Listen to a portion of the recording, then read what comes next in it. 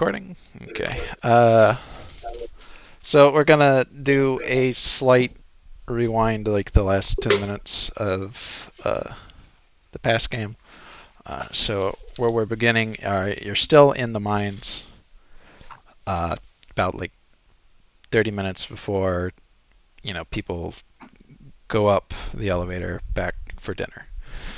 And we're back here because Peter, you spent 10 hours with a crowbar and the walls of the cavern sharpening it. There was that time when the other guys brutally beat a thing like Skinwalker to death with pickaxes, and meanwhile you were sharpening the blade. Uh, there was a conversation with some dark eye thing, and you were sharpening the blade. They were digging moonstone out of the wall, and you were sharpening the blade. So now you have, I believe you've named it. Yes. It's the Crow Talon. That's the Crow Talon. The Crowbar no more. You've probably even wrapped some of the dead prisoners' like clothes into like a handle. Classic Place to shiv grip. work. Yeah, classic shiv work. But so y'all are waiting around, and the question is, are you going to stash it down here, or are you going to take it with you? You feel more complete. You are holding a sword once again. You would feel less a man without it, for sure. Certainly. Also, shiver me timbers, meek. You do feel while he's contemplating this, and you're leaning against the tower because this, I've described before that the steel part of the tower does come into the mines, and there's like a big door that they open and close at beginning and end of shift. Anyway, they don't open it till it's time, so people just mill about at the end, and you're leaning against it, and you feel the hairs on the back of your neck stand up. Oh, Pat, I hint, wanted to hint. inform you. Oh, okay, go ahead. You I bought shivers? have. Yeah, I bought the rank of shivers up Okay. to like the penultimate rank. Okay. Same thing happens to you then. This is my hint, hint. There's a shiver opportunity. I will roll shivers. We're gaming. Jimby too? Should I also? Yoki. He was telling me to. You don't have to. You don't have to, but you have been given a hint, hint. 2 successes.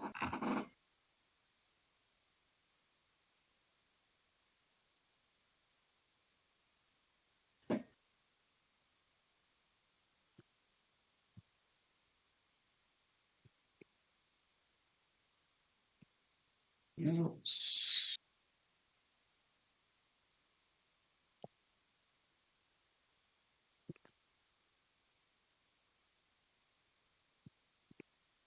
Okay, 2 successes. Well, the good news is that 2 is good enough. Also, I actually a terrible bowel movement. I must run to the restroom immediately. I will return. What a foul omen! I had that same issue yesterday for Rome game. Curious. The men roll 2 number 2s, and there the DM goes. We got dubs.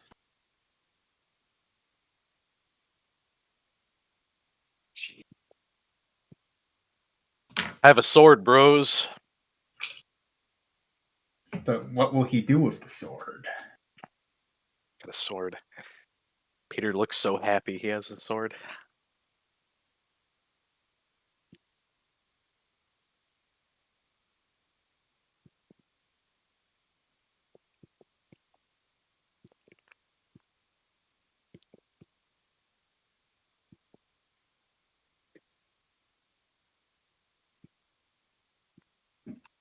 Hmm.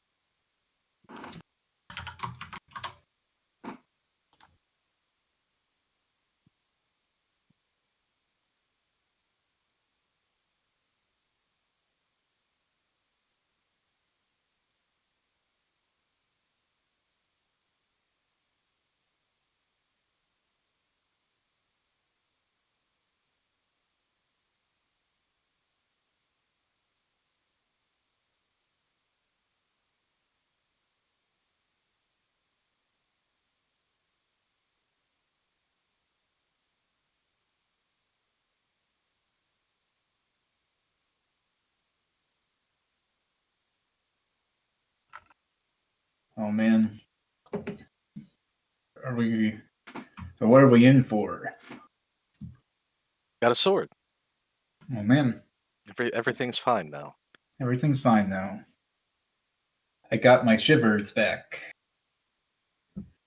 I guess this means I haven't stashed my knuckle duster yet. We rolled back a little bit. Hmm. Yeah.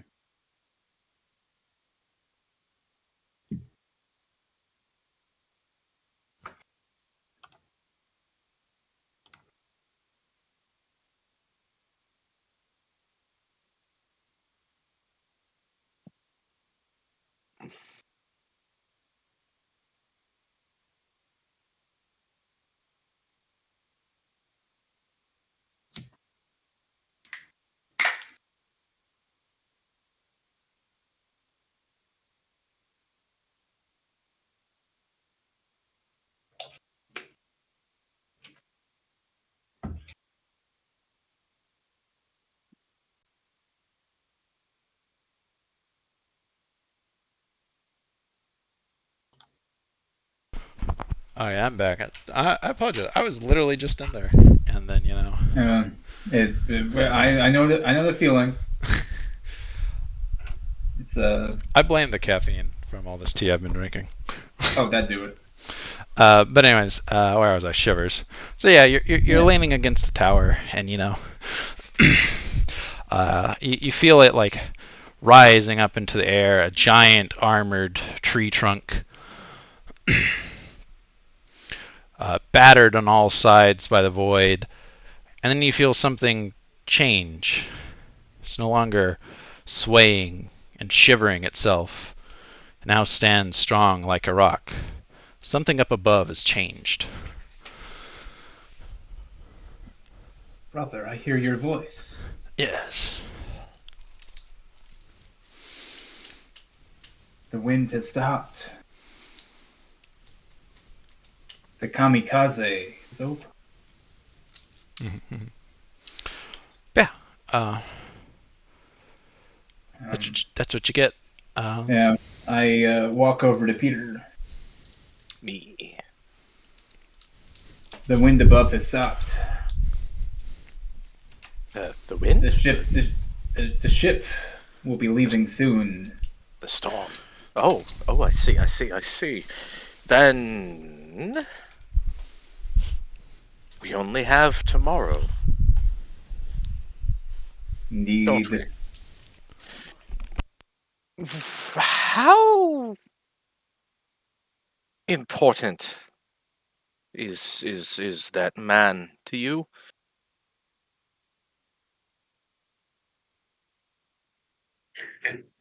Oe stares him in the eyes and pleads with him. Uh, in the way he stares. It is imperative that he die. I understand. Then, well, we only have two choices for that, don't we?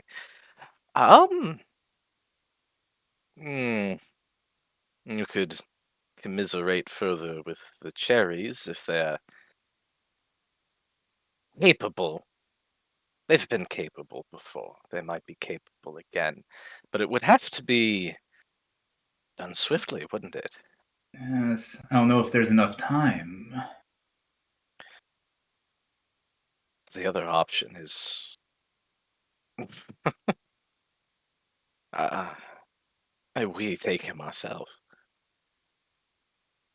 Um, what is your idea? Mm. He looks around at everyone else. Well, as I've been honing this blade, I've been thinking about our situation here. And we've found such interesting things down in the dark, haven't we? Indeed. I And think I know a way out of here. two. But you have to decide. All of us here now, brothers, we must decide. If you will try to go up and seize the ship, and every other fool will be trying to seize the ship if there's any other ambitious souls among us. Or if we will truly go up and go deeper. I know the way to the generator, and if you can bring me to the generator, then we can go from there to anywhere.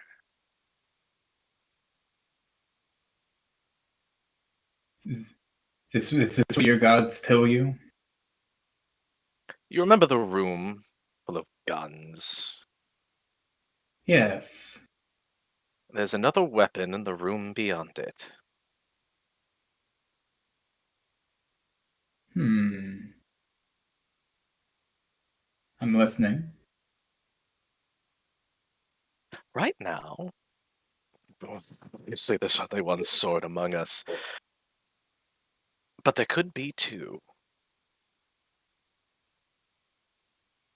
I am something of a skilled swordsman myself. Wonderful! Then, brothers, I ask for your trust and your faith. Do we know if the ore chute leads to a pile or to a machine? Um, did we see anything about the ore system while we were in the warehouse section? No, not in that room.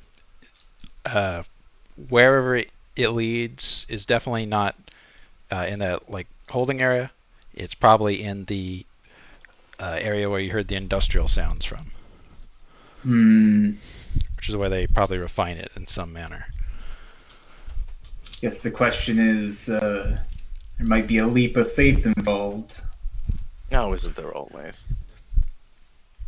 I'm gonna speak up and say, you swear you can get this done if we take you where you need to be? Of course. Say it. I swear to you now, deliver me and I will deliver you all. And I'll hold my hand out and shake him elbow to elbow. The little Englishman is very easy to wiggle around as you shake his arm. I'm in. Very good. I'm in.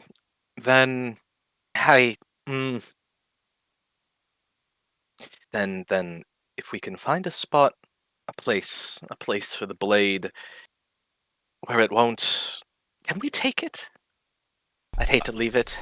You brought it down, so Yes. conceivably you can take it back.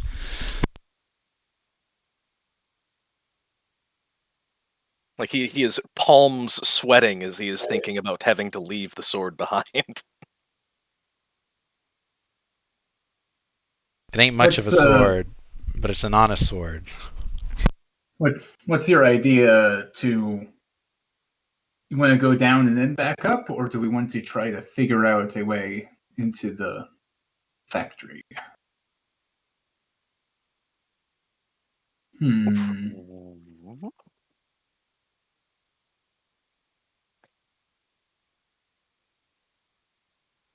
So the ore chute, like, how far can you see into it? Like, Well, so the actual chute, they have it.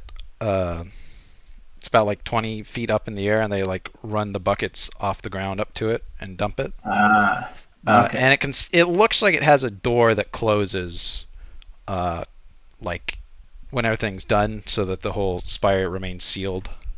Mm-hmm. Okay.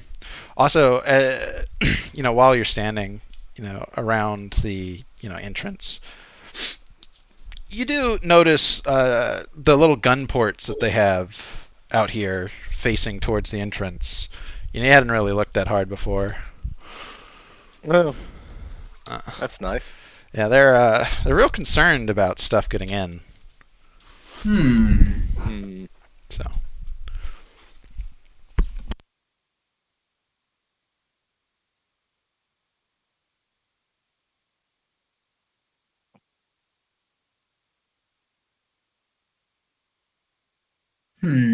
So,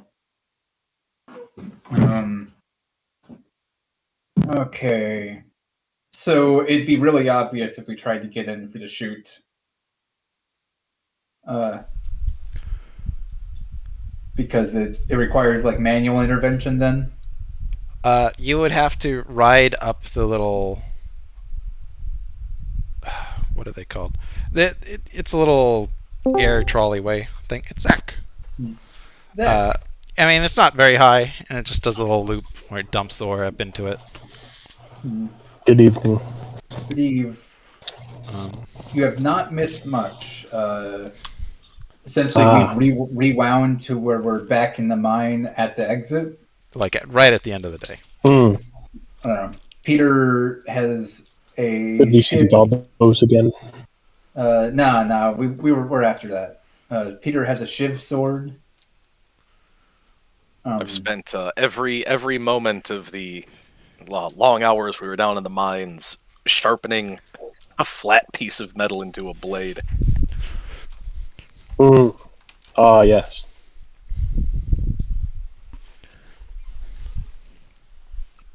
And he's promised, I have promised, that I can deliver you all, if you deliver me, to the generator.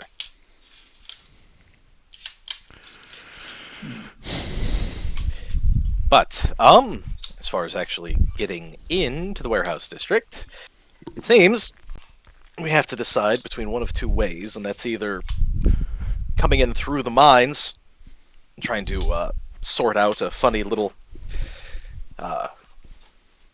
caper with the ore carts, or we just kill people on the elevator and take their keys. It's a difficult proposition. I'm going to say that. The other thing that I forgot to mention is people rolled shivers and determined through that the hurricane that kept the ship you arrived on here had stopped. So it's leaving sometime within the next day, that they have decided. I see. Yeah. Time is money. Time is money.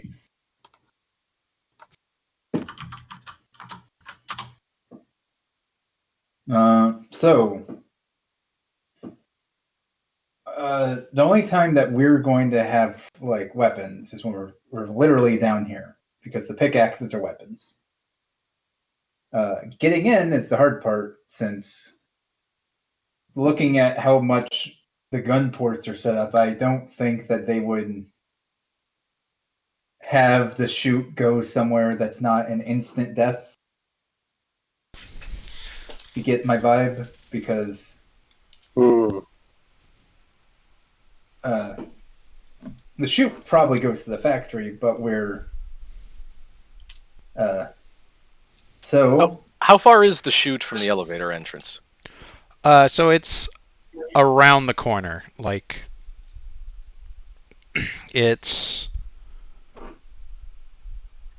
parallel, but about like 30 feet to the west down the tunnels. Or, Are the gun ports the gun within points are at eyes? this entrance. Like, where the ore chute is, there's a crane to put the ore into buckets, and then the buckets ride the little lift in a circle, go up to the ore chute, dump their load when they like hit it, and then swing free and do another loop. Um, and like I said, you can see that there is some sort of gate or like locked thing that they can lower over the ore chute when it's not in operation. Interesting. The elevator area has like a waiting room, I think I've described before, where they have the little quartermaster who gives out pickaxes and the gas masks and all that. And there is a small shower area for cleaning up, and there are spare uniforms in case of, you get it ripped in the mines. But that's with the quartermaster. Right. But they generally keep it sealed, except for like 20 minutes before leaving time and 20 minutes at the beginning of the shift.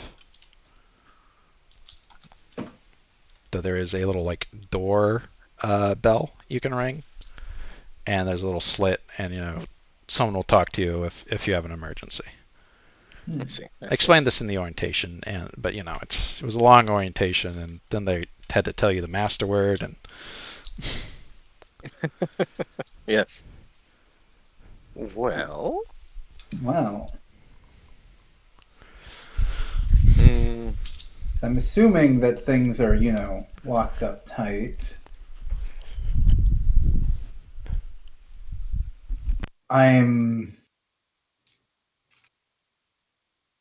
Feel like there's a missing piece here. We can do one of two things. We can go back and hope a warehouse or industrial job is offered. Or we can see what the Germans have that we might be able to use. I would also remind you that down here in the mines you have cached a chisel and Finley's knuckle dusters, both of which would be relatively easy to conceal. I have to go look up what the conceal rules are, but I think it gives you a bonus on hiding them.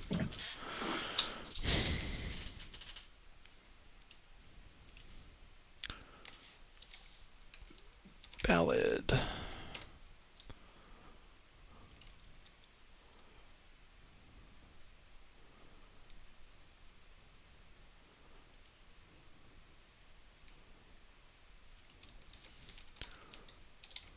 Whoa. I'm ungodly reason my PDF readers decided to have like 1/1000th scale. He's the real cosmic horror. It's optimal.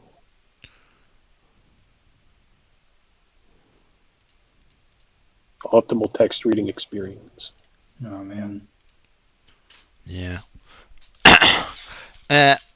I can't really make sense of these conceal rules, so I'll just say that the knuckle dusters will just grant 2 base successes to any attempt to conceal them, and the chisel will grant 1. All right. And then the crowbar is it's a crowbar. Yeah. If it's flat. Well, it is about the time where the gate is up on the ore machine, right? Yeah. It's still up. They're still loading it up, and yeah, I'm gonna go listen to it. So, like, is it Kiki or Booba in there? Is it Kiki or Booba? Okay. And does it have anything else to say? Oh, I see. Yes.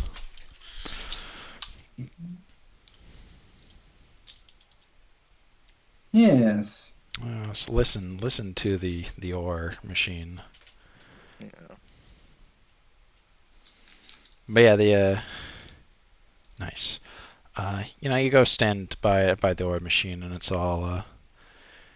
You're not sure how it is automated, but it's automated. It's like there's no one manning the scoop. It just scoop, put in bucket. Impressive. Like with like perfect timing to when there's two buckets. The next one comes around. It just off it goes. But yeah, you're listening to it though, and you're listening to the voices that speak to you.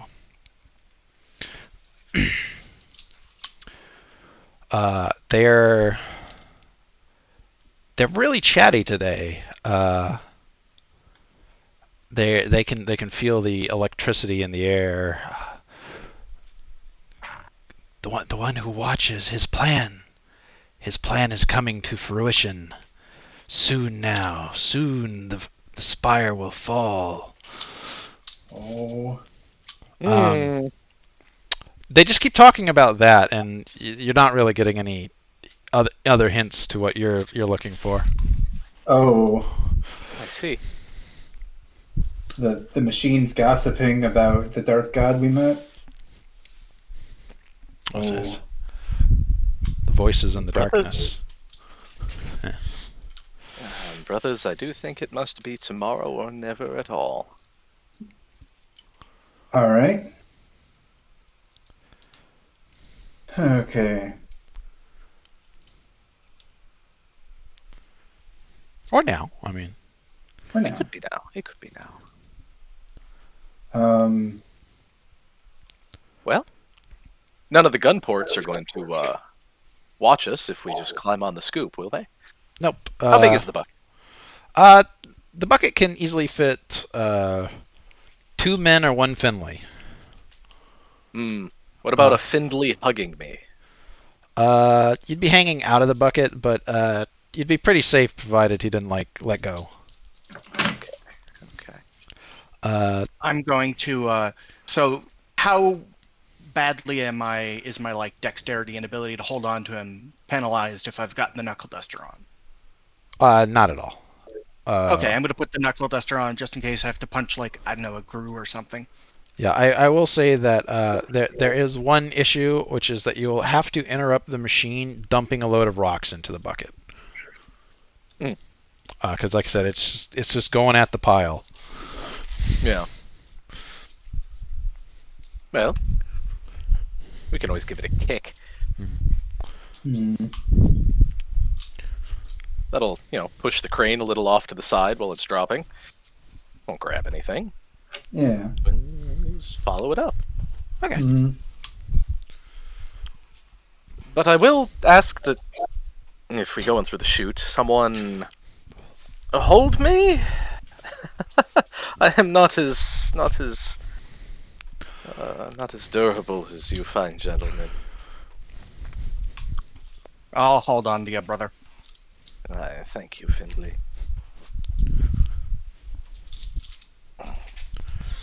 Oh.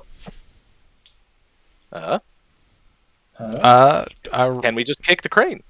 Yeah. What would you like to roll to kick the crane? Well, Findley, you know what you're doing. Surely. Strength. Yeah, I'm going to apply my single point of labor. Yeah, I was going to tell you. Go ahead. Zach could roll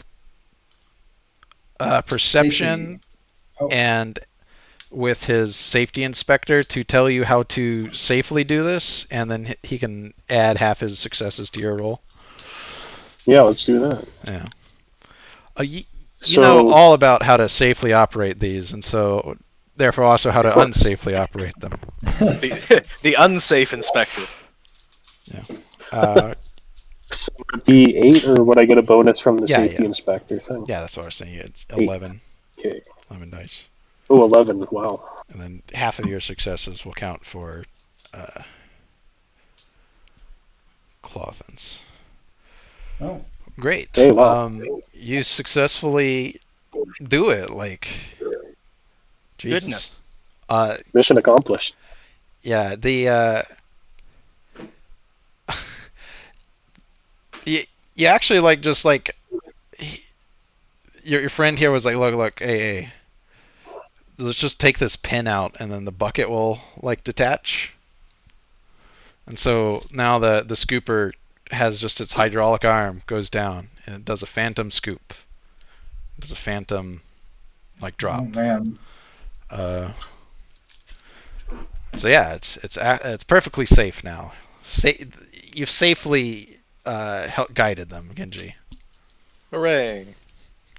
Daijobu. Baby Daijobu.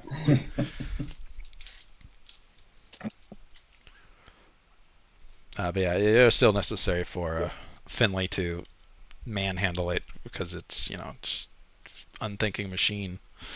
Mm-hmm.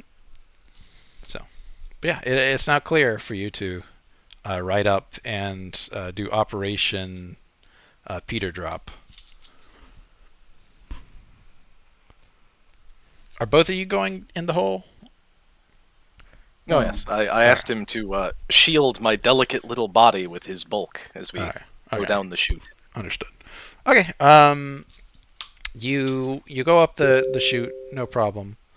Or go up the bucket, no problem, and get promptly dumped into an ore chute.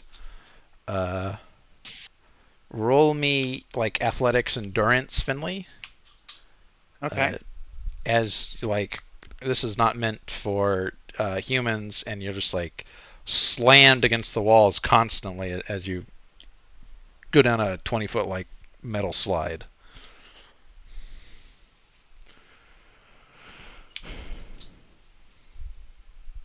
Okay, that's not great. So you survive the ordeal. Neither of you die. Hooray! Finlay, however, you are bruised and battered and are in some amount of pain, 3 to be exact. Okay. That reminds me. We have to. Right. Yeah. We have to do the check. Please roll. Oh! Wow. Wow! What a good day. I don't have the headache. Oh. Clearly, it was a good day to make a sword. Yeah. Man. So there was one other thing I was gonna retroact. I think last time I told you the seeing in darkness thing wore off. Instead, it doesn't. And that will be important at some point, maybe. But yeah, we're still, do you remember still down you can see in the dark until I say otherwise. Okay. Beautiful. And that's important now because you're in a rather dark room. Like it's dimly lit, and you can hear the sounds of machinery all around you. You're on a conveyor belt, and you're being conducted somewhere where there's a lot of loud crunching noises. What do you do? Let's not do that. Yeah. Let's get off the belt instead. Yes. Okay. You roll off the ore belt just in time. Yes. I guess that I'm going to try to follow. Like, Yeah. Yeah. The other 3 of you just saw the ore scoop swallow your 2 buddies. Yeah. Okay. What next? Yeah. What do y'all do? That's important. I guess I'm going to follow. I didn't hear like immediate death rattle screams, right? No. Well, You would have if they'd been knocked unconscious and then fed into the ore crusher. It's true. Which was a possibility. Well, I jump in the scoop. Does anyone go with me?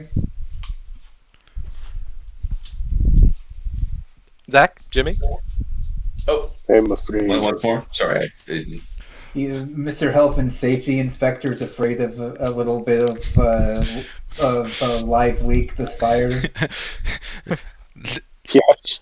The safety handbook says explicitly, do not do this. This goes against everything I stand for. And everything The you Codex stood OSHA for. does not support this action. And Genji, and and everything you have stood for, every single moment of it. What good does it do you if you are standing right here with me? We are brothers, Genji. Once more, unto the breach. Uh, I pull him onto the ore scoop with me. Nice fucking scream. No, no, I cover I'm his going to mouth. die. okay. Be brave. Help me. Your mouth is covered, and y'all are both promptly dumped into an ore chute. Please roll me endurance athletics. All right.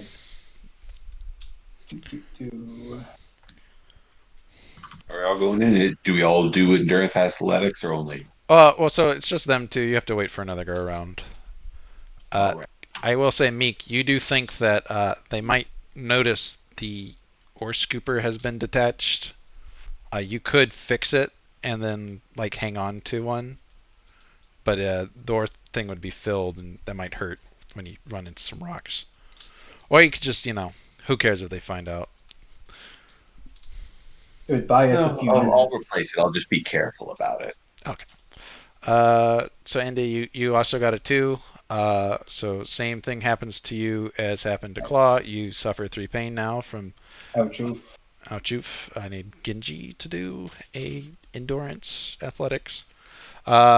Unfortunately, his health and safety specter does not give you athletics. Damn. Let me pull up my page 1 second. Yeah. Oh god, I have too many Google Drive accounts. I'm operating my character sheet for this out of Notepad. It works fine. Great. You don't actually need a more advanced word processor than Notepad. Yeah, I probably should have just done that, but I tend to use Google Drive for everything, which I know is bad. Oh Fine. boy. Everything ends up in the botnet anyway, even if it's in the Faraday cage. Fair enough. 3 endurance. Got 1. It's gonna be same for Am I you. dead? 2 pain.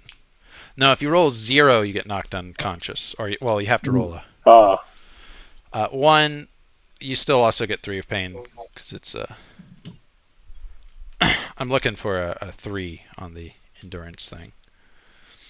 Yeah.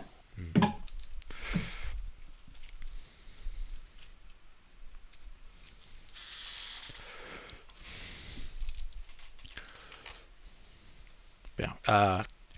I'm still alive. Incredible. It was not as bad as it could have been, you thought, but it was hairy.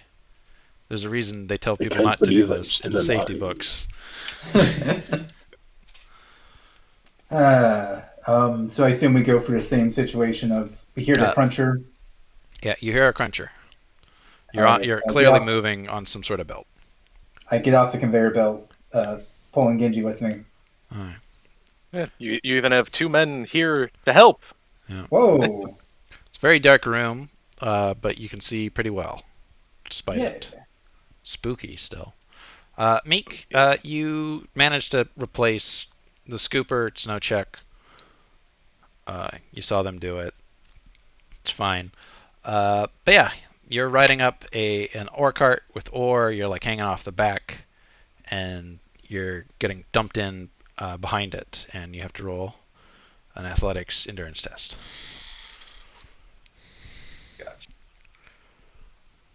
Gotcha. Despite the rocks, which were making it slightly harder, you pass. You shield your important bits, and you're a little worse for wear, but not noticeably. You probably took some stun, but that doesn't matter outside of combat. Yeah. That looks fun. Yeah, thrilling, yes. But yeah, Follow behind me. I must be in front. All right. So, where are I'm we? having heart palpitations. Yeah. So from the ride. So this is a part of the Spire that is not meant to be seen by prisoners. So it is wacky. You've like everything's super clean and shiny, and you see like green lighted panels everywhere that are reading off what you can only assume are words in a language most of you do not know. Oh boy. One among you is reading stuff like battery power 80%, 3,000 rotations per minute, all sorts of like data like that. Or Crusher 9,000, one of them says in the language. Really? Yeah. Good machine, sir. Oh, Yeah. we have to find our way to the room full of guns. Yeah. Y'all have never seen a fluorescent light before. And No. only one of the fluorescent lights in this room is on, but it's weird. It's like not a bulb, it's like this big tube of white light. Weird. Oh. Yeah. I believe I have heard of this before. We have regulations regarding these, though I have never seen one.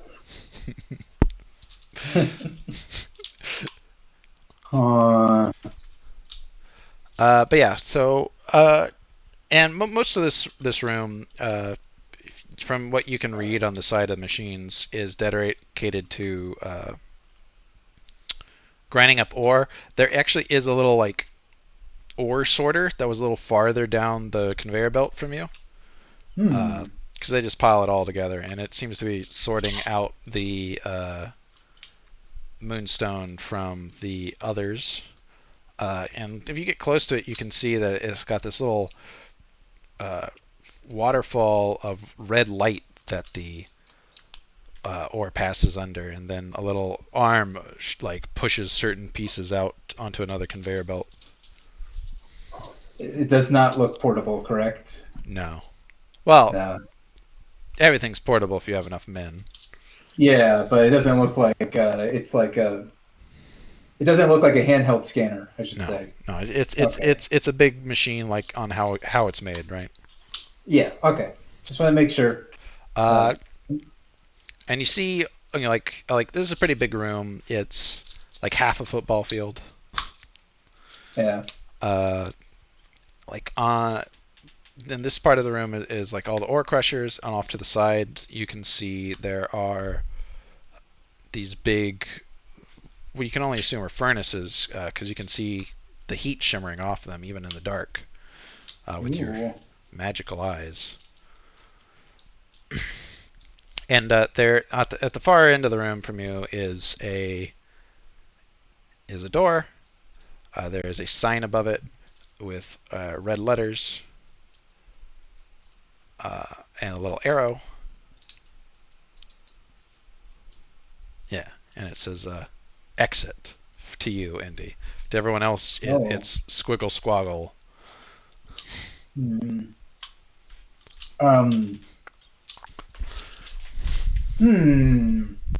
So that's the way out.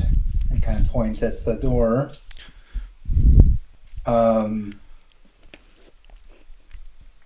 Furnaces are over there. Peter, we're looking for the generator, correct?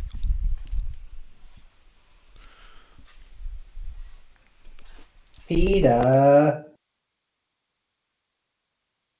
Yes, though our friends here might better appreciate a gun than a sword. It's true. Indeed. Well, do you know where the guns are kept? In the warehouse. Yes.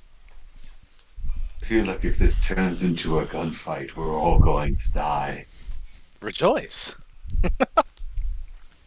I'm going to He make rubs sure his sword a little bit. I'm going to make sure that Meek has the chisel, because that's basically a knife. Yeah. Oh, great.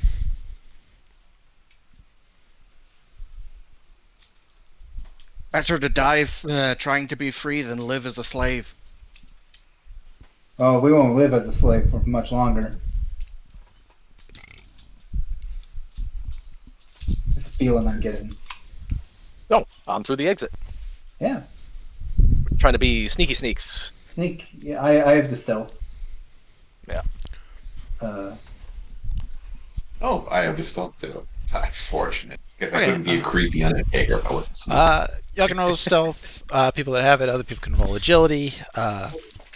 You do think. Let's have the two swordsmen lead the party by an amount. Okay. No. So I don't know how much distance that to make, but yeah, enough to where the two of us can check a room before the rest follow. Sure. Uh, A lot of threes. sneak. We're running into the riddle of stealth, which is the question regarding stealth as a party is you're introducing more points of failure into the chain. Yeah. Yes. But But- yeah, Genji just needs to roll agility for me, and I'll keep these numbers. Certainly. I'll keep these numbers in mind. But you can use a little luck, Genji. We can all use a little luck. could all use a little luck. How much does Maybe I luck add? should. 4 dice. It- 4 dice. Okay, that's pretty good. So, agility, you said? Yeah. Yep. I'll use luck, so that gives me 9. Wow. Nice. Nice. Nice. Oh, Okay. Those are all really That's good good. rolls. So the two swordsmen, you'll approach the exit with the others hiding out amongst the loud machinery.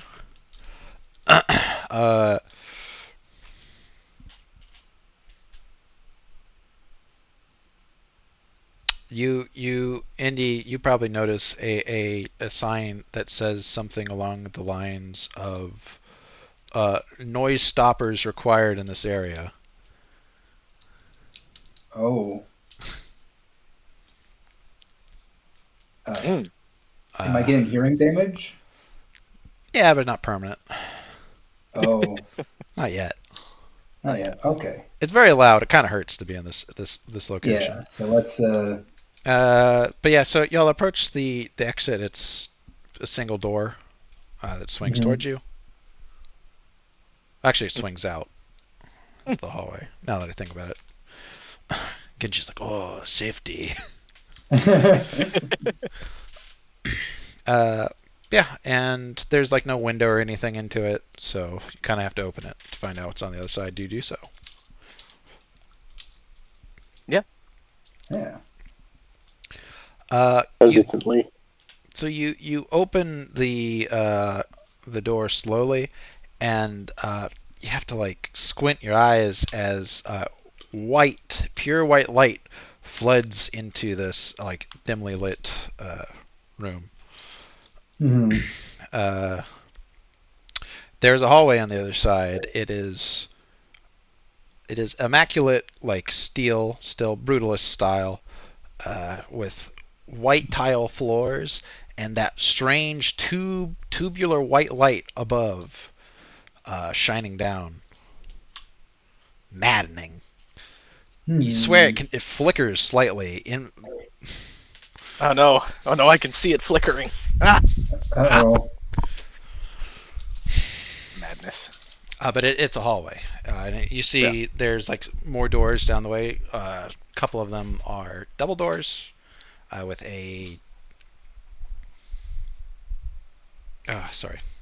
with windows in them. And you also can, now that you're sort of out of the that one industrial room, you can hear the sounds of the giant gate for the elevator waiting room opening. Probably now people are funneling in. How often did we? I guess thinking back on it, how often do they do like the inventory of prisoners? Is it not till night? Because I guess generally we they don't do it till night when they check that everyone's in their bed. Oh, I guess we don't know that the Scotsmen are not on the elevator. You don't because we ran. We didn't go. Yep. Things are different. Y'all also have not had dinner, and y'all are feeling hungry. Hungry. What room are we in now? This is a hallway, and like I said, there's Alright. multiple doors going off of it. Anything labeled? None that you can see from your location at the doorway. Okay. Yeah. I'm trying to remember, like, try to visual calculus in my head, like, the warehouse. If we're here, I've been on, like, I'm trying to, like, think about where the two elevators come down. Yeah, roll me like an intellect check Sure. with your one background. You know which one I'm talking about. Yeah.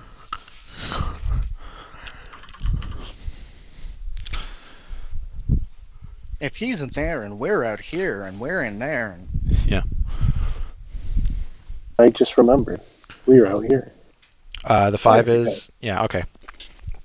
Yeah, you're visually calculating, mapping it out in your brain, and you're pretty sure that the warehouse is opposite the mine. So Okay. so remember that I said the ore chute was like 30 feet to the west. Yeah. So now that you've come in through there, towards the way you're facing, like north, or well, not north from your position, but like east from your position, is where the elevator is. Yeah. Which means 30 to 50 feet to your right is going to be somewhere where the warehouse is, somewhere over there. Hmm. And you do see that there is an intersection leading that way off this hallway. You also see down this hallway is like a doorway that leads more towards the elevator, and it's probably leads back into where the quartermaster guy is. Okay. So kind of point this way. I go up the intersection and try to peek around corners. Yeah.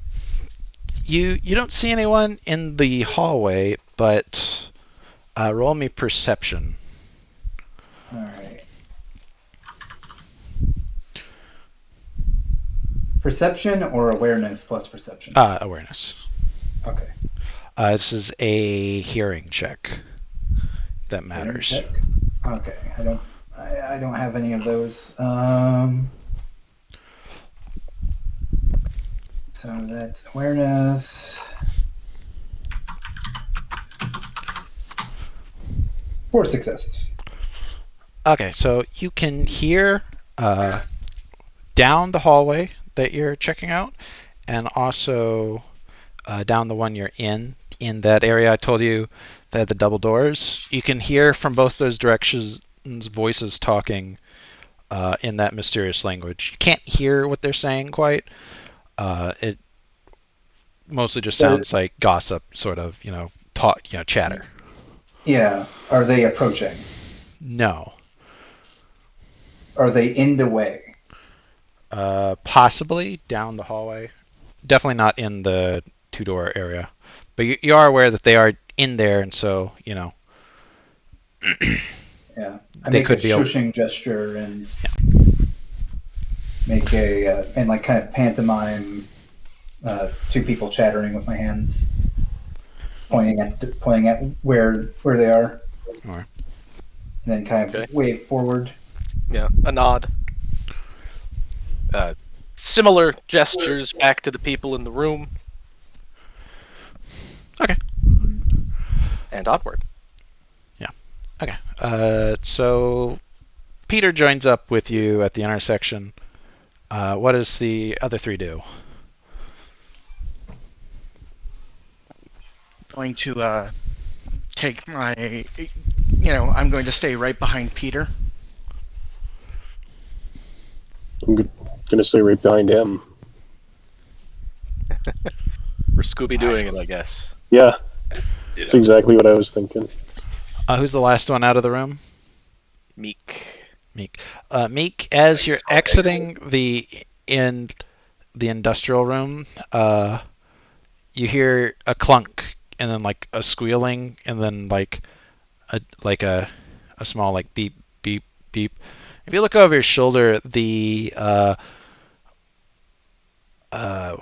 conveyor belt that all 5 of you slammed into seems to have like gotten off kilter from y'all like rolling off of it, and now it's like got caught and it's stuck. There's some sort of small beeping going off.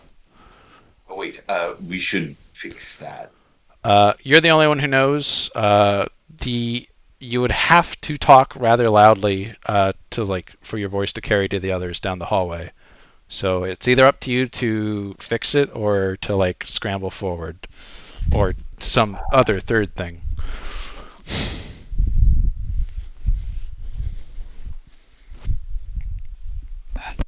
I'll just follow. No. I fixed the scoop.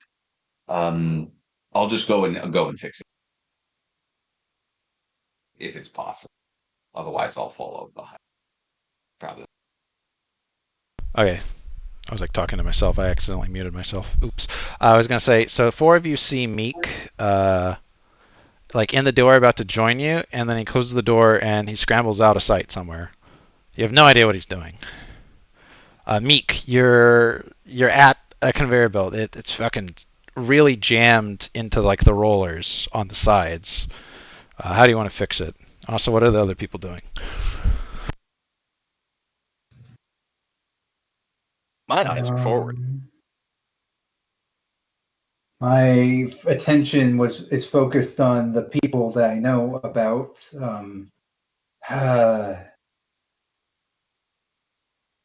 But I guess I guess I take a glance over my shoulder and realize we don't have everyone. I glance at Genji and I kind of glance back at the door we came from and kind of give him an inquisitive look, and then hold up like a 1, 2, 3, 4, and then 5 with my hand. There's 5 of us, right? Yeah. Yep. Okay. I'm shocked out of my internal monologue of singing whatever the setting version of the Pink Panther theme is in my head. Uh-oh. Really funny. Genji's like counting on his fingers how many people were in the party, and he kind of turns back to you and says, "Oh,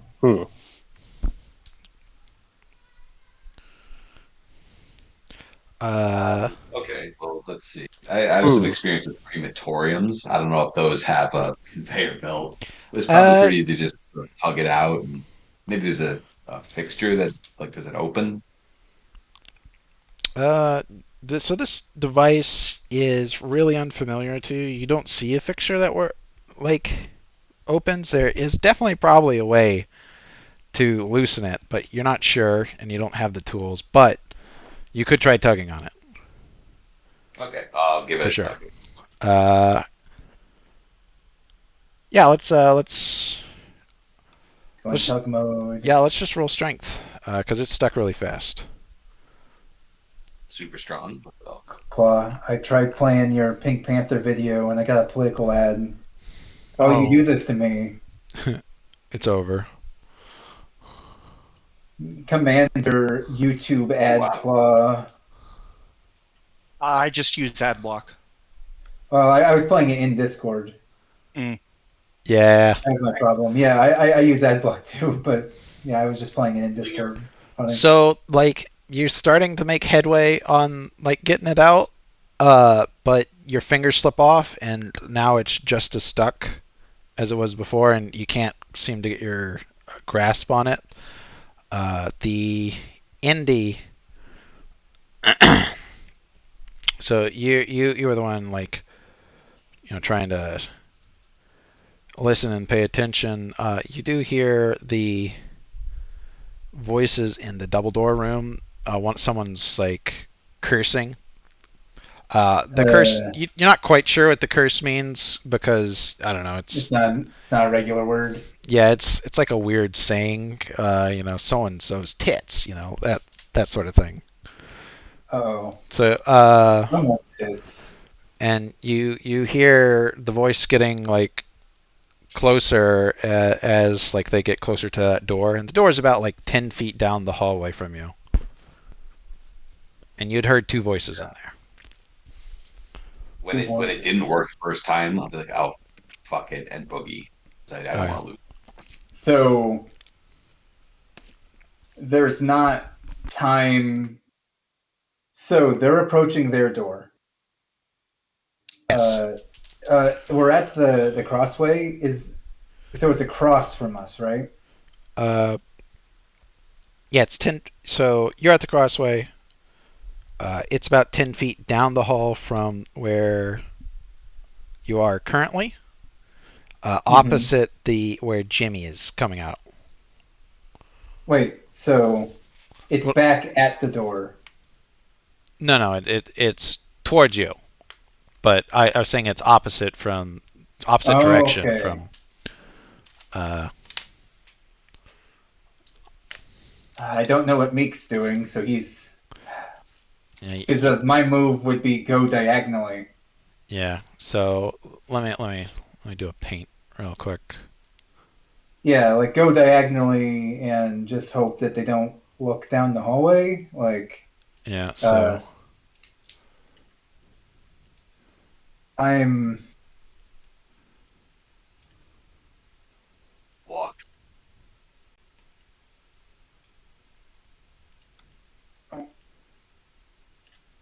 Okay.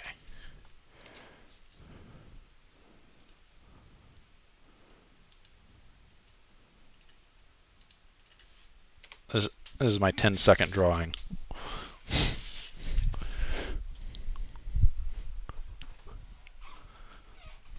M is for meek. Okay, green is us. Okay, and red is door. Yeah, red is door. Meek is like down there in the industrial realm still. And how many lights are on the ceiling? Oh, there are 5 lights. Fuck. Mm. There are 5 lights. Interesting. If there's just one, I. Break it. Yeah. And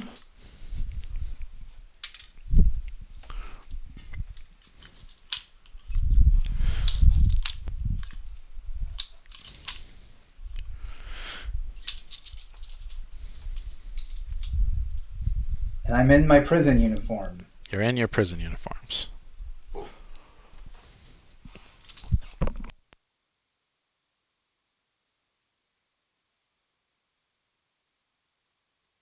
And I don't know what the problem is.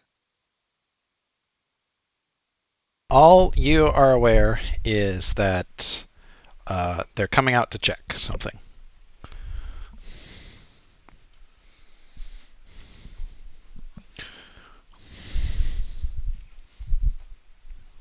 I.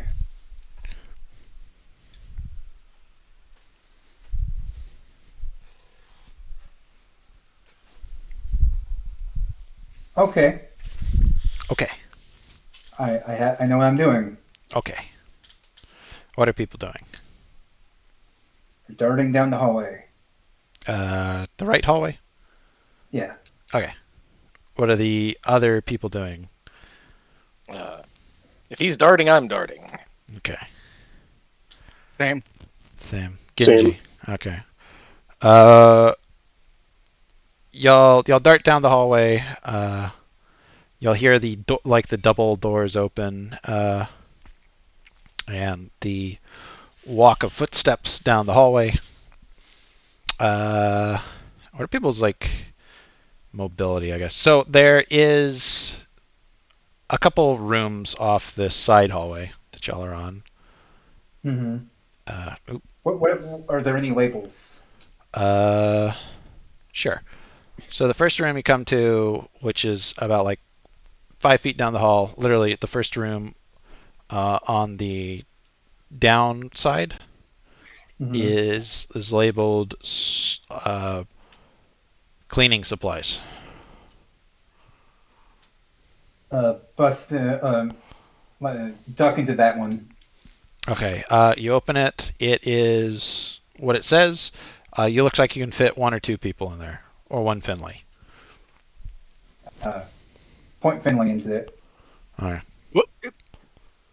And keep going. Keep going. Okay. You down the hallway is like another room, and it's on the upside. It's about 3 more feet down the hallway, so y'all have gone like a total of like 3-4 meters. Mm-hmm. This one is labeled. Give me a second. Snedatorium.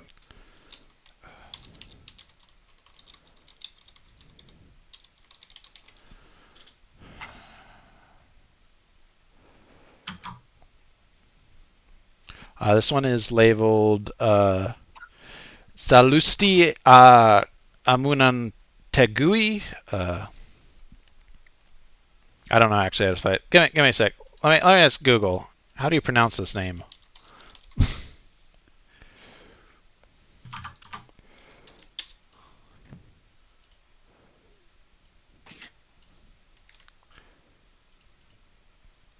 pronouncenames.com.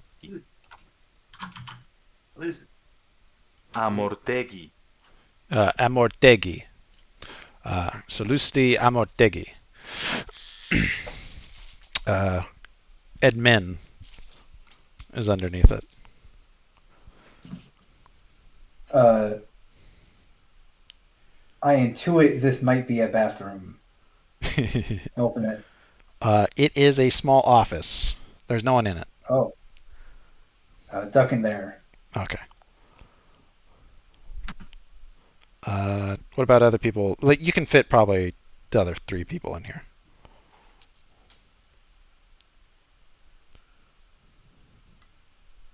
The people. Yeah. We've already stashed Finley, so I just assume that Peter and Genji follow you. Mhm. Meek, you are approaching like the door to exit the industrial area, and you hear footsteps approaching from the other side, even above the dull roar. What do you do? Door open inwards or outwards? It opens Would see it. outwards for safety.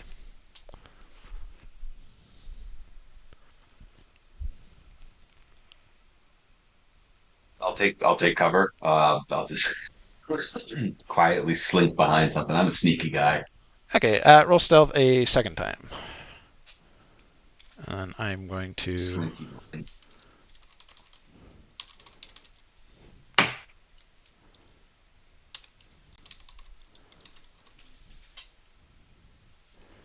that is a... Oops, thank you, Dice Man, for not responding to me. That's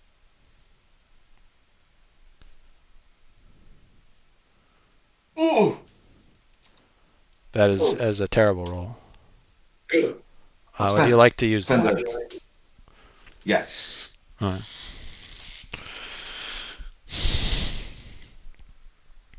How much do I get for a luck? It's 4 dice. Oh, a trade by stealth. Oof. You may spend more if you like. Man. Okay. The so you find some place to hide, and at first, like you're like, yeah, this is a decent spot, and then You luckily notice that your foot is like totally sticking out, and you pull it back in just in time as the door opens. And so you, from your little hidey space, see a man with sort of dark complexion. He's got pointy ears, but they're not quite as lavishly pointy as the Zells you've met. And he's got this little thing between his fingers that he's stuffing in his ears. He's saying something in a language you don't understand. He goes over to the squealing belt, angrily says more things, and finds a button on a wall. You have no idea what it says. It's got big, important red letters on it, and it's red itself. And he pushes it. The whole operation grinds to a halt, and he starts to repair the belt. What would you like to do? Slither out of the room while he is distracted. Sure. Well, just roll your stealth roll forward. He's quite distracted. All right, let's see if I can get through this without using any more luck. That's good enough. Like you slowly open the door, and as you're like letting it close down, you hear him start cursing and what sounds like a wrench hitting the side of a conveyor belt.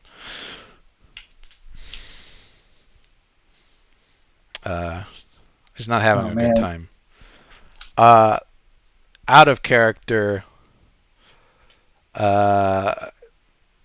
he says what he says is something like, "It looks like someone tried to fix this and fucked it all up. God damn it."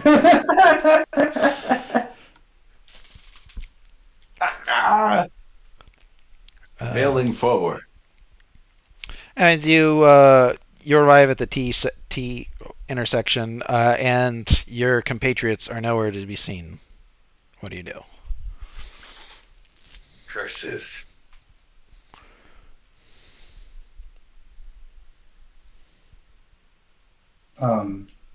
The office I'm in, by the way. Sure. Are there any loose papers? Not loose papers, but there is like desk drawers. Would you like to loot in those? Yes. Okay. You find the first one has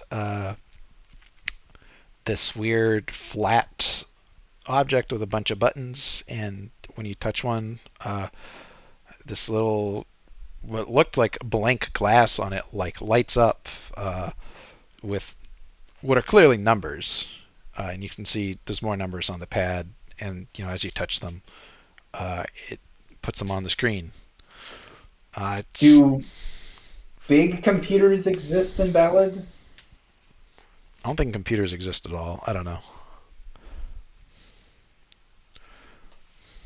Maybe like punch card World War I, World War II computers. This is like intuitively, this is clearly like a calculator. Like a calculator. Like you recognize some of the symbols on it, but it also has symbols you've never seen before. Huh. I pocket it. He pockets it. And then there's like a bunch of pencils and some pens.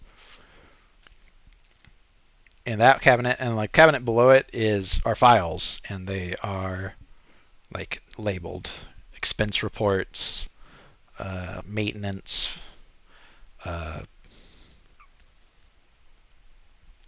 ore yields, accident reports. Interesting. Nothing too juicy. Nope. All right. Okay. I guess I will try to poke my head out of the door. If you poke your head out the door, you see Meek in the T section looking very confused. I try to make a motion to wave at him. Hey, Meek, you see friend Kintaro waving at you.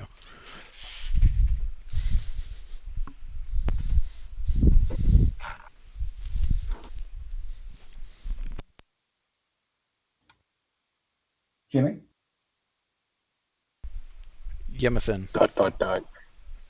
Yemothin has died. Oh no.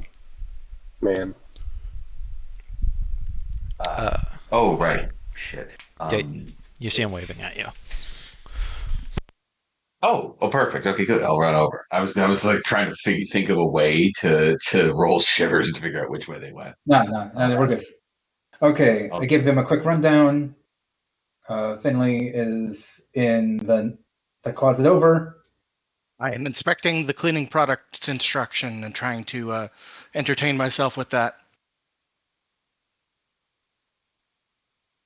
You wish they'd written it in Chinese, because that would be more understandable. Ask. Does the guy Meek, do they seem occupied? Oh yes. I wouldn't worry. I All tried to right. fix the conveyor belt. Let's move. I start moving Okay. to and then I try to retrieve Finley. Assume everyone else follows. Finley, before he realizes that we need to be quiet, tries to start up a conversation about borax. Oh, no. Yeah, one of them was clearly borax, even though it was labeled, whatever. You're like, I know this powder. It was labeled Zaxaphon. It was labeled Rat Killer 9000. You're not allowed to call them that anymore. But yeah, you're in the hallway. There's a number of rooms adjoining off of it. They all seem to be like the one you just passed, where they're little offices.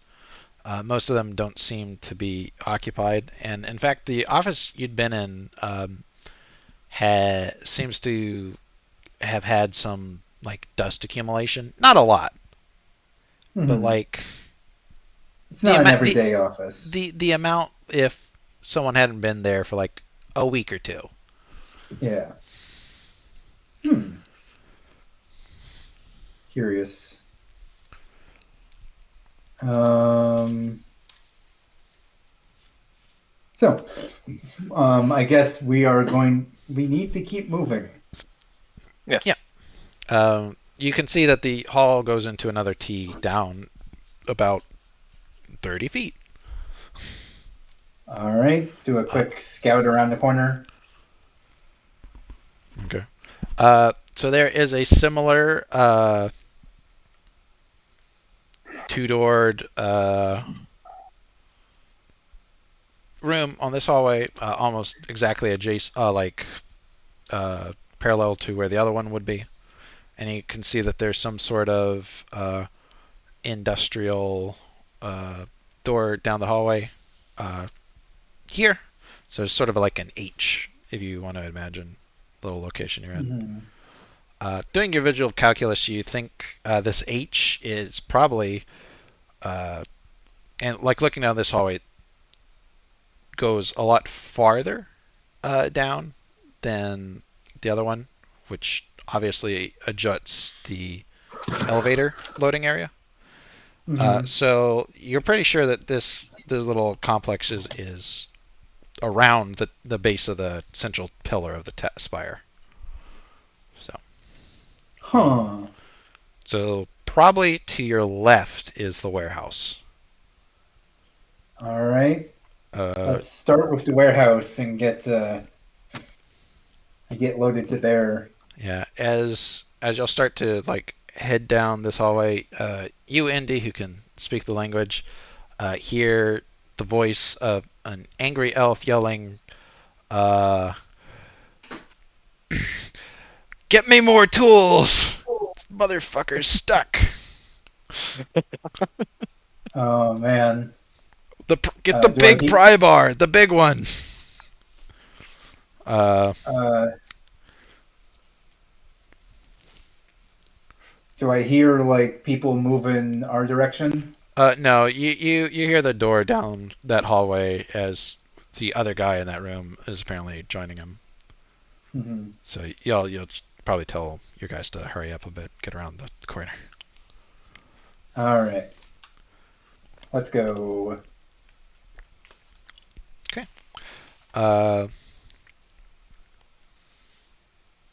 Yeah. So you come to the warehouse door, and when you'd been down there last time, you do remember that there's a small little guard area near the elevator. At the time, there had been a guard outside this very door, and this is also a double door, since they probably cart stuff through here. Yeah. Like looking at this hallway compared to the other one, this one is much wider. You could totally take even an ore cart down here.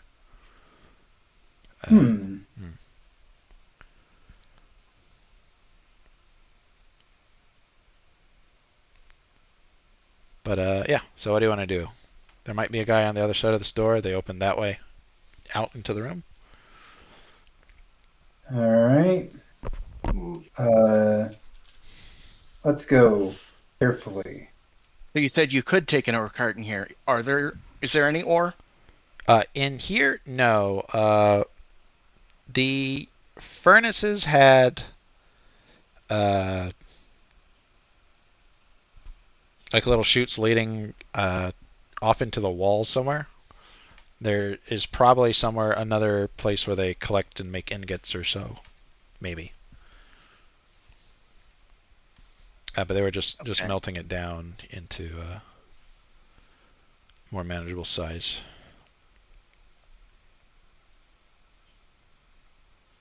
I was just wondering if there was like an ingot of ore I could beat someone over the head with. No. Okay, so are you opening this door slowly or quickly? I forgot. Slowly. Okay. Yeah, roll stealth, I guess. The Scooby-Doo peek. All right.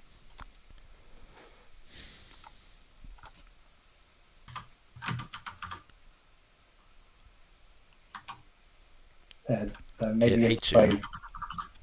Oh, that one's on me. I just did it wrong. 9 successes. Great. You open this door and there's like nary a squeak, like no stir of wind. It's almost just like it chose to open itself. And you can see you can totally see no stealth or no perception check that there is a guard out the door about 4 feet to the right of it, standing against the wall in the bored fashion of a guy who's watching something where nothing ever happens. You can see that across from him, diagonally, about 30 feet, is the elevator and that little weird break room. And there are 2 guys. All of these are guards in the black power armor, or battle armor. But there's a bunch of guards. Yeah, there are 3 total that you can see. And there's a guy that's very close to the door. Yeah, So. there's 1 very close. There are 2 within sight, but engaged in perhaps conversation or something else in the little waiting area. I whisper to Peter, there are 3, 1 next to the door, 2 in the break room. They seemed armed, correct? Yeah. Armed. I don't sneak, like, essentially, like, from the way you're describing it, it seems like it'd be almost impossible to sneak past them. Not really. Not with really? 9. Like, just roll 9 again. But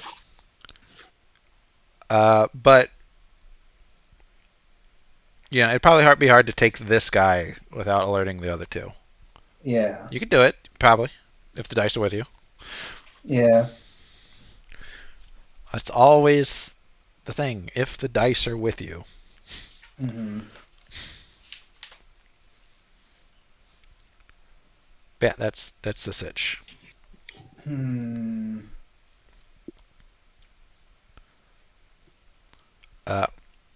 Also, to sketch it out more, it's actually an identical set of doors across from this one. You'd already checked the industrial area behind you, and that actually does say like in ingot manufactory. Now that you speak the language, roll me a perception check, and you can read the label on the door like 100 yards away from you, but it'll be hard. Okay. Or you could get Genji to do it, and then like I don't know, write it out for you. It's. Let's just awareness plus perception. Yeah.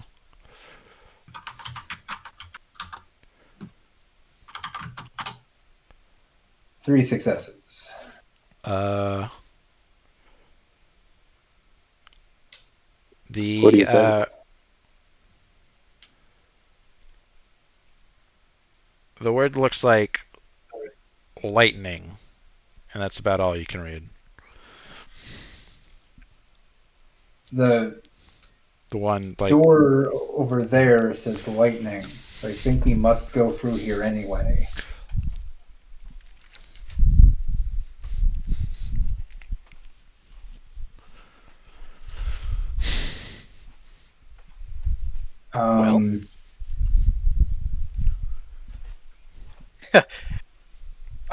What was in the cleaning closet anyway? I will. Did he see or? Well, when they got you out, they could have glanced in there. All the normal stuff: bleach, ammonia, scrubbing pads, mops. Mm-hmm. I just don't know if I. My crazy idea was figure out to throw something to like get the guard's attention away. Oh, he snuck through because the other door seems to be the one that we want to go to. I'm assuming generator for lightning.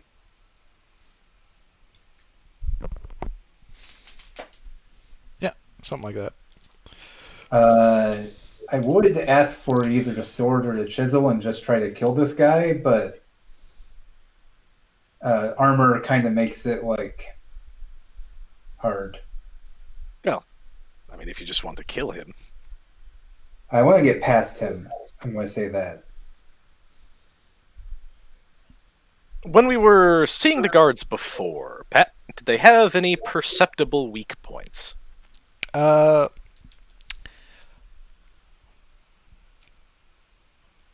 So it depended on the guard. Some of them seem to have like completely state of the art, zero like chinks in their armor, and those are the ones without the heavy boots. The ones with the heavy boots seem to have multiple like areas that weren't like hermetically sealed that you could probably shiv. Which is, say, hint, hint, joint thrust. The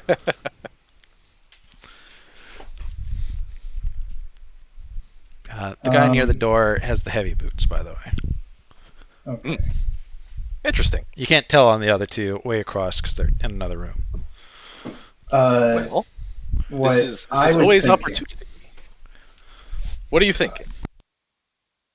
I was thinking about I sneak in and... Are there a bunch of lights? There's a bunch of lights. There's the big warehouse lights, way up in the ceiling. Yeah. I will say that you do remember which boxes have the guns and which boxes have the bullets. Mm-hmm. Huh. So, All right. Someone could also sneak in and make a noise. That's what I was planning to do. Yeah. Yeah, so I will sneak in.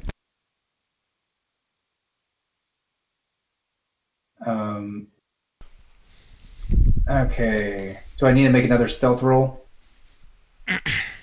Yes, please. Okay.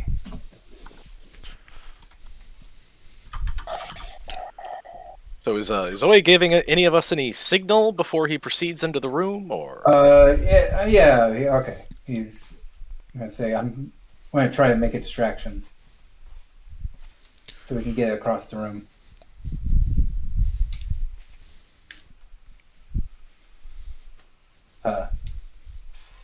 So I get any affirmative or negative? He merely holds up the sword with like a visible question on his face, not offering it, but like he's standing here. He has a weapon. Mm-hmm. Guess if you're skillful enough with the blade, you can get through the armor, but be nasty. That doesn't seem to bother him at all. He's confident. All right. So the other guard is like across the room. You said 100 yards? Thereabouts. It's two Clears- guards, and they're in the break room talking to each other. Okay. Oh, there's not a guard next to the lightning room? No. Okay. Ostensibly, you put together that they do realize that the ore chute has the potential to be an ingress, so that's why there's a guard over here. Yeah.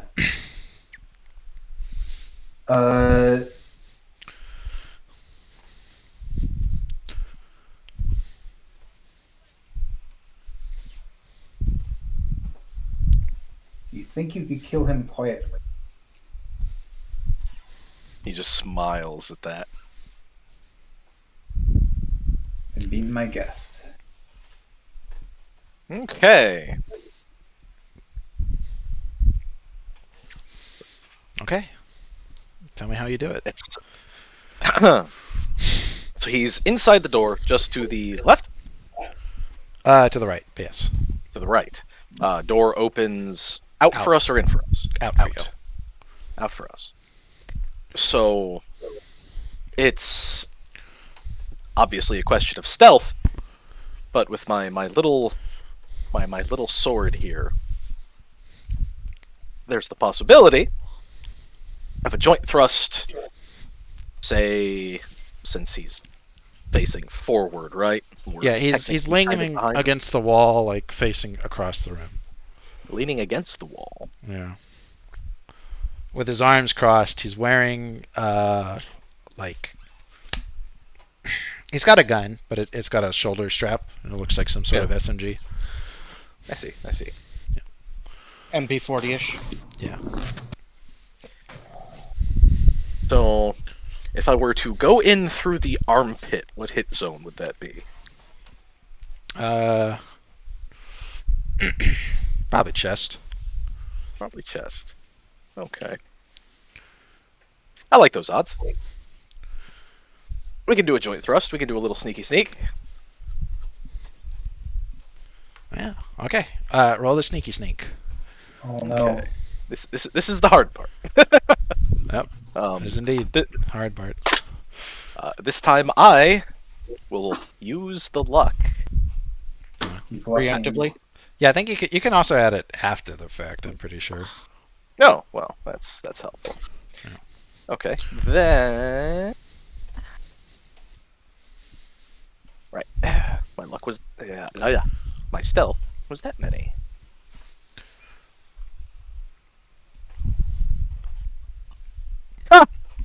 Oof. Oh boy. Yeah, let's do that.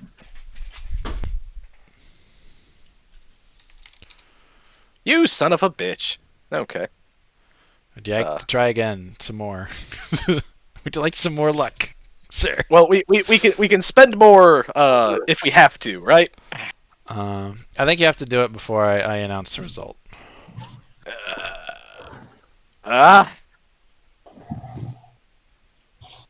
One more for luck. TM. Yeah, I'm looking up something real quick. He's looking it up. What's perception penalty for a bird helmet? Hopefully significant. Oh, there we go. Some more.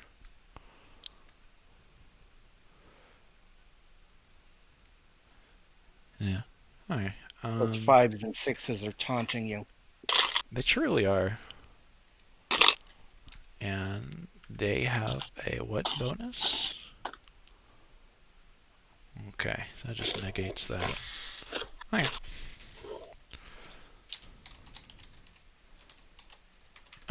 Dice maiden, please. Ah! He did not see you. Aha. Yeah, so you catch a guy unawares. You're in melee combat with him. You have Okay. initiative. He has, Yeah. I think, like, almost no dice. I can't remember. Yeah. So, yeah, you remember we were talking before about the throwing red? Yeah, We're gonna throw red. right. Okay. Okay. Yeah, I'm just trying to remember how many, if he has any dice to defend with when he's unaware. Or surprised, anyways. Probably not.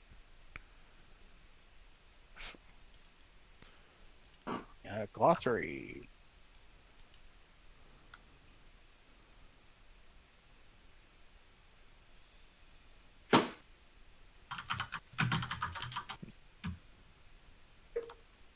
He's looking. He's thinking. I'm sure I'm looking.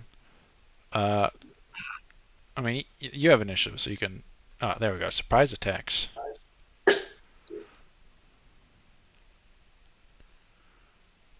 They get half their CP.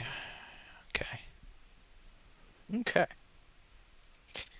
And I need to pull up joint thrust, which I don't think is going to be in the ballad document. It will It will most not. likely be in the Song of Swords. Yeah. A lot of things have been transferred over, but not all of them. Yeah. Soon, maybe. Soon, perhaps. Combat. Combat. Oh, hey, look, there's also a back attacks mention. What's that say? Back attack.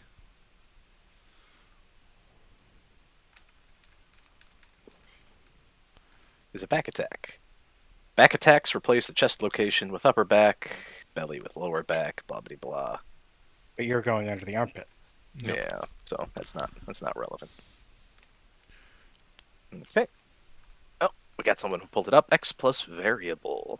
Does this have the thin blade quality? He's half Well, sorting it. Because it is a sword, Oh man. I can half sword it, which drops it to H reach. But that's fine. Me and Nave's DMs are full of him theory crafting this crow sword. It's very important. Half sorting does cost one of your CP. But we can do that before we go through the door. So it's fine. Yep.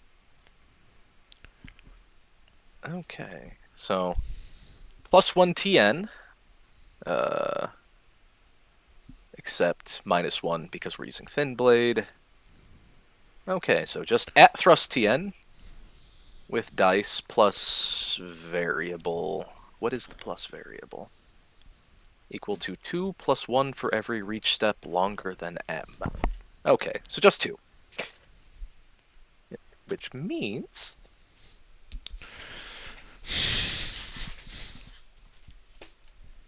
Oh my. Oh, yes. Oh my, oh my.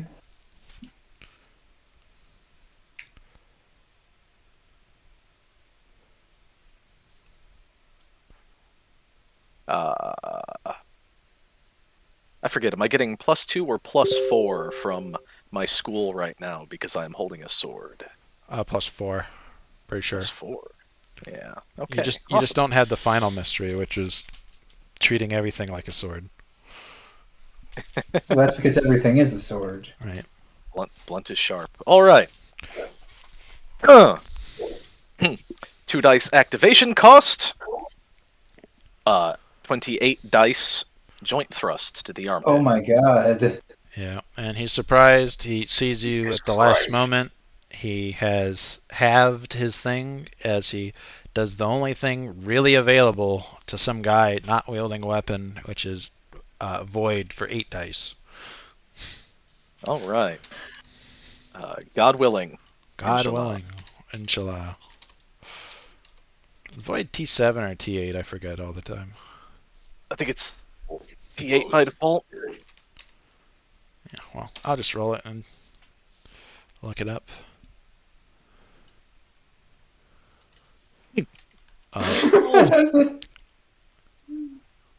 This poor Elton. Does joint thrust auto pick the target location? Yep. Yes. So it's chests. Is this a cutting or piercing? This is piercing. Piercing. The So that's Crow Sword has -1 piercing. Or -1 blunt. except it's doing piercing. Because it's half sworded, right? Yeah. Well, that and other things. Yeah. Yeah. Void is at 8. So yeah. 12 successes.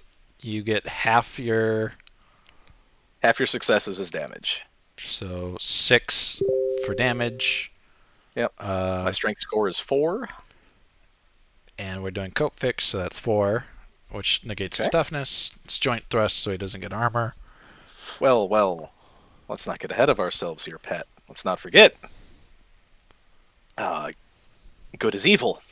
All right. Good God, is evil? I forgot what I uh-oh. wrote for shit too. What does good as evil do? Well, it means his toughness stops existing. Oh. So you just do +4 damage by default. Yeah. Effectively. That's mean. That is a very expensive ability to activate. It's a very Oh. expensive ability. He had to pay a ton of his points. It's fine. Okay. And it activates the axiom, which reads thusly: good as evil, wounds you deal cannot be prevented. Your attacks ignore up to 5 points of toughness. Because 5, haha. So I think he's dead, Jim. He's dead, Unless- Jim. yeah, unless he had like mail underneath, which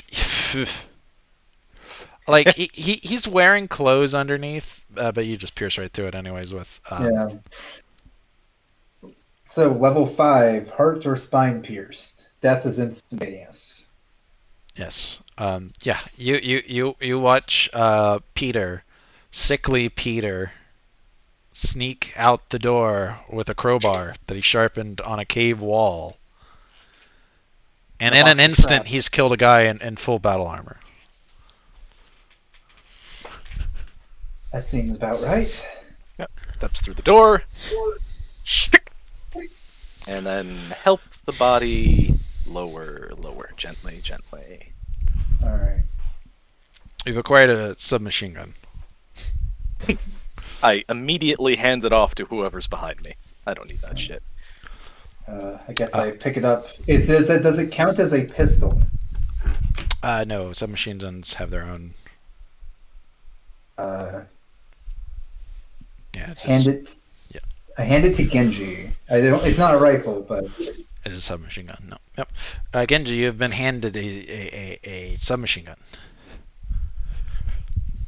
Genji picks it up, looks it over, takes out the mag, clears the chamber. Yep. Very nice. It is very nice. Not exactly my cup of tea, but very nice. I can work with this. The guards across the way have not noticed. The guy who's been crowbarred, his blood is very very quickly leaving out his armpit once you remove the crowbar. I would have mentioned to Peter the key is in his wrist. Nice. First, we're going to pull him over behind these boxes. Okay, y'all leave a big streak of red. Yeah. He on his waist is a baton. It seems stuck to him somehow. Okay. He's got the big boots, and from the time in the manufactory, you can notice the right. So his baton's on the left hip. The right hip bulges out a bit, and you know from previous experiences that secrets a pistol. You also can't quite get that open, just with poking at it. Can't quite get the key out either, so you'll have to make some checks, is what I'm saying. What kind of checks? Probably intelligence. And then you can argue a skill or a background.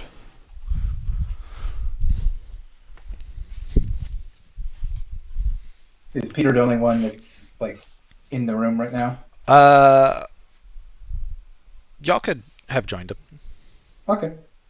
Uh, I'll just throw an int check in there. Yeah. Y'all dealt with the one guard. The others are far enough away that as long as y'all don't do anything obvious, you don't really have to do a stealth roll right now. Can I add my career because it has to do with a secret compartment? Yes, you can. All right. So, I will add my career. So at this point, I'm not even looking back at the rest of the party. I am holding a crowbar, and there are boxes full of guns. Yes. I guess I point out, and from our experience, which ones have guns and bullets. Yeah. So. You will have to roll a check to open them quietly. Okay. Alternatively, you can do it without rolling because you have a crowbar. But it will be loud, and they will hear it for sure.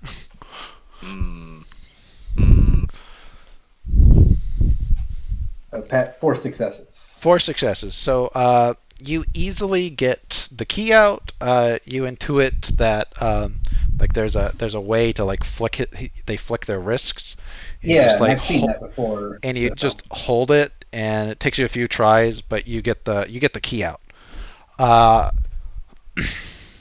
The pistol, you have no luck moving it, but you think you could probably get it out with your friend Peter's crowbar. There's probably some way they move their thigh, but that you just can't do without a living person in the suit of armor. Alternatively, you could take the dead guy out of the suit of armor. I thought about it since I'm it's a set of armor. It's a set of armor. Is the armor itself covered in blood? The chest piece, 100%, and also part of the ass plate where you dragged him through, the blood leaking out of him. Does it seem? Is it easy to get the armor off of him? This one, yes. You hook your fingers. You can hook your fingers into the gaps in it, and press hidden switches, and they click off. The helmet has to come first, and you pull it off, and it is a blonde-haired, not sure what-eyed, fair-skinned, extremely sharp, huge pointy ears. You're not sure how they crammed them in that helmet, but this is a Zell. Okay. Playing the boots. Well, take the armor off of him. Does armor give penalty to stealth, by the way? It gives penalties to a lot of things if it's above your encumbrance. Okay. I don't. I guess I don't know how big of a carry weight the armor would be. So. Intuitively, it looks like a lot. What? Yeah. There might be some stabilizers in there that you wouldn't know about, but just take the chest plate. It's the important part.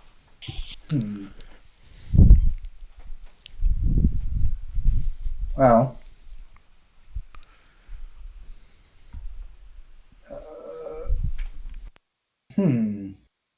Yeah, everyone else has about 30 seconds before I start attacking one of these crates. Yeah. Genji Meek, is there anything you want to do? I'm good for now. I'm gonna walk over to one of the crates and try to do that thing where you like. I'm assuming they're like wood and nailed together. Yeah, most of them. There are a few that are like metallic, but those don't have guns in them. Right. I'm gonna go over to the wooden crates that have guns in them that have been indicated by my friends. I'm gonna go do that thing where you go around the edges, one corner, opposite corner, and thing like that, to slowly pry it open, without trying to make too much sound. But Findlay, I have a crowbar. But it'd make a lot of noise. He said it'd make a lot of noise if you used the crowbar. Oh, if I just attacked it, yeah. Yeah, I was saying he could make a check to do it quietly with the crowbar. But with if you do it as Finlay said, you can add 3 from it, 2 for it being a good idea, and 1 for Finlay's labor thing to whoever does it. Sure. Great. So the check to make it quiet would be? There was strength, Yeah, the strength agility, because it's not really a skill. Okay. The skill is what was described right there. With the +3 from my good friend Findlay. Squeaky, squeaky. Is that 5 roll to 1? Mm-hmm. Okay, yeah, you totally get it off. You tease each nail out, and then poof, you have a crate full of Sturmgewehrs packed in like straw. Yeah, this is the ones y'all assembled yourselves. You remember. That's why you knew where it was. Yes. Well, I didn't do any of the assembling, but... Right. There is like 40 guns in this box, so take your pick. Gentlemen? I have 0 points in any firearm proficiencies. It's over. Just point and shoot.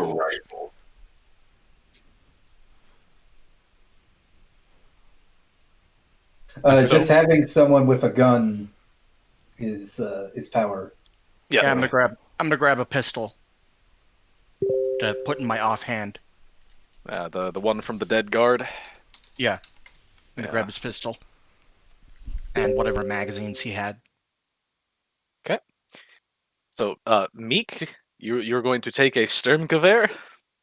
Hell yeah. What about you, Genji? Genji? Sorry, I was reading something. What happened? Do you want a Sturmgewehr? You want a machine gun? Yeah, why not? It's not exactly a rifle. It's pretty good.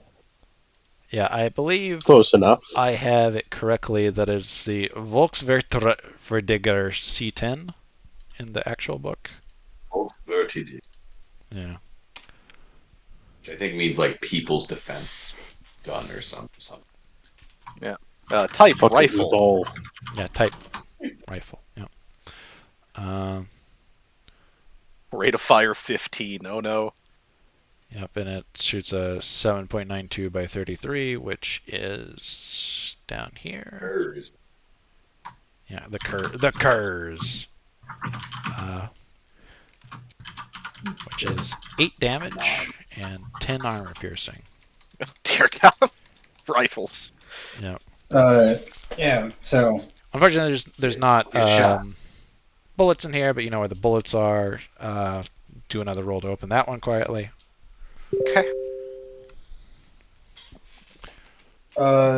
Yeah. I'll take one too. You know.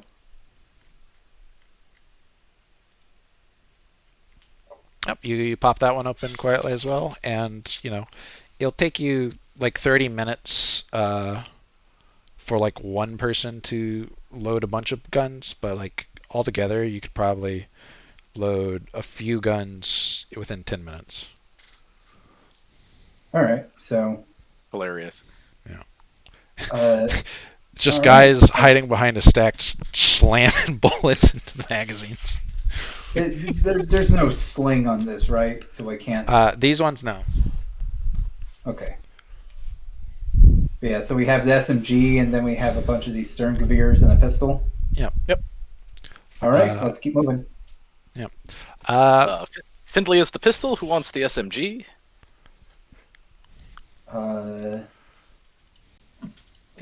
I guess I can't see the stats of the SMG, but I have a pistol proficiency, which is more likely to be useful: the Sturmgewehr or the SMG. Well, Fortunately, small arms is universal. Yeah, so the SMG is way more useful for gunning down prisoners. It definitely you're not exactly sure of the cartridge because it's a weird one, but it does look like it's a pistol cartridge. It's not going to have much oomph to it. Okay, so yeah, I take the Sturmgewehr. I also throw on the chest plate from the guard. Okay. It's kind of grody. There was a dead guy in here. Yeah. Give me a second. Is Findlay going to put on the helmet? Does it fit? Oh, it'll fit. Okay. There's like I'll some put on the helmet, but there's no like heavy weapons or something that a big guy might want to use, an LMG or something. There might be, but you'd have to keep opening boxes. Right. Yeah. Okay. Now, this was the room that had the room that we stacked floor to ceiling in next to it, right? Yep. It's opposite the normal elevator. Okay. I'm going to point to it, look at OA, and just you remember that, right? Yes. Question of. So I guess you want me to go check in the room? No. Just keep it in mind. All right. But also it has joint thrust in like the torso area. Yeah. What did we do with the body? It's It's just sitting on the ground. Yeah. Meek will go and arrange the body to have a little bit of dignity because he's a professional undertaker. Poor guy. Sure. What kind of perception penalty am I looking at on that helmet? -2. Okay. You think to yourself, probably just canceled out that person was a Zell.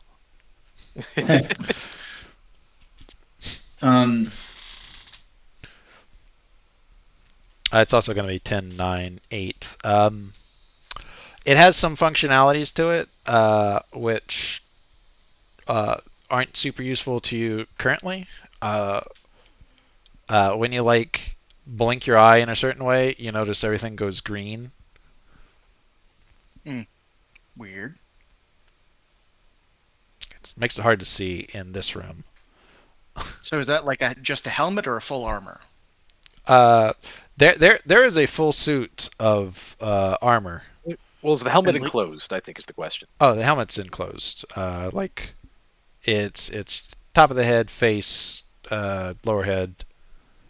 Okay. It's got a like little neck flap part that would be joint thrustable if you were wearing the whole thing, and it's definitely joint thrustable because you're not wearing any other armor. hmm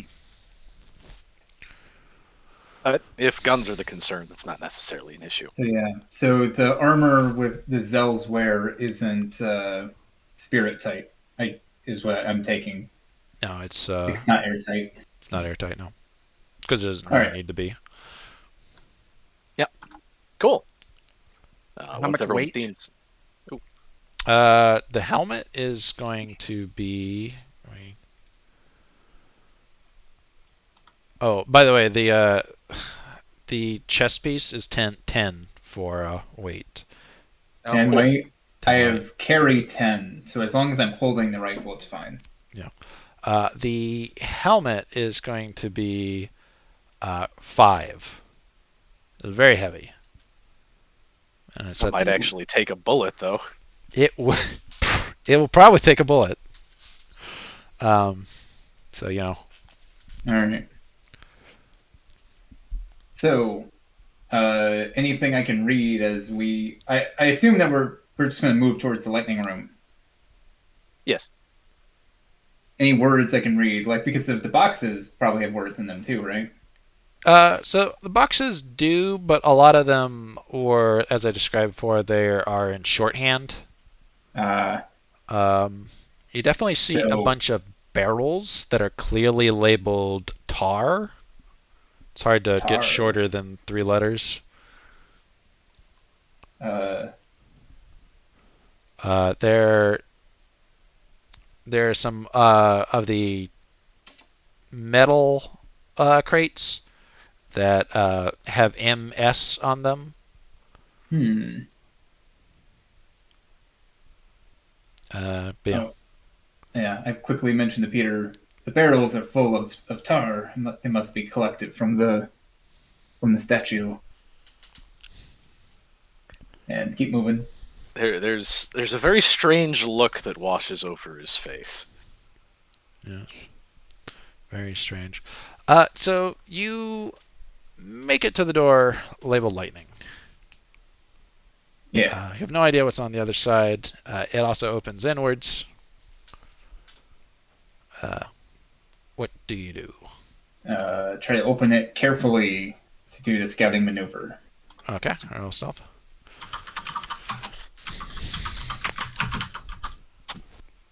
Seven successes. Easy. So you pop it open,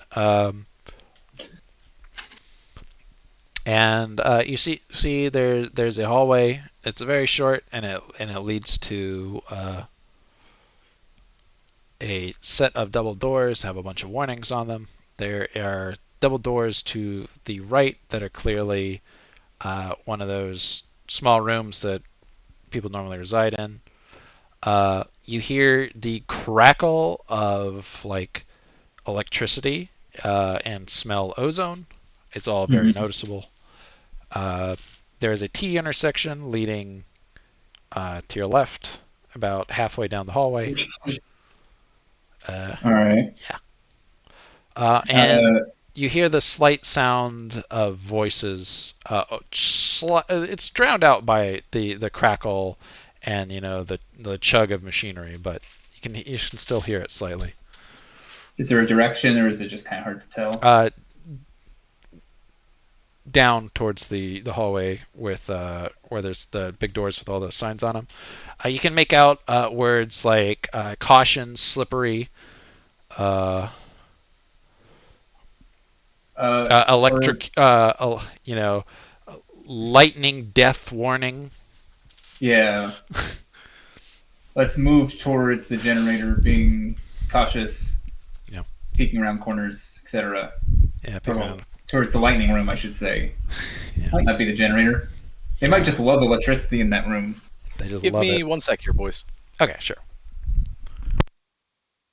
I think this is a good time to take a bathroom break. Yeah, I'm gonna get some tea. Good Alright. Banana idea. Bay. Tea mode. T-Pain.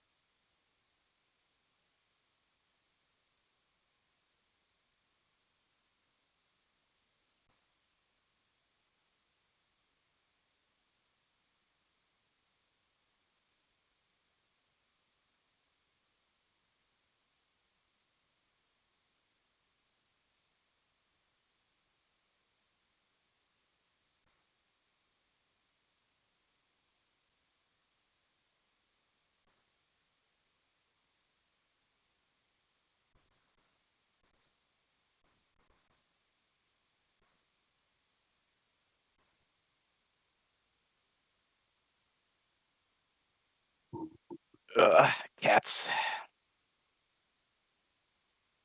Okay, so where are we at? We all took a small break, so we're waiting for other people to return. Okay. I will BRB again then. I'm gonna get some Tylenol. Understandable.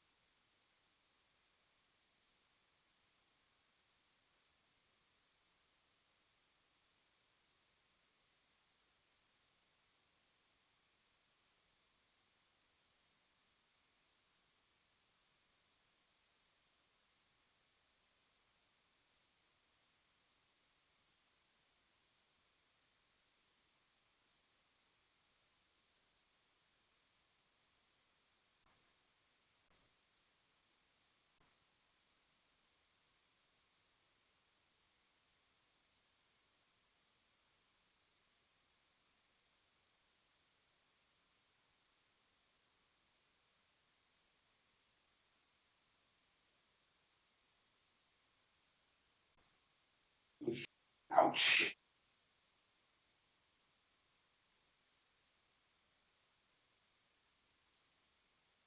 And I return Hello. water to heat up, so I'll make Thai ice.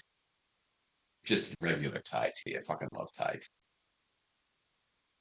Pretty good. My dad got a taste for it when he was overseas.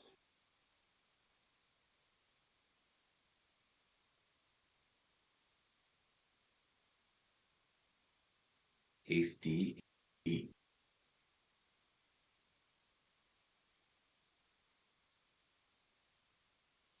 This elf.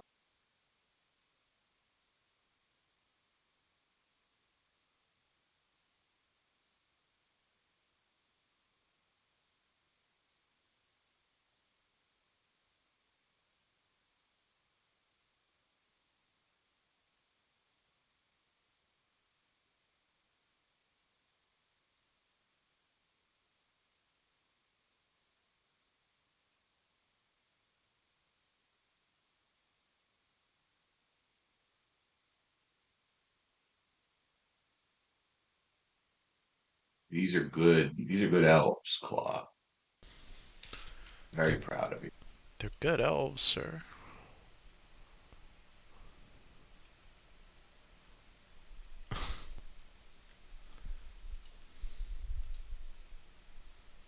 It must have been a good year. All of these elves are good.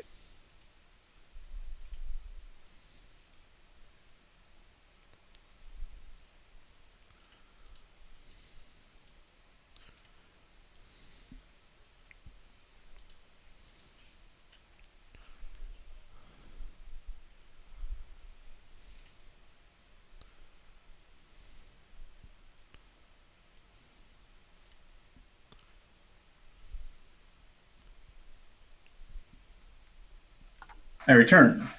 He returns. Nave back? He's back.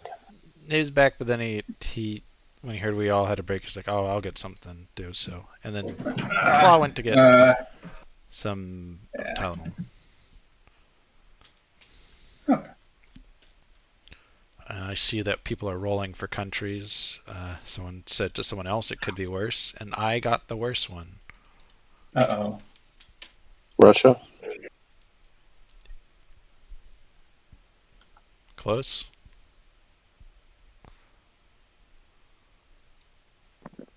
I'm back. He's back.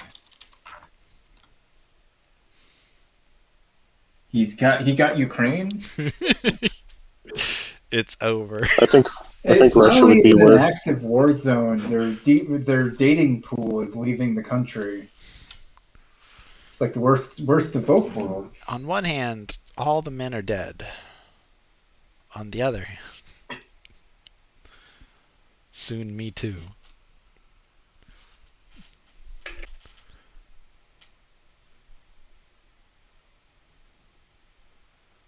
Yeah. Hope y'all are having fun. Yeah. I went and had like 3 glasses of electrolyte powder. The horse electrolytes? Stuff they sell for humans. Okay. The gold ship powder. I think we normally just call this being killed. Yeah.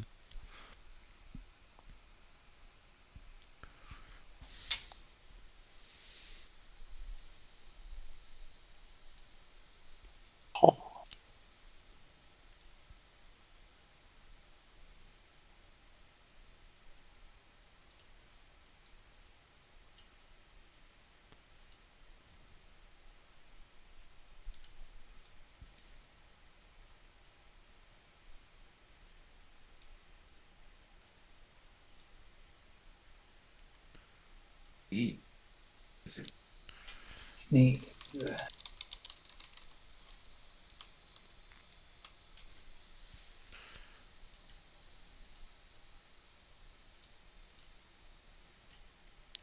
Sneedathan.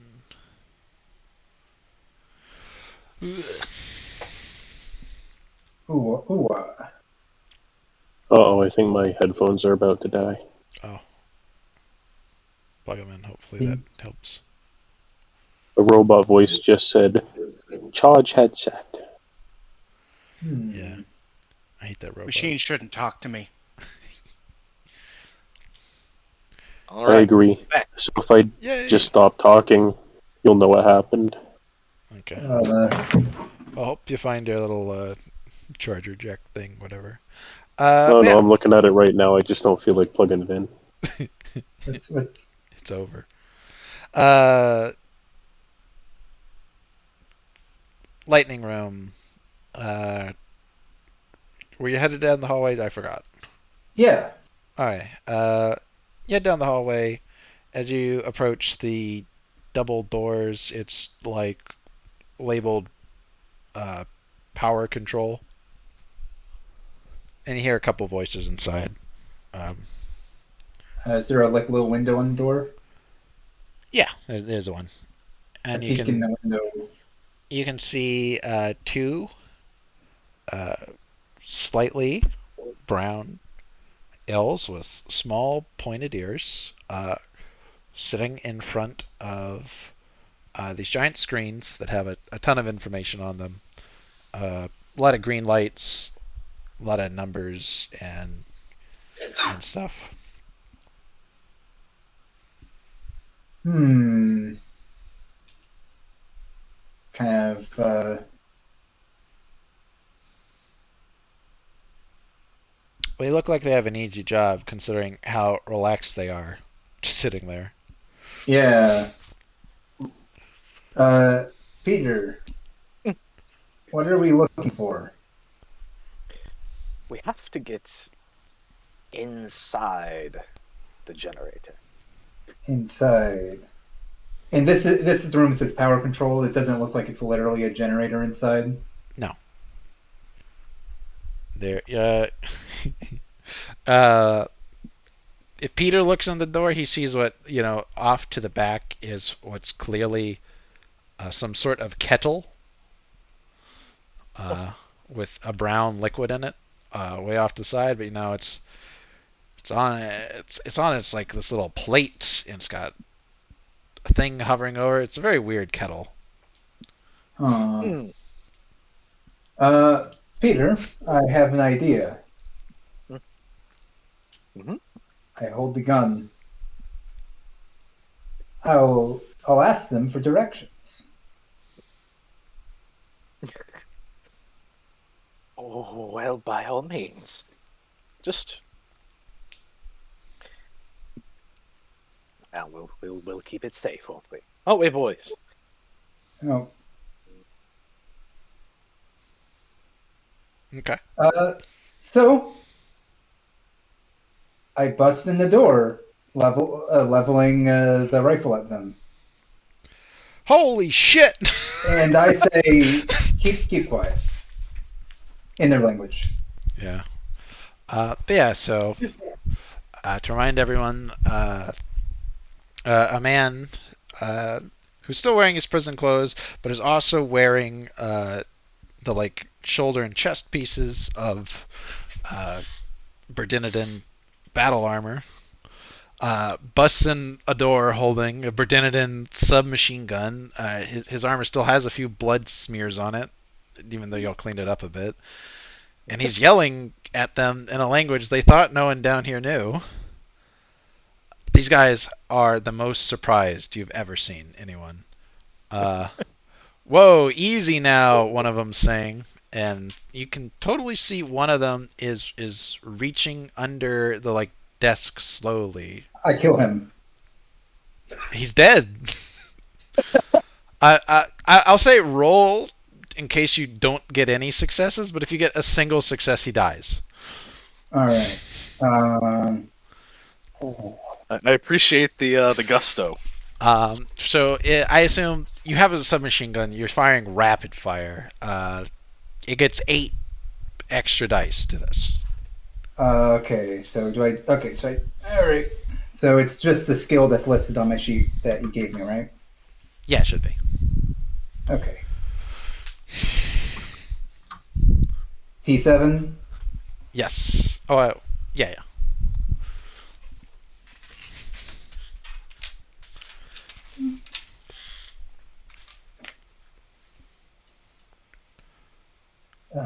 Yeah. You killed him.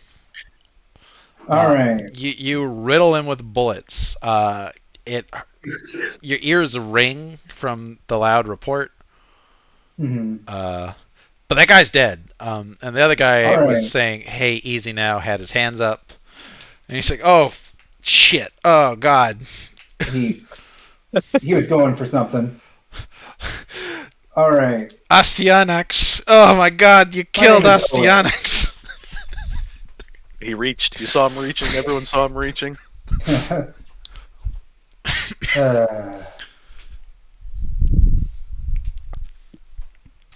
But yeah, ask a Where question is real the quick. generator?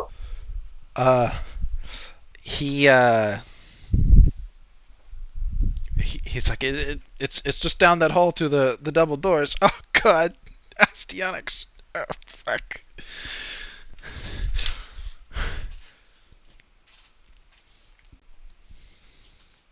But yeah, like, and he's pointing down the hallway towards that door you saw that said like danger, lightning. Yeah. Oh man, I feel bad.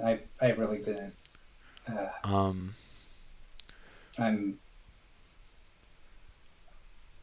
This guy is like fearfully like looking around like a scared rabbit. What do you do?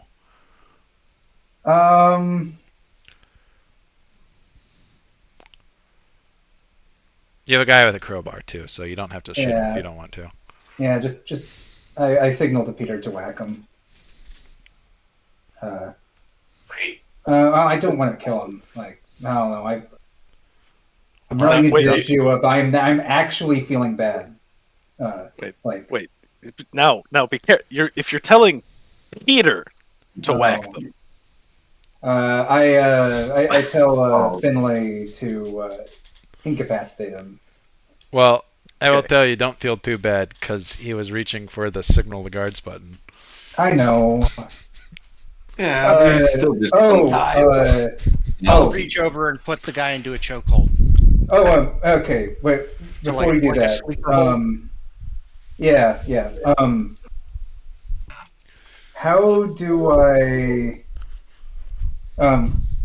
do we turn off the lightning in the generator room? Hopefully while he's still in shock.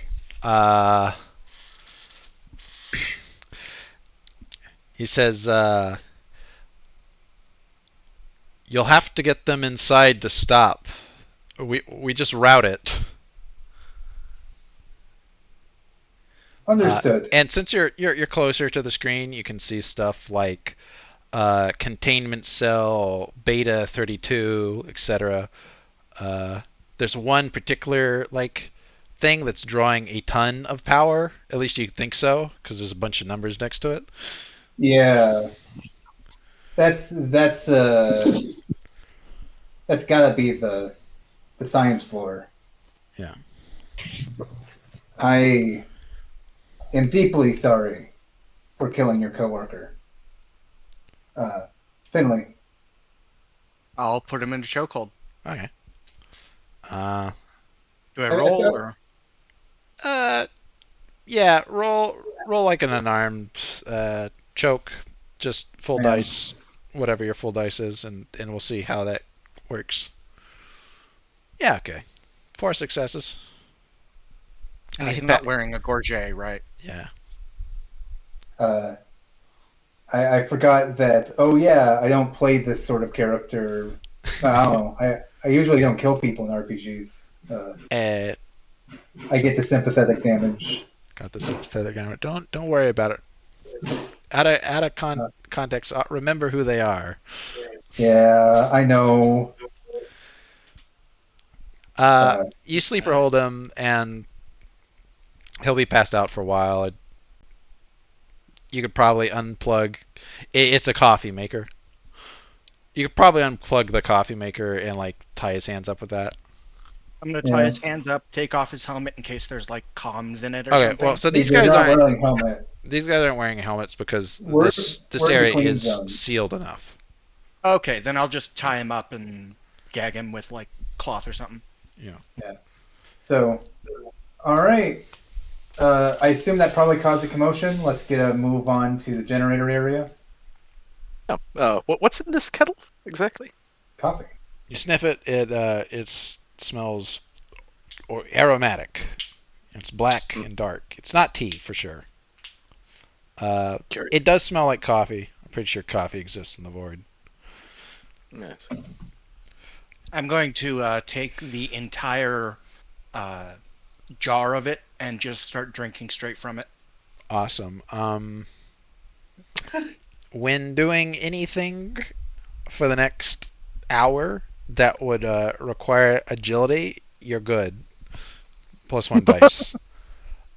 Nice. Anything that requires fine motor tune thing, -1 dice. Because, oh god, you're full of energy. That's some powerful coffee. He just drank the espresso. Yeah. The whole thing. So yeah, turns let's into the move mask of on Jim Carrey. to the lightning room. They said the people inside have to. Yeah.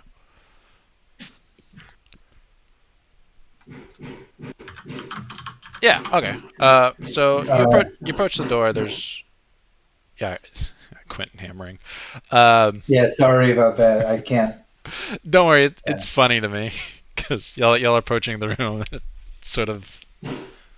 Yeah. So you hear some stuff like that on the other side. There's no windows into the store. There are numerous warning signs, such as being wet kills, don't slip, etc. Are you wearing your rubber boots? One of the placards says. Oh. Let's go check one of the prior rooms and look for boot storage. You can just remember that the control room had some spare boots. All right, let's go grab him. Yeah. If you're worried about time, it might take you time to find your right size. You did shoot a guy. Yeah. But if not, let's just rush through it. all right.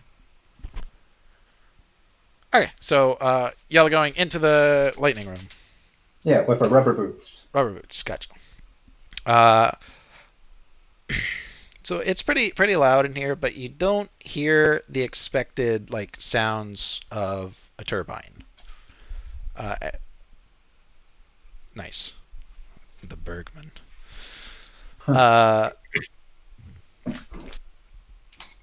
Who has the pistol? Remind me. I think I have the Ridley. pistol. Yeah. Even though I have 0 dice and firearms. Yeah, if you ever fire it, it turns out it has 6 damage but 6 armor pin. Okay.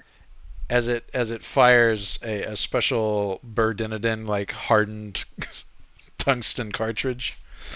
Dear God. But you wouldn't know that just looking at it.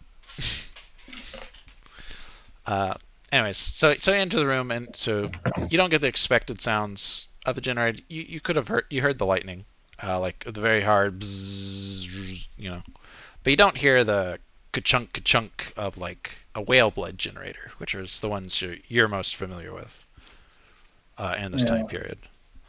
And in fact, when you enter the room, you do see right next to the wall a rather large generator of the type that I've just described.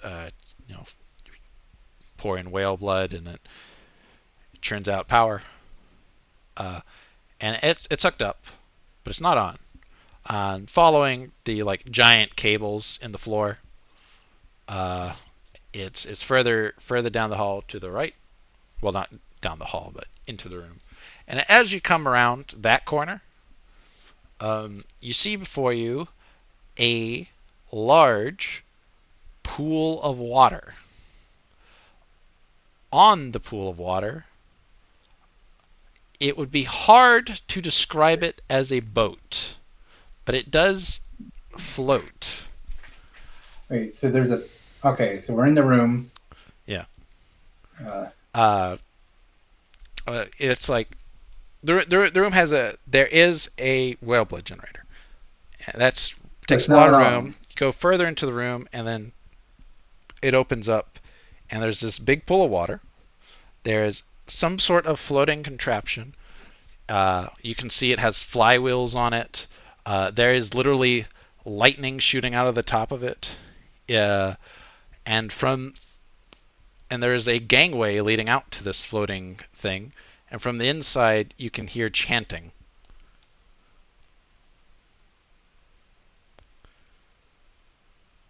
There's also like giant siphons that are going into the water and sucking up water. Right. And there's steam coming off of it, as you know, the oldest way to make power. Just heat water. Heat the water. I guess start approaching, making sure not to touch any liquid. Yeah, and so like I said, there's this like floating gangway on like pontoons that leads out to this boat thing that is powering the entire spire. We're almost here. We're almost there. And there's chanting coming from inside. Yes. Is it in the language? Is it in that language? It is not in that language. It is in Zelish, which you have heard before. Yeah.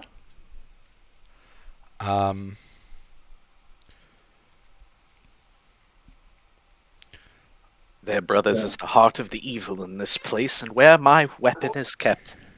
Who steps foot on it first? I guess I did. Okay, you step foot first. Who's after? And like, what order are we in? How far behind, etc. Peter is there. Oh, also you can smell you can smell the salt on the water. Oh.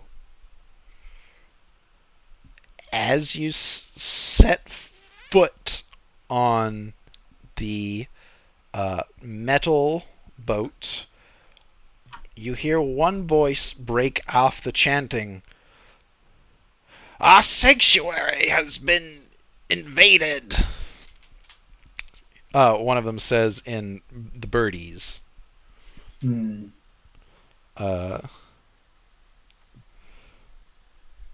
There's been an emergency. I'm running forward. Okay. Great. As am I. So one of the steel doors opens and like Azel sticks his head out of the thing. He's got his face is covered in welts and tattoos, and he's got like piercings in every single part of his face possible. And God. you have kind of taken him by surprise with your tactic of speaking in birdies. Yeah. So what are the two people rushing at him going to do? I'm gonna kill him. Okay. I'm gonna punch him in the face. This Okay. guy looks every little bit like a witch. We're not having that. I'm sorry. No.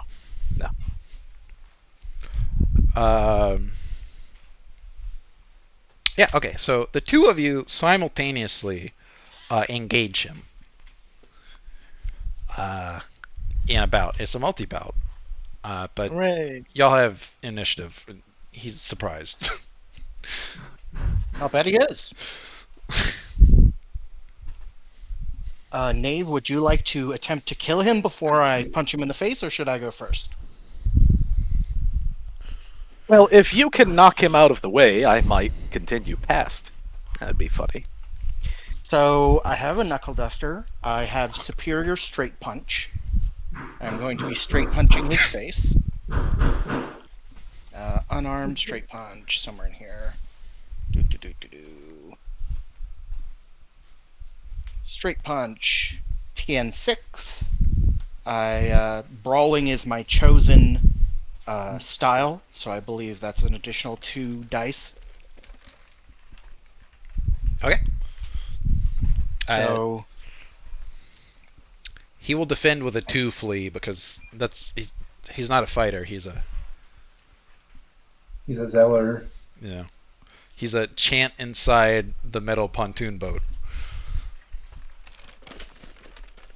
10 successes.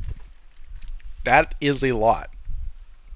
If hand and armor is metal or has brass knuckles, knuckle duster, +2 to damage, no damage back in my hand, superior straight punch, +1 damage, +1 stun.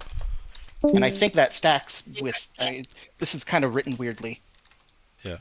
Like I said, he did T10. He got 2 successes on his 2 dice flee, so he had 8 successes total. Which one are straight punch? Yeah, it's It's across 2 pages, so.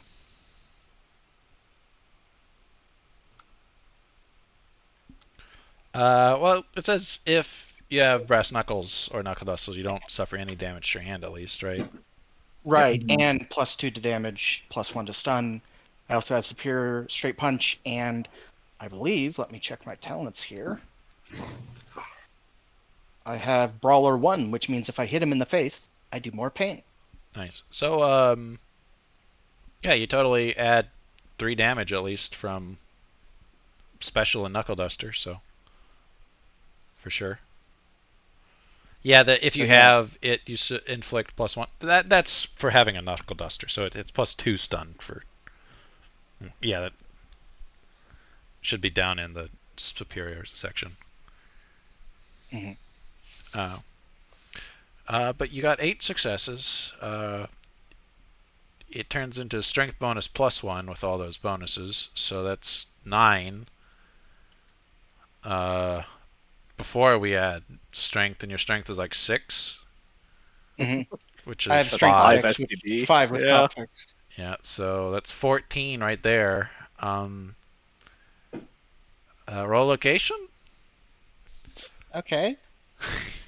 The difference between location right now is if he's unconscious or dead. Yeah. That's 9. Is this head up or no? I'm thrusting. So Yes. 9 would be upper head. All right, Bonk. upper head unarmed. Totally a Auto KO. auto. Yeah, he's out. You Instantly. punched him square in the forehead. Good job. He's lights out. You hear a lot more break off chanting immediately, like they're all connected and know what each other thinks. It's strange, but there's still Very strange. some are still chanting. Yeah, as the guy falls down, I just keep sprinting right past him. Yeah, of course, no, understandable. What's your mobility? 5 at present. But one of those things added distance to charge, didn't it? Yeah, it did. It's like a lot. A lot. Yeah. And yeah, this is totally a charge. Yeah, so you bust into the room where he was in. This is not really a boat meant to be lived on. It's definitely a boat, you think, as you're inside and you feel it sway. Oh, it's a boat. It's a boat. Oh, on salt water. Yes. Oh. Yes. I just put it together. Yeah. Good news. There are 5 people in this room. There were 6 originally. 3 of them are strapped to the walls. There are very obviously arcane writing all around them. They are screaming in pain while chanting. It's hard to make out all the words. No one understands Zelish here. But they do repeat a single phrase often. Yagaboma. Oh. And so the arcane writing is arrayed in such a manner that it all stems out from an altar in the center, through which is thrust a bronze-colored sword of an ancient, no longer manufactured make, something from prehistory. Sort of leaf-bladed thing with an animalistic handle, and they scream in time to the pulsing of the sword.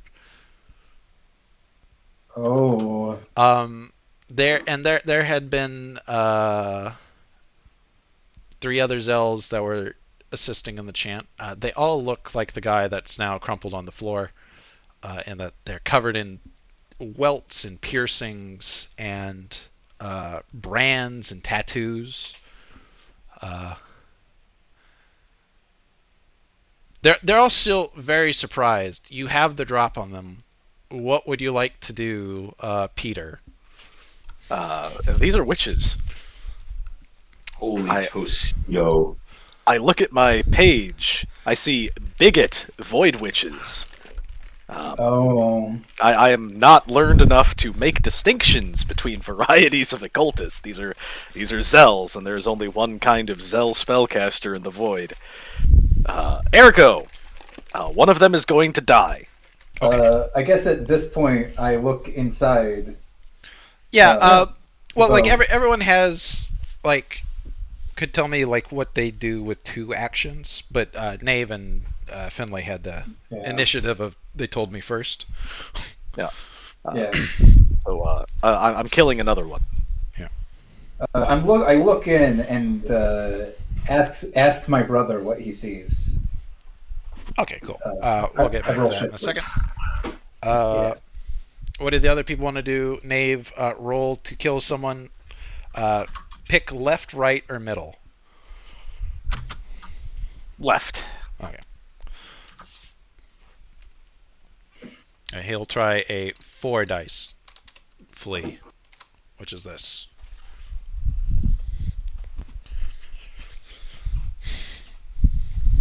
Okay, so that was your shivers. Yeah. Okay. I'll answer you in a second. Dingy and Meek, what would you like to do? Oh, that guy fucking died, Nave, but tell me, Yeah. roll location and then describe it for me. Okay.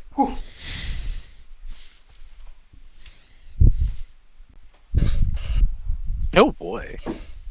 Let me pull up the wound chart. But yeah, Meek, what were you saying? Sorry.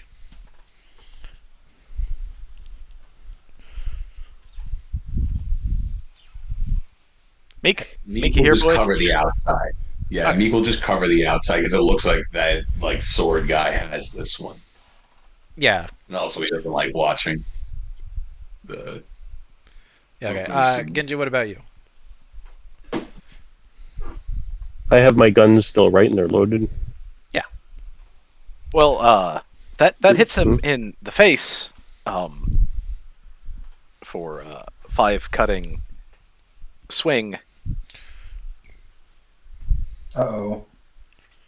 So, Yeah. face, 5 cutting, dead. Yeah, the head whole cloven top to half. the teeth. Yeah. Yeah. It's just there was a face there and there isn't anymore.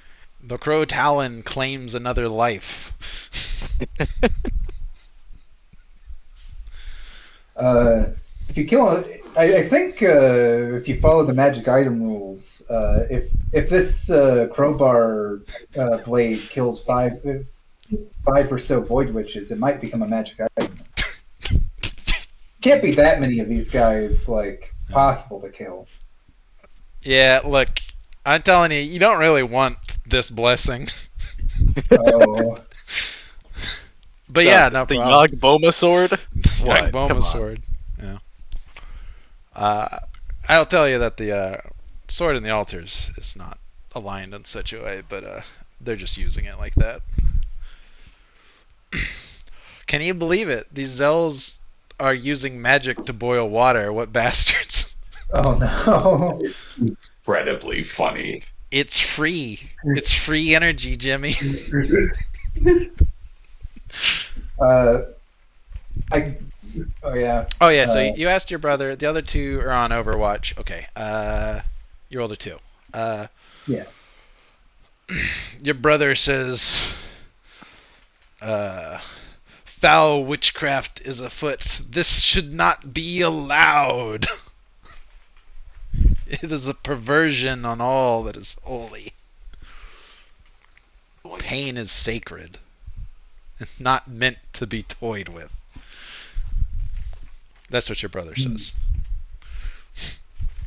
Thank you for your insight. Japanese. You cause Yeah. pain, boil water? Ridiculous. Okay, so Overwatch Bros. Nothing happens. Y'all think you hear some like heavy footsteps down the hallway, but no one enters the room. They're probably in the control room. By now, there is a knocked out Zell, a dead Zell. The surprise thing is over. What is everyone's agility? I am an effective 9. I mean, I didn't mean agility. I meant ADR, but yes. ADR. Yeah. Which ADR. is also the same for you, I believe. My ADR is pulled up the wrong sheet. I pulled up Rome game. ADR is 6. Okay. I have ADR of 4.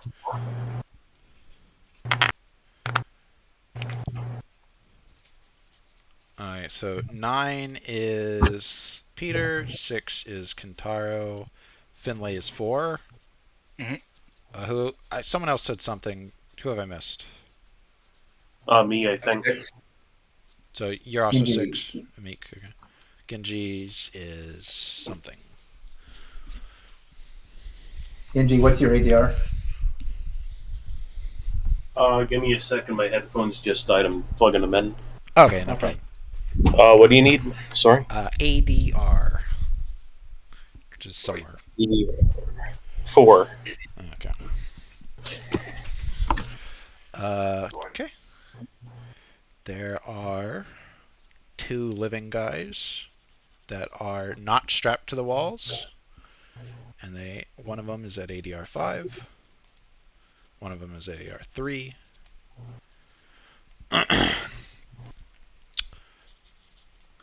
Something 10. There's something at ADR 7.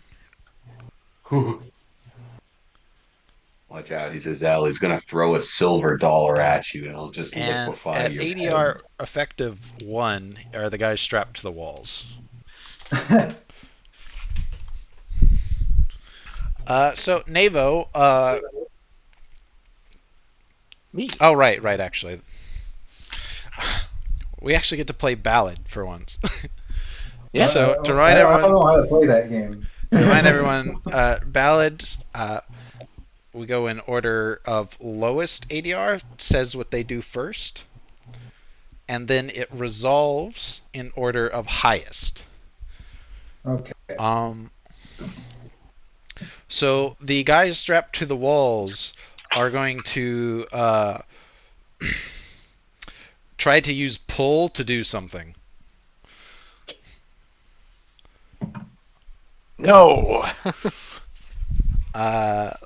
The guy to your which one did you kill? I forgot already. I killed the one on the left. Left. The guy in the middle is going to attempt to draw power from the realm of pain and pain zap you, Peter. Hmm. The guy to your left is sprinting over to a button on the wall that he's going to try to push. I see. Finlay and I actually said that out of order because so Finlay and Genji get to say what they go do. You have 2 actions. So, I might need to know like how close I am to some of the. Yeah, so it's like to get into the room where Nave is like 6 feet. To get to the button on the wall is going to be 10 feet. To get to the guy in the middle is like 7. The guys on the far end strapped to the walls are 12 feet. Divide by 3 for meters, I guess. You said that there was a guy who's like moving to push a button. Yes, I will tell you that he is actually acting before you. So. Oh, okay. Sorry. Well, in that case, I just run up to the nearest guy and punch him. Okay, so the nearest guy is going to be the guy in the middle that's drawing on the Realm of Pain to Pain Zap Knave. Then I will try to punch him for pain zapping Knave. Yeah. What? Yeah. You can't see that that's what he's doing. He's clearly doing arcane bullshit.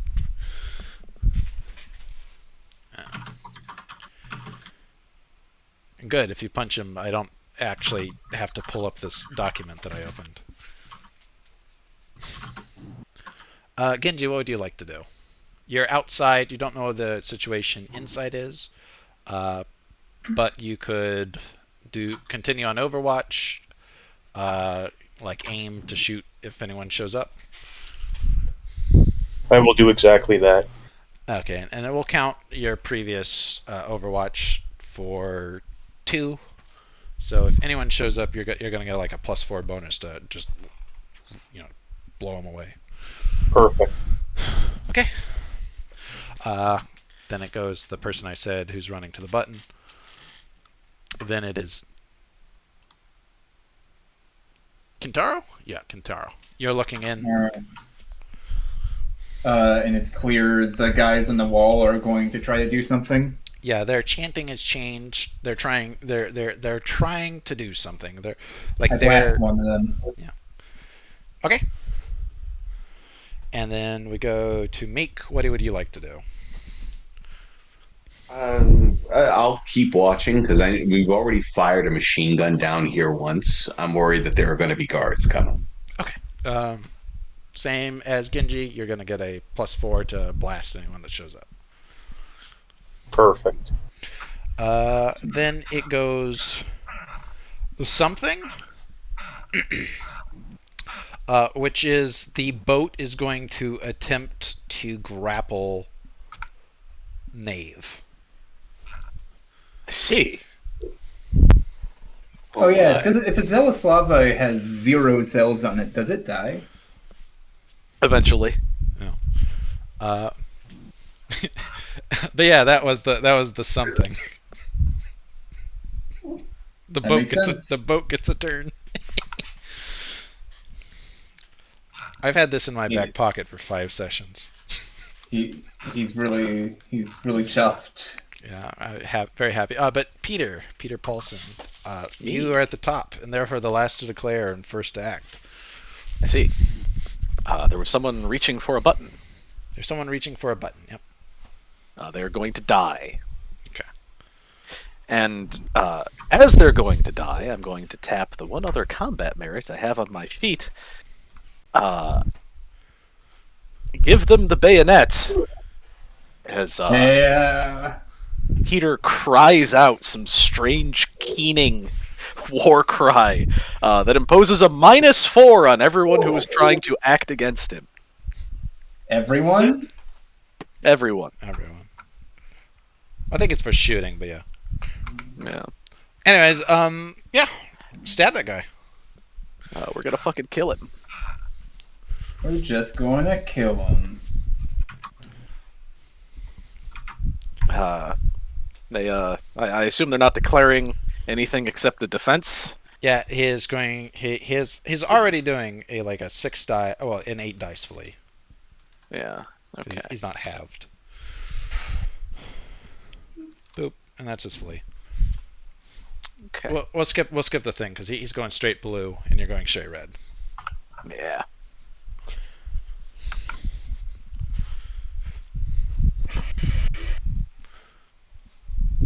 Okay, you got 9 successes. Yep. I roll location. Tell me how it goes. All right. A 1? A 1 makes that.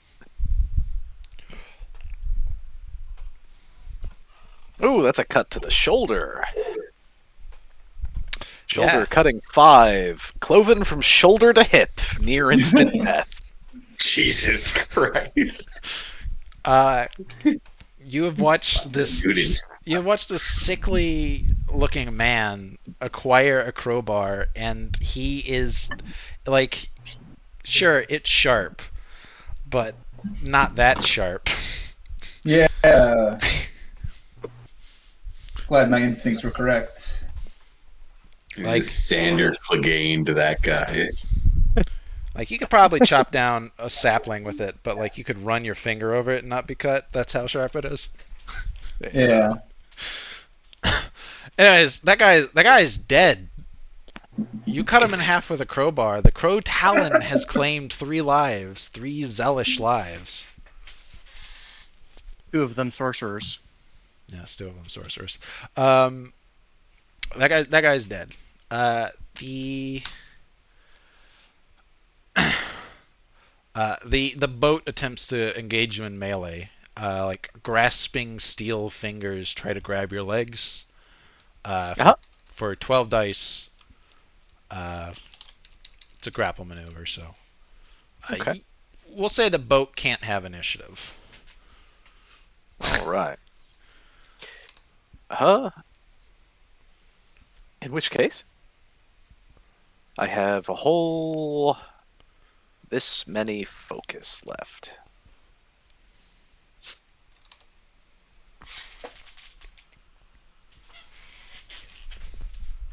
Just a parry. Just a parry. Okay.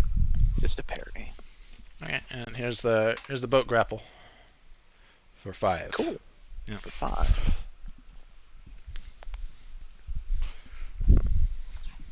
All right.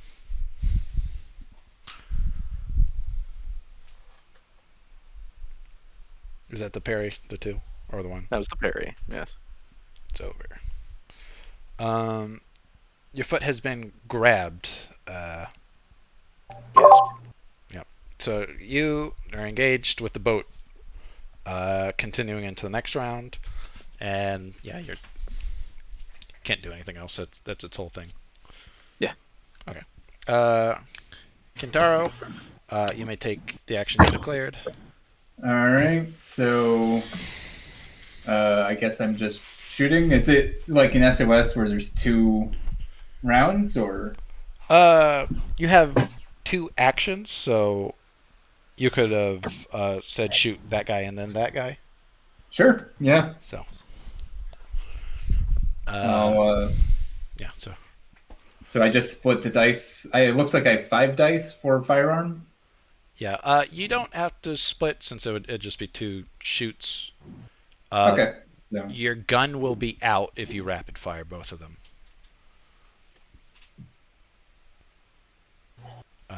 If that matters to you at all. But you could have regular fired if you'd like. I would like the regular fire, so I just roll so the regular. Yeah. So regular fire, you may either shoot 2 bullets with 2 separate rolls, or your 1 bullet may get +2 to it. I'll just do 2 separate rolls. Okay.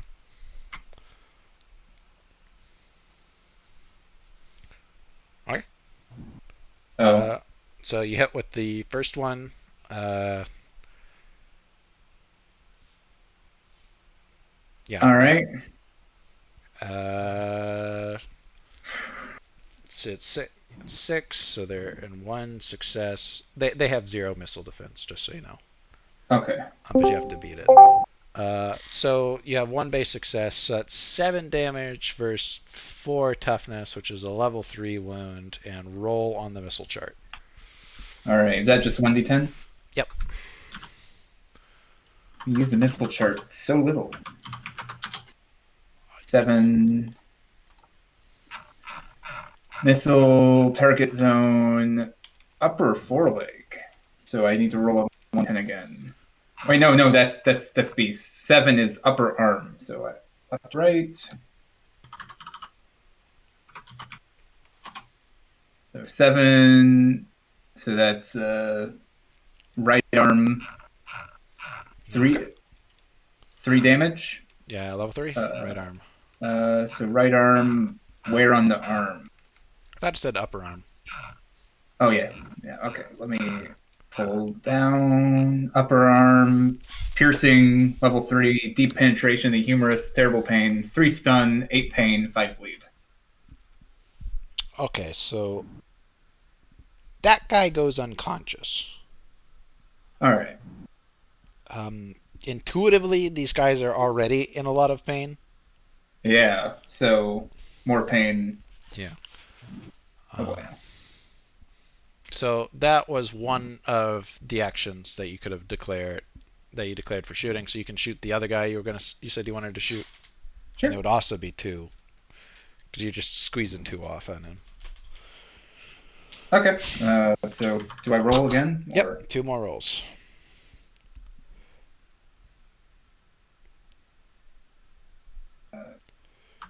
5d10 T7. Yep. Okay, 3. Roll another one. 3. So 1 success was a level 3, so a 3 success should be a level 5, and then the 2 success should be a level 2. So roll All right. indications. So he's dead unless you hit him in the arm again. Right? Yeah. 10. It's critical, pretty sure. Oh.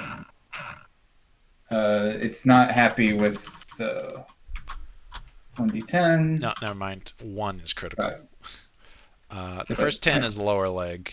The 5 is belly. So lower leg What? So Doesn't okay, really the matter if belly. it's left or right to me, so you don't have to Yeah. roll So that. okay. Yeah. Belly though might. Uh, Belly's definitely gonna knock him out. 14 pain. If that one had been the 5, he'd be dead. Yeah. So Um, okay, but they're incapacitated. yeah, those two are definitely incapacitated. Where's the lower? All I'm right. sorry, I'm just looking at lower leg. I can't find it though. Huh. Maybe that one's a misprint. Because there's lower leg is a whole other zone, right? You'd have to roll on it to see if it's foot, shin, or knee. Anyways, he's knocked out. Doesn't matter. Hmm. No casting for them. It's Meek turn. He's on Overwatch still. So then it goes to the guy that was trying to push the button, and he rots because he's dead. Yeah. Then it's Finley's turn. You're punching a man. I am indeed punching a man. You said so. I'm not familiar with how Ballad works specifically. Is there the multiple actions thing like there is in? Yes. So, Okay. but yeah, so you declare that you're gonna basically engage this dude. I'm gonna engage him and combat. punch him in the face. Yeah. So that's your turn. And so now we go to Song of Swords. He's rolling blue. And I'm rolling red. Yeah. These guys really cannot fight in melee, so they just have to do blue. He's gonna do an 8 dice flee. I'm gonna try to punch him in the head. Yep. Okay. Rolling dice. Yep. Rolling dice. Well, you're definitely gonna hit him. Okay. Yeah. 5 successes. Roll location.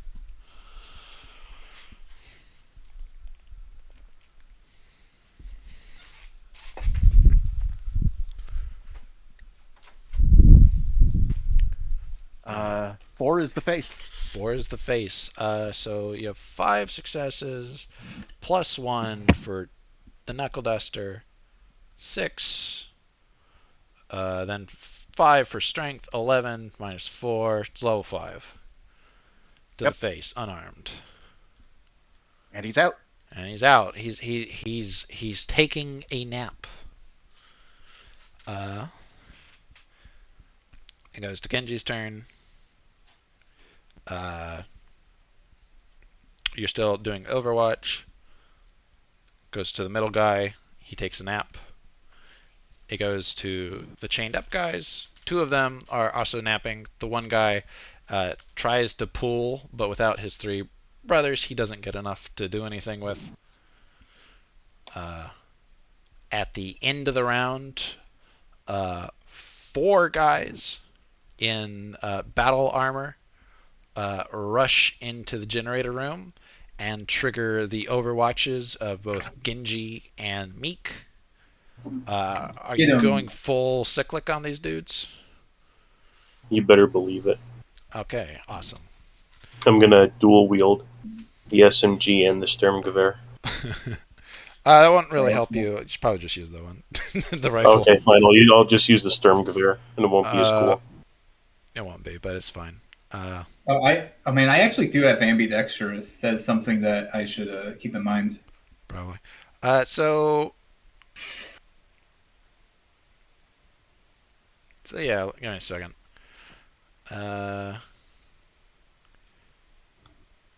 Yeah, so 4 guys, left and right, forward and left and right back. Who do each of you want to shoot? And then it's going to be whatever your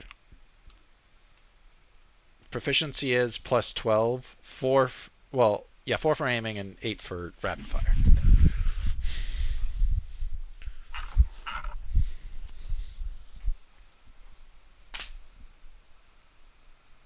Choose.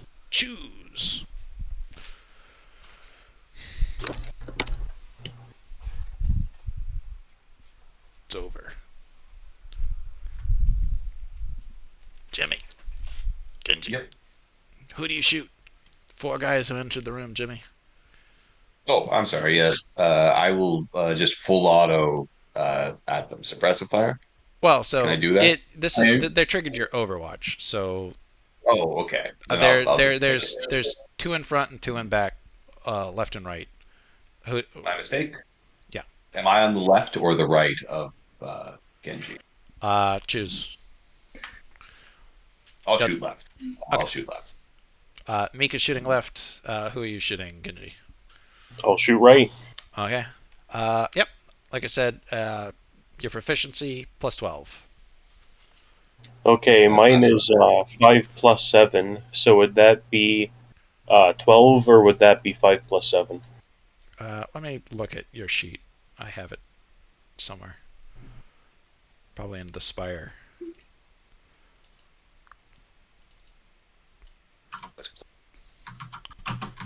Uh,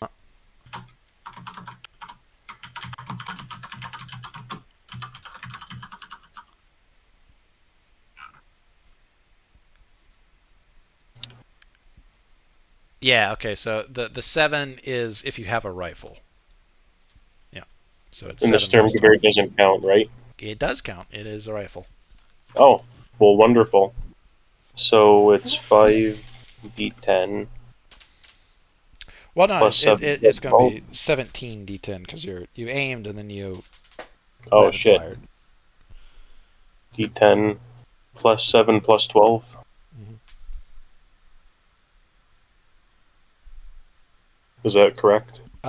So you see how Jimmy wrote it 13 d10 t7.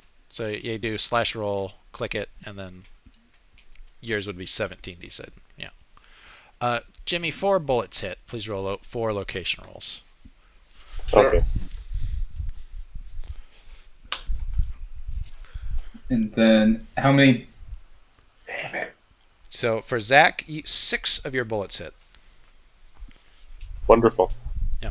So you need to roll slash 60-10. Okay. And then. Alright, so Do you guys have any like talents in? they have some. I did not actually. They have some talents talents. Genji's are all like cover or using a bolt action. Okay, yeah. I just realized I have some cover stuff. So but- Jimmy, yeah. you got 3 critical hits, which means you can name a location, and it ignores half the armor. So name a location.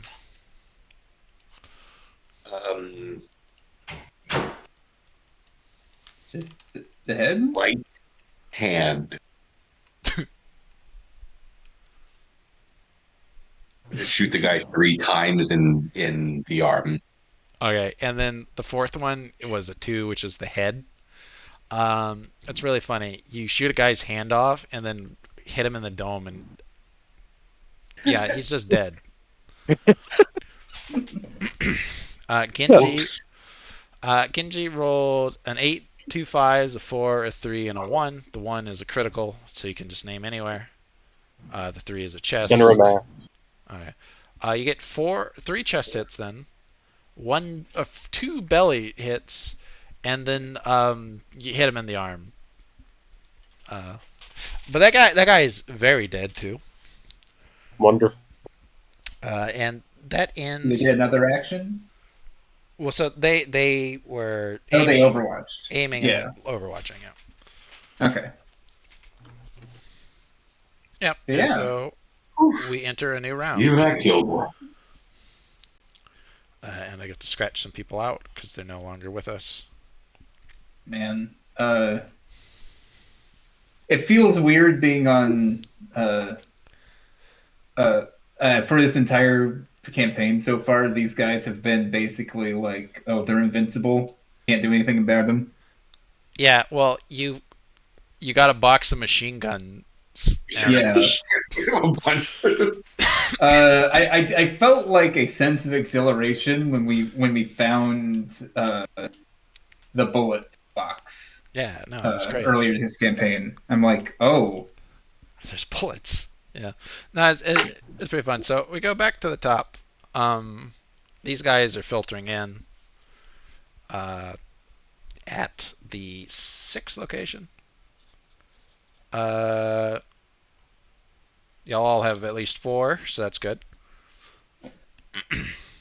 All right.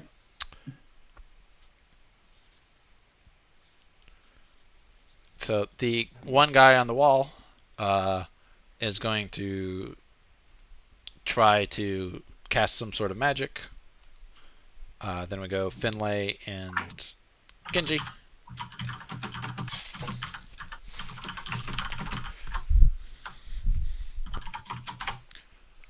What would y'all like to do? So the boat, by the way, Genji does have some bulkheads you could hide behind, which would count for half cover. I will do that eagerly, enthusiastically even. Okay, and so moving into cover, you have light infantry doctrine, which I think makes it take place immediately, so that's great. You still have one action. Fire and maneuver and watch your corners, instant cover, +1 defense for moving, and light infantry doctrine is +1 cover. Okay. Beautiful. Yeah. So, can I use my turn to shoot the guy on the right? Yeah. Again? So the taking cover is going to be half of it, and then you still have one action to do something with. Kill. Okay. So the guy on the right. Gotcha. Okay. What about you, Finlay? Inside the room, you have knocked a guy out. There is a wizard on the wall who's going to cast some magic. The wizard on the wall. I'm going. So, quick question: does melee shoot use your melee CP? Yes. Okay, then I'm going to run towards him, and he's like strapped to the wall, like spread eagle, or like his arms to his side. Okay, he won't be able to defend himself. I'm going to run up to him and like put the gun to his chest and fire. Yeah, sure. Okay. Okay, Just, that'll be really funny. Okay, so why this is so funny to me is that this exact thing happened in VocQuest,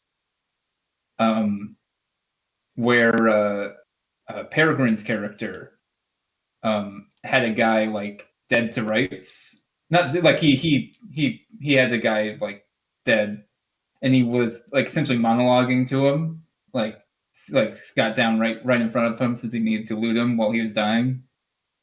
And then the guy had a pistol like at Peregrine's character's like sternum, and it's like, oh, well, there's no dodging this. Pulled the trigger, and then Havoc rolled for the dice for it. Got 0 successes and it misfired. Like it was like a cinematic moment. Anyway, that's awesome. That's great. Yeah. So that's that part.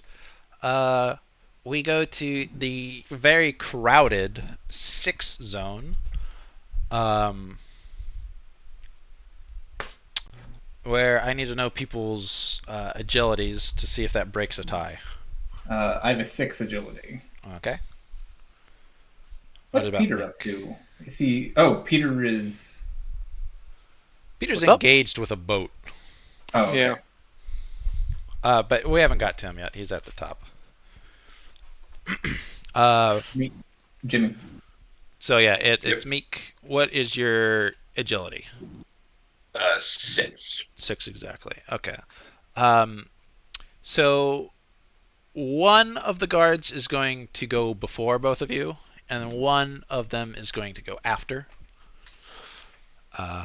One of them has 7, and the other has 5, and then they make it up in wits. So the one who goes in front, he's going to sprint behind the corner that he just came out from, and he's going to shoot at Genji when it comes up. The one, then it goes. Well, actually, I should say that that's the one that goes before you. Sorry. Then Meek and Kitaro can say what they want to do. All right. All hose down the one who goes after. Okay. because I can't stop when it goes. Understandable. Do you want to move into cover behind a bulkhead or anything? Oh yes, yeah. Sorry, I forgot where we were. Yeah, I'll move behind a bulkhead or a doorway or something, and then just let Yeah, loose. okay. That'll count as half cover. If you have the thing that lets, well, you have free movement. Unfortunately, You have free movement, and you can use take cover as one of your actions. So, yeah. yeah.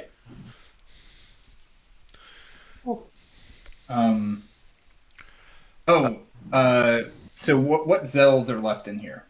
So ones that aren't unconscious or dead, there's only the one guy on the wall.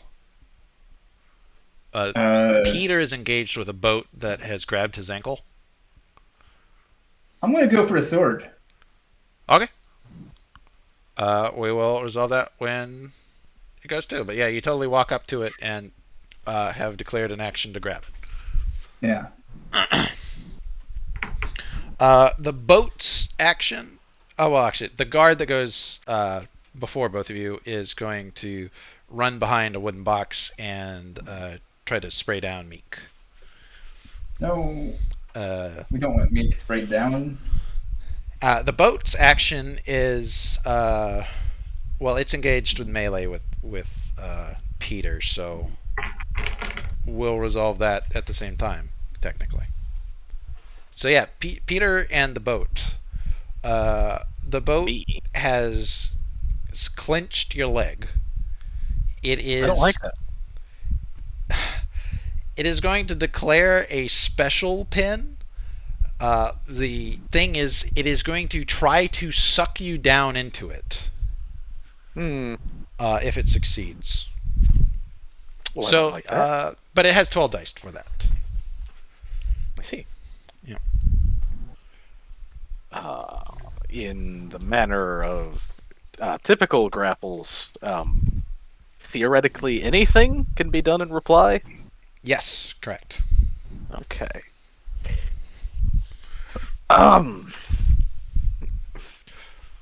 Which means...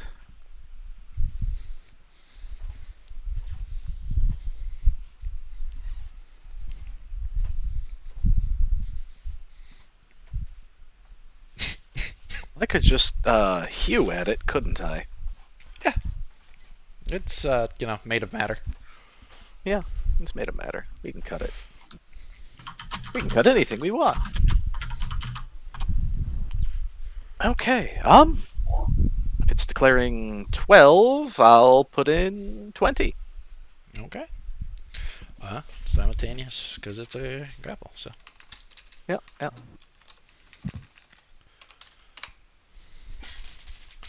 Oh my god. Wow. Okay. Well. Wow. 12. Yeah.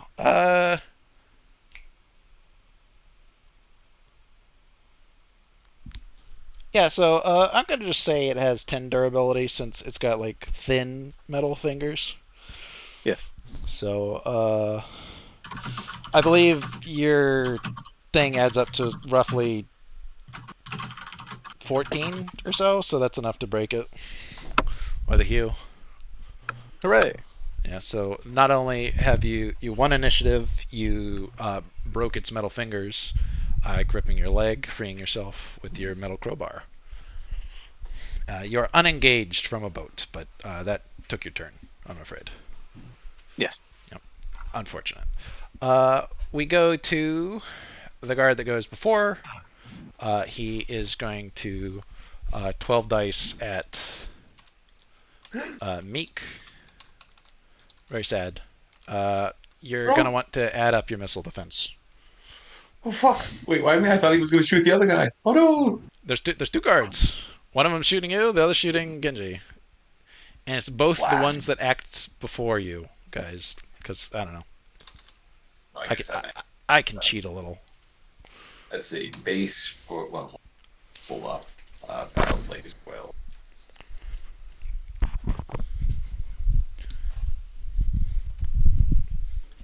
Well, they should probably have a little more dice, but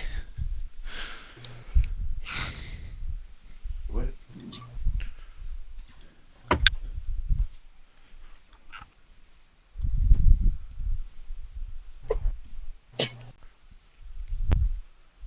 Okay, there we go. I honestly, I think he missed you.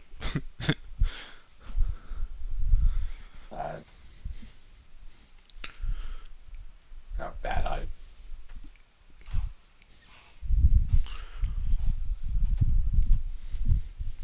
How do you calculate missile defense? I believe the base is 2.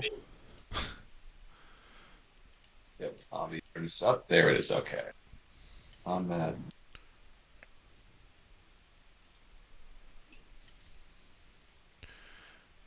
Defense RS. There we go. Okay, moved. Um,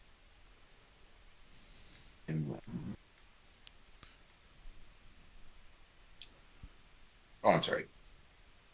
Or then half. You said 5. Yeah, the number's only 5.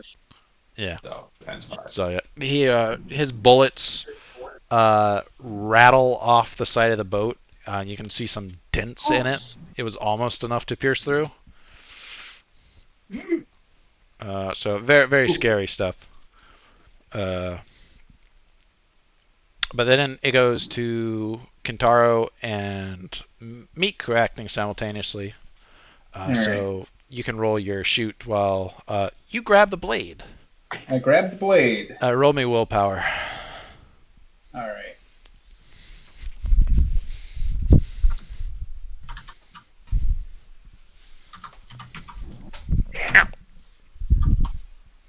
Two successes.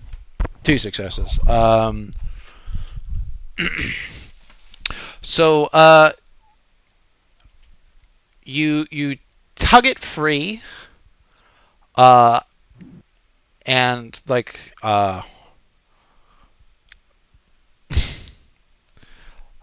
immediately all the lights go out. All the lights go out? All the lights go out. Then you hear the click of the whale blood generator turn on, and all the lights turn back on in red. And this is like a few instants. Yeah. A giant rumble shakes the tower from above. Klaxons start going off, but you're holding a sword that writhes in your hand like a snake. You're engaged in melee combat with yourself. What is your CP normally? My CP normally, it says 12 normally, 14 with one-hand swords. I am.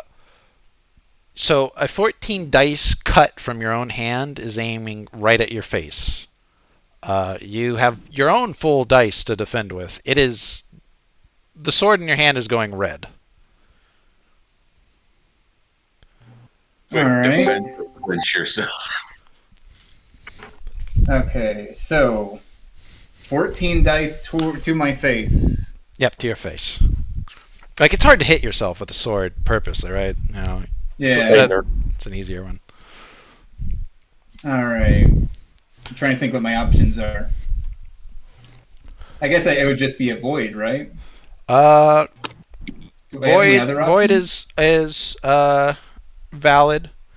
I would allow a disarm against yourself, which is you just trying to pry your fingers open. You could try to arm parry yourself. That would also work. You could do a defensive clinch. Pin your own arm. Yeah, you could clinch yourself. My unarmed skill is bad compared to that. It's 10. Like I said, you have your full CP. You're still wielding a sword. Is that sword the one coming to my face though? Yes. Yes. Okay, just want to make sure. It's not. All right. Obviously, you got to beat it. You have to beat your own arm. Well, I guess I have to beat the blade. What a lovely room this has turned out to be. We just stay. Steak every other day? All right.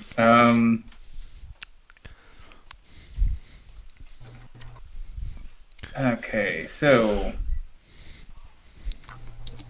What's the activation cost and beat?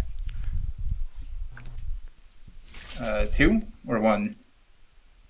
Good question. Let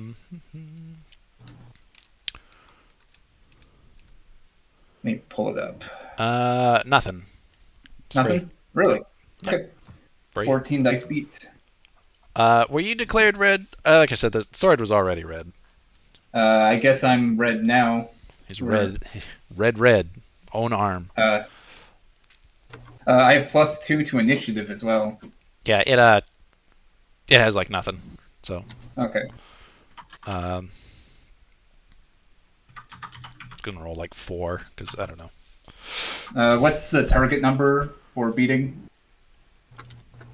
Oh, it's probably gonna be 7. Okay. 5 successes. Okay. This is it. So we need to roll initiative, which is going to be 40-10 for it, and then all of your stuff, because it just says 4. Dice made me read my rolls. So initiative. Okay, how that's calculated? It's ADR. ADR, and then I have a +2 to initiative for my bayonet one. Yep. Yeah, and it just only has 4. That's all I'm giving it. It's just a sword. So yeah, you go first. You succeeded on your beat. You beat your sword. It can't be used in offensive actions against you, and it can't take defensive actions. So on refresh, you can totally just throw it away. Otherwise, you get to, if that's not what you want to do, you get to do another willpower check. I'd like to do another willpower check. Okay, cool. We will resolve that in a moment because that was the whole round for you. Meek, you were shooting a guy, yeah? I got 3. I don't think I hit him. No. Your bullets rattle off the side of the corner. He goes after you, and he tries to shoot. Genji. This guy is slightly better than the other guy, and he rolls 6. Who survived? And now we have to figure out what Genji's missile defense is. Cool. So he's got light. He's got light infantry, skirmisher, fire, and maneuver. So. Oh, okay. Those are good. What do we think? I have to remember where the talents are. Valid talents. Fire, maneuver, immediate cover. Got it. So that's good. And then fire and maneuver and light infantry doctrine are somewhere in there. He's also got skirmisher, doesn't he? Okay, so the good news is you add 2 to any cover you're behind. Light cover or half cover is like 2 already. The base is 2. You perfectly avoid being riddled with holes. Wow. The steel bulkheads are, like I said before, dented with little bullet imprints. It's great. What a lucky day for you. Indeed. Complete turnaround from last session. It is now Finley and Genji's turn. So let's do Finley. You're in melee combat with a guy strapped to the wall. He has no dice. He can't do anything. A roll to shoot him in the chest. No reason to hold dice back or anything, right? Nope. It's only 13 d10 because I do not have my +2 from punching specialization. Nice. I like how Berserker affects melee shoot. He still hasn't used. He still hasn't used the special Berserker I gave him. Yeah, that's gonna. Oh. I haven't needed to. Hasn't needed to. But yeah, so that's very good, very good. Yes. So you said it's 6 damage, 6 AP. Yep. So it's 13 damage, so 9 chest. Hit Any location? any location kills him, I think. But roll it for flavor. So chest thrusting, that is the belly. Belly. Yeah. You blow his guts out, and you're not sure like how. He must have jerked a bit, right? But yeah, he put a big hole in his guts, and he slowly bleeds out. I used my power of anger to make the gun shoot better. Yeah. Hooray! Hooray! Genji, there's a guy who shot at you. I think you said you were going to shoot him back. You were free to Yep. do so. Is it 17 again? It is. Sorry, it's 15. Oh, that's okay. No, you didn't have a name beforehand. It's unfortunately just gonna rattle off his box. Cover good turnout. We love cover. But yeah, so that guy's dead. He doesn't get an action. Oh, it's great. So there are warning klaxons like loudly blaring out now. Indy, you're still grappling with a sword, but you've learned this language, so you hear it. Containment breach. Containment breach. Warning. Ooh. Warning. Containment breach. That's us. Well, Damn, well, you turned power off. yeah, you remember the room with all the lights in it, Indy? Yeah. Oh, shit. Oh. They said Yeah. specifically never to let Never to let darkness or the shadow fall on the mask. Yeah. Oh. the You need tower. to leave. The tower We need to get the shakes fuck out of again. here. Indy still needs to go up a floor. Yeah. Yeah, good times. So we're on the third round of combat. This is the longest combat we've had this game. It's perhaps one of the longer combats I've ever seen in a Song of Swords game. Since most of them begin and end with like we kill them while they're asleep. Yes. We drop rocks on them. Occasionally you get that scene where both men draw their swords and one explodes. Yeah. But so we're at the top of the round. All the people at the bottom below Finley and Genji are dead or unconscious. So Finley and Genji, you may tell me what you would like to do. Genji, you are behind cover. It's good cover. You like that cover. Indeed. So Indy's character, which is Oe, I believe. Yes. Oe needs to get to the top where we are, right? Or am I misremembering the layout of this room? So y'all are in. So it's a boat, and there's like a single room. There's an altar in the middle. There was a back circle where they had dudes chained to the walls with arcane writing around them, and they were doing some bullshit with pain magic, using the sword as a conduit to boil water and power the whole place. Right. Oe is in the center of the room, at the altar, grappling with his own arm, which is trying to kill him. Right. So I'm going to like grab Oe and try to get him to the boat. Oh, well, no, y'all are on the boat. We're on the boat? Y'all are. Yeah, it's Zelaslava. Yeah. Y'all, right. y'all inside the boat. Where are the controls? That's the fun No part. controls. There aren't. The controls are all unconscious currently, or dead. Yeah.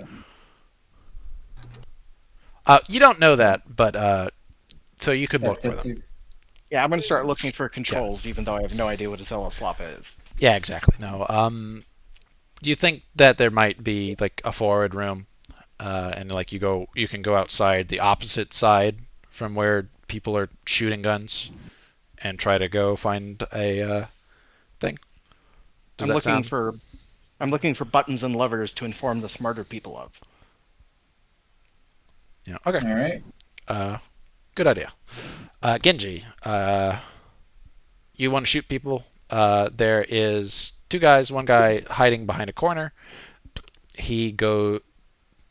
Both these guys go before you. But one of them is hiding behind a box to the right, and one's hiding behind the corner to the left. I'm gonna go after the guy in the box, behind the Okay. box rather. Would you like to aim? It will give you +2 to shoot him. Yes, I would. Okay, I will note that down. So you said the guy at the box, right? Yeah. Okay. I So that assume I guy, have a slightly better chance of hitting him. yeah. So that guy is going to level his gun at you, and it sure does look like he's aiming down the barrel at you. Then we go to Kintaro All right. and Meek. Kintaro, you are engaged in melee with yourself. Yep. And you don't want to let go of the sword, so you're going to get to roll willpower, right? Yep. I will let you roll with +2 when it comes around. So All please right. remember that. All right. Meek, what would you like to do? You are behind cover. Let's see. There's still those. We didn't actually kill any of them. No. I guess. Let's see. You can see Genji aiming down his rifle at the guy behind the crate, and then there's the guy behind the corner. It's actually a good point. I'll aim at the guy behind the corner. I'll take a turn to aim, and then because there's no way I'm going to hit him at it, just spraying. Yeah. How Well, much ammo we have. do you want to take the whole turn, or just one aim and rapid fire, which is what Genji's going to do? Oh, yeah. Actually, that's what I'll do. All right.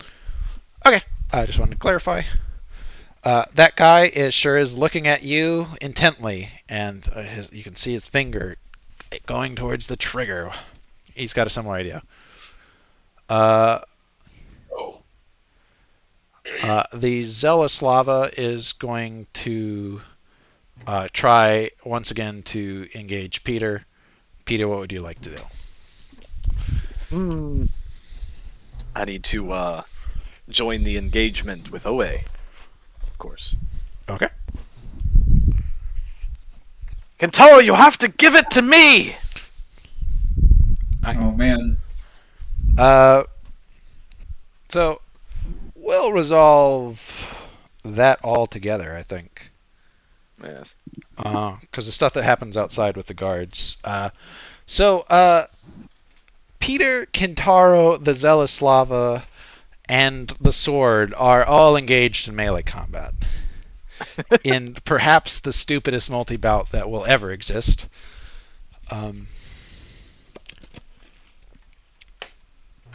The Zealous Lava is still trying to grab at your legs, Peter. Yes. It has identified you as extremely dangerous. You have killed 2 of the 6 Zells that were on here. The sword would like to attack Indy, but it can't because it's still beaten. Mm-hmm. Indy would like to master the sword, and Peter would like to convince you to give it to him. So I'm not sure what those actions are, except for the one where the Zealous Lava tries to grab Peter for 12 dice.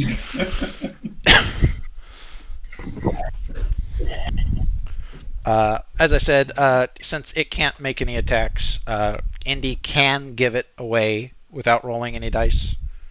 Mm-hmm. Since there's almost no chance you don't roll a single success on 14 dice. So just don't bother. Right? So you can give it away. If you don't, another willpower check. Mhm. I don't know what Peter's action is though. So. Yeah. Well, Uh, does Kentaro try to keep it, or does he accept the trade? yeah. Uh,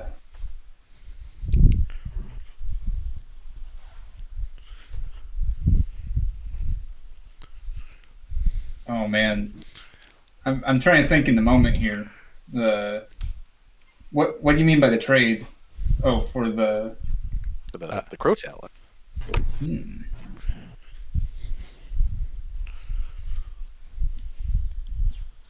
I asked my brother. Okay. Roll shivers. Yeah, yeah.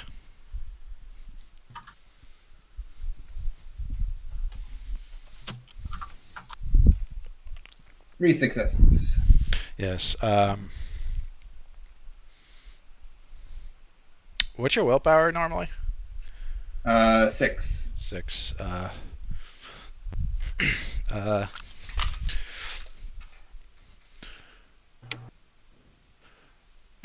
Uh, your brother says, the elf blade will kill any man who holds it unless they master the blade. Peter is strong of will.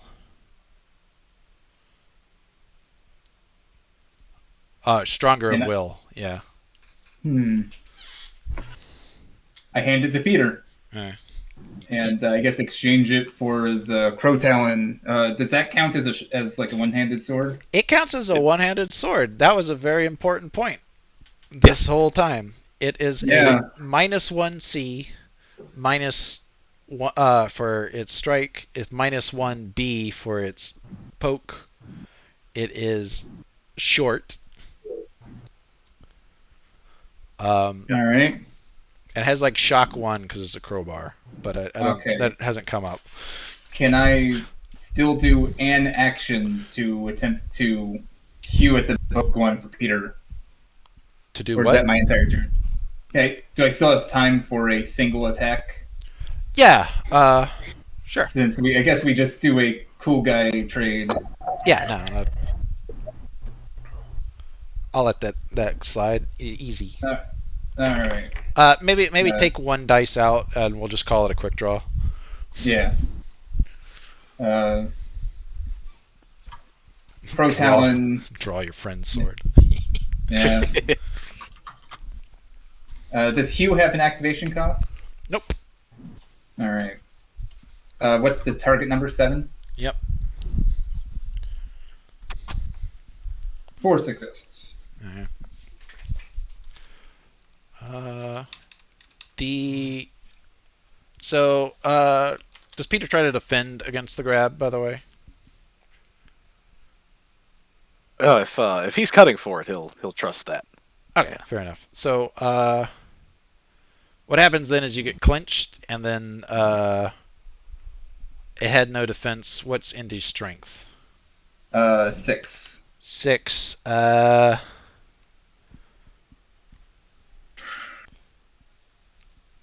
I'm not nearly as buku nuts as Yeah. Peter's power. This roll is not going through. Give me a second. Would you like to add luck, or would you like to tell me for me to tell you the result?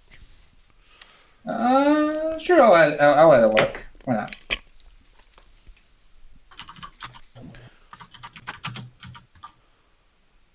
One additional success. Hilarious.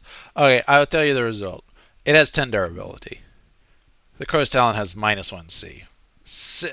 Your 6 translates to 5, 4. It would have been 1 under. The 1 luck puts you at 10. Exactly. You break it. Peter. Me? You have the elf sword. Roll me willpower, please. Okay. You get a +2 for reasons. Let's see.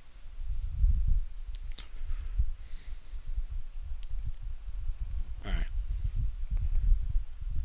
Would you like to roll luck? Yeah, I've got a little more to spend. Just a little bit, though. Bastards. Uh, All right, you ready for the result? Yeah. Okay. You don't quite master the sword, but it can't take an attack against you either. Okay. Um, That's good. It's still like writhing in your hand, but you have control over your own body. Hmm. So that's that taken care of. Okay. Meek, you get shot at.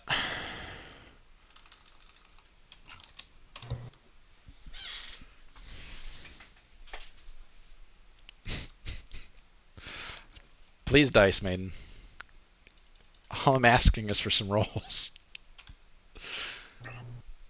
Dice Maiden's like, damn, bitch.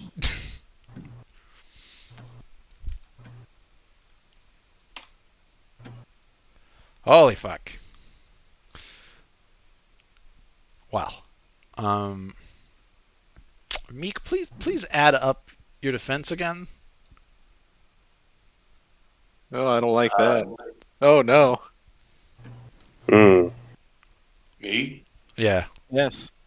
Oh. 3, 4, 5. Might be lower this time. Yeah, I mean, you're still behind a thing. I don't know. Yeah, okay, it'd be 5. But I don't know how much that's going to help me if I get shot Okay, twice. so the locations will matter, is what will be the deal. Oh, Because if they're behind the cover, you still get. The cover will add to your armor, which is like none. But, just the thought that counts. let's find out. Yeah. Maria. I don't know why I rolled T7, but yeah, it's there's a 1 and an 8. Would you like to spend luck to make that not a 1? Yeah, I'll do that. Okay. Whew, that's Well, 3 luck in a session. so he's gonna get to reroll it. It's a 10. It's down in the leg, so it's just gonna glance off the thing. What's 8 going to be? That's important. Nuts. No, I don't know.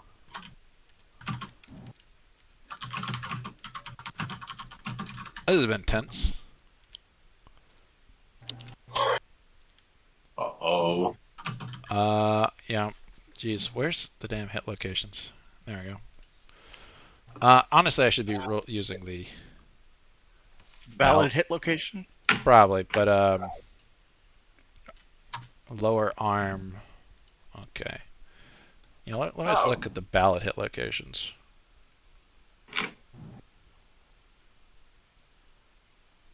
Gunshot wounds.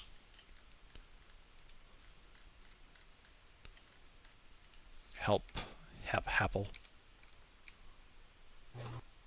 Rough. Where's the wind chart for this? Help. It's chest vitals. Oh, sure. Oh, Yeah. wait. Honestly, so it's funny. So they're reversed in Song of Swords, and that's how we were rolling it. So take the numbers in reverse, right? So 8 Oh, okay. 8 will be 3 up. It's left arm. Oh, thanks. Yeah. So that's how we were already doing it. So. Whew. Oh yeah, that's why I got 3 critical hits instead of just hitting the guy in the leg 3 times. Yeah. So we'll keep that rolling. So yeah, well, the left leg, you don't suffer any damage because the bulkhead blocks it. The right arm, however, or left arm, No. you take 10 stun, 6 pain, and 10 bleed. And if you needed that arm to like hold something, it would drop. But your left arm, and I assume you're right-handed. This is good. It might be a problem because I was holding the gun with it. Yeah, don't worry about it. I think the 6 stun will more than affects your shoot. Yeah, that's true. I'm not shooting this turn. Um, but yeah, you have 6 pain from now on, so that'll be fun. And so yeah, actually, Meek, it's your Joe. Let's see. So I guess the pain wouldn't kick in until next round, so I would have. yep. So you took 6 stun. Your shot was 2 + 8 for 10 total, so it's now +4 instead of +10. It's not so bad. I'm not going to hit, but I'll try it. Simply roll 5 successes. Oh, I only have 4 dice. Oh. I will Well, simply not shoot and no, instead. wait. Oh, wait. You have 4 dice normally? Because you still. Oh, you're right. You I have have 8 5. dice. Okay, yeah, you're right. Yeah, you have 8. Roll it. Do it. I believe. Holy shit. Okay, that's. Is that 2? That's 2. Roll low so that they hit him in the head. Okay, so we said reversed. You got chest vitals on him and abdomen. No, wait, right arm. Sorry. Yay! Chest vitals kills him. He's dead. That's cool. We both bursted each other, and I live Ed. Yeah. Be May. Like Oh, a bunch of bullets sorry, Mr. scatter L. off the side of the corner, and like one hits him in his arm, and another hits him in the chest, and he slumps down. He's dead, Jim.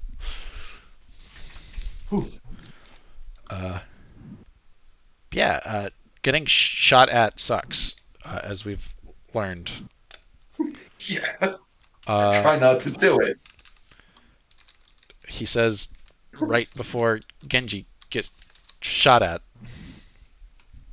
We already established, though, that doesn't hit Genji. Dodge the bullets with Neo.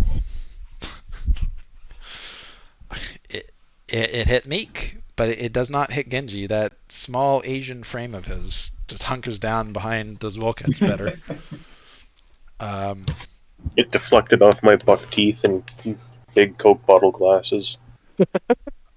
So Genji, roll to fire. Oh, sloped armor. We're doing 17 again. Yep.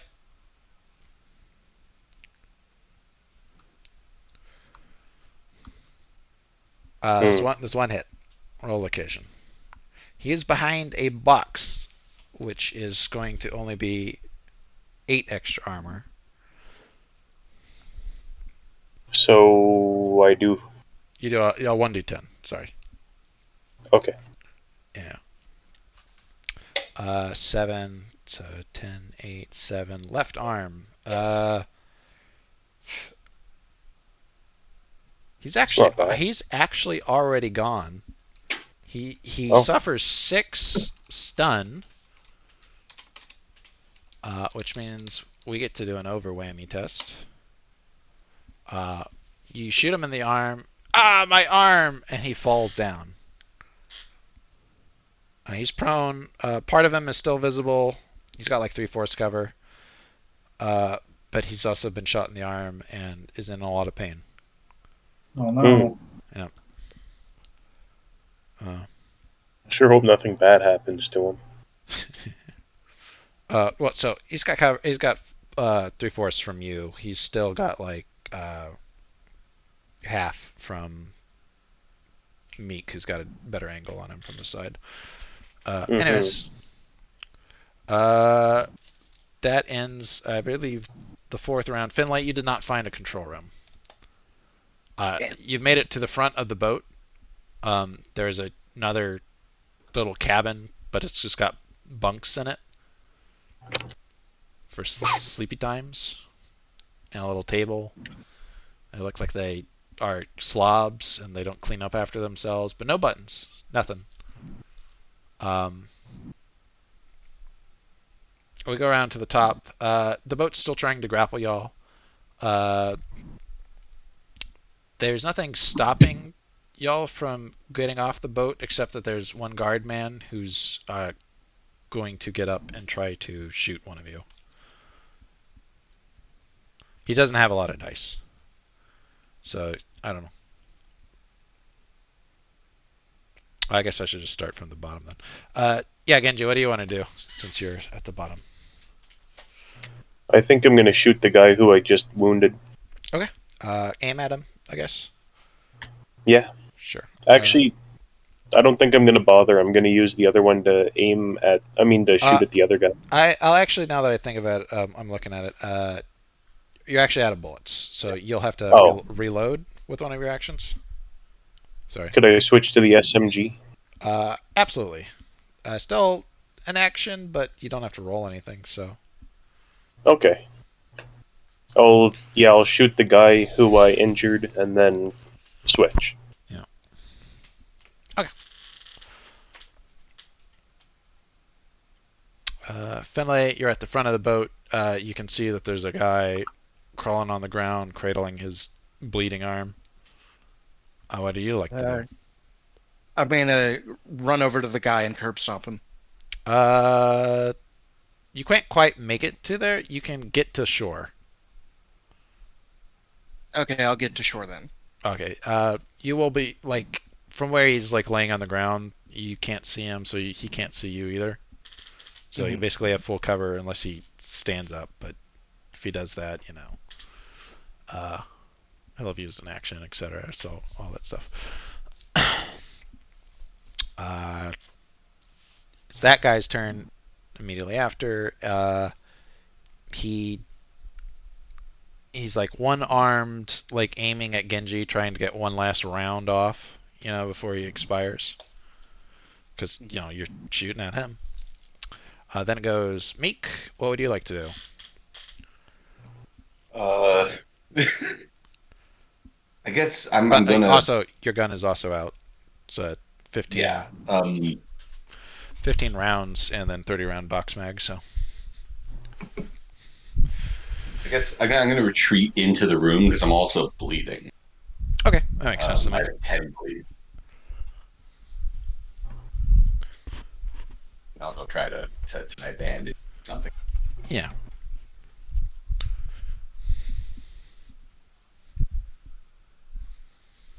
Okay, that makes a lot of sense to me. Kintaro, what do you like to do? You have the Crotalon. There's a bunch of unconscious cells. I guess I am going to kill them until this thing stops. Okay.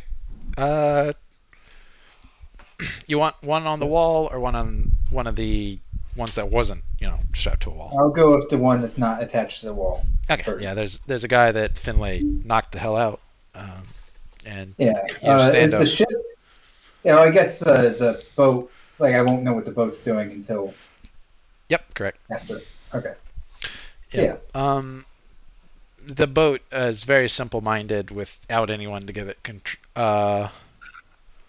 orders. So it will continue its last order, which is to try to disable Peter.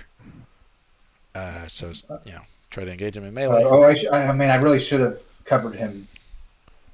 That's all right.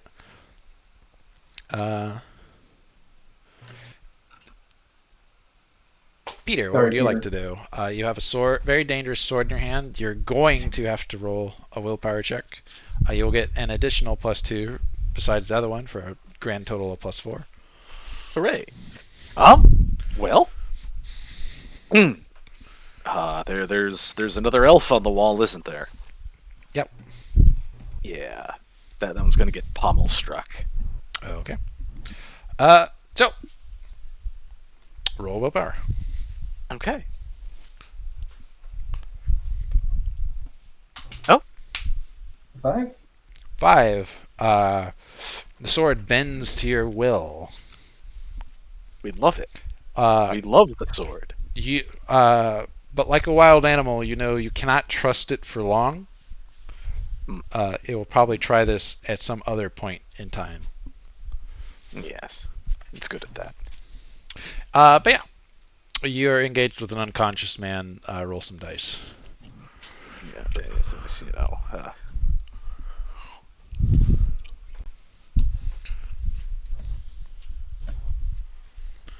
yeah.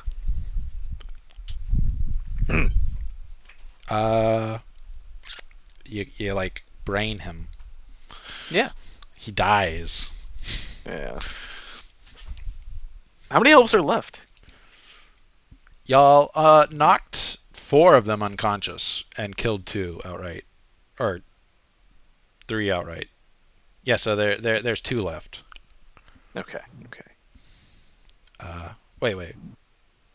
No, there's 3 left. Sorry. Too many elves. I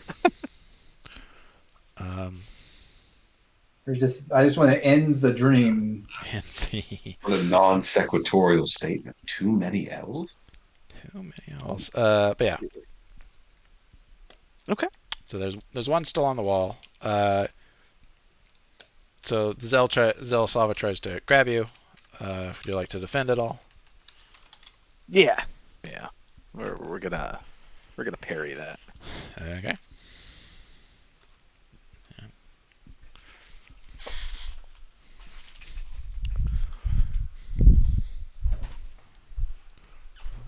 You parry it.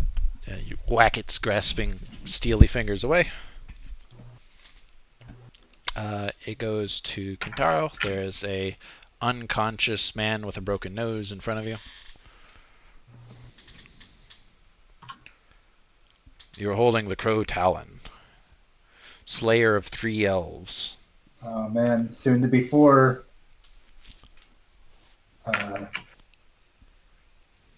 I fall into Western falling crane style, which is a bit awkward with not a katana, but make do.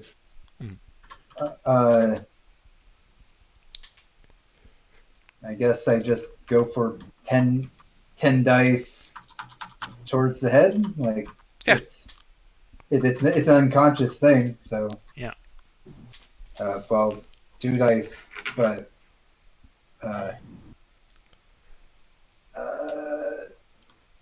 wow.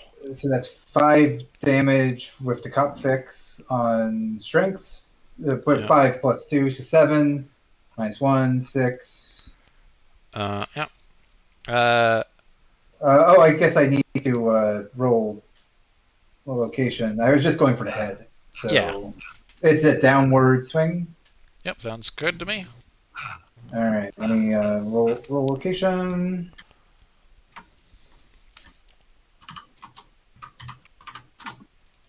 Four. Downward swing. Lower head. Lower head. So, what's the damage boss? So 2 minus 1 plus 5 comes up to 6 minus 4, 2. Level 2 does 2. lower head. Lower head. Cutting. Direct hit. Classic German dueling scar. 2 stun. 8 pain. 4 bleed. Yeah. He's still knocked out. 8 bleed. What is the bleed for phase 5? By the way, 3. Okay, so he's at phase 5. So that's why he's unconscious. Is that only thing? So he's got 11 bleed now, which means I am going to roll a health check. He doesn't have a lot. Okay. No successes. He's bleeding out a lot from these head wounds. You think if he's not treated, he might die from this soon. Well, it's still faster to keep hitting him in the head. Yeah. But yeah, that's your turn. Yeah. I didn't really do too much, but Yeah. You chipped away at it. Yeah. The guard on the ground tries to shoot Genji but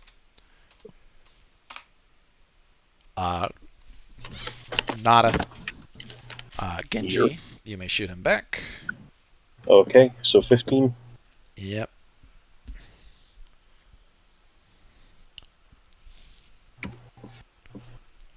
He fucking dies. Oh. Roll Perfect. occasion 4 times? 5 times. 5 times. This is 5d10, right? Yeah. Yeah. So yeah, you shoot him in the face. So yeah, that's gonna kill him. Nice. You riddle the box full of holes. You shoot him in the chest, but you shoot him right in the faceplate. He's dead, Jim. Wonderful. Everyone else is unconscious. So you can kill them without needing to roll any more dice. Yeah, just deal. I'm Yep. ending the dream. We'll say the Crow Talon gets 5 of those. Yep. Yep. So the Crow Talon now does +0 C. It feels alive in your hands. And it fucking hates Zells. You think if you hit Zells with it, it does 2 more pain, 2 more stun, and 2 more slashing damage. Whew. All right. Oh boy. Other elves it we're- just kind of hates. We're making magic items live. Kill a Live bunch. in Detroit. Yeah. The boat doesn't know what to do. You've killed all of its hosts. We're leaving. Yep. So, Peter, for the purposes of weapons, it counts as an early arming sword. Okay. Which I think is like +1 C, +1 P. 7s Yeah. all around. For the guards, I extract the keys. Yeah, you get And you have 5 keys now. all right. Also, reloading. What weapons do they have? So they have their own machine guns, which are of a make you've never seen before.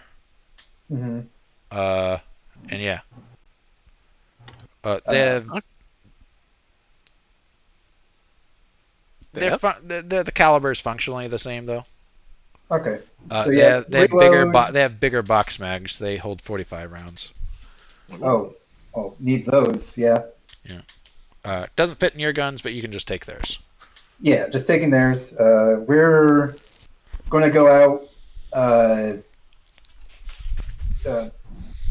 Corners, etc. Yeah. Yeah. We want to get back to the warehouse since there's the elevator. Well, before we get too far. Yes. Oh, by the way, Sweet. Nave, please roll because you hear a whisper. Yes. Yeah. Roll willpower to listen. Okay.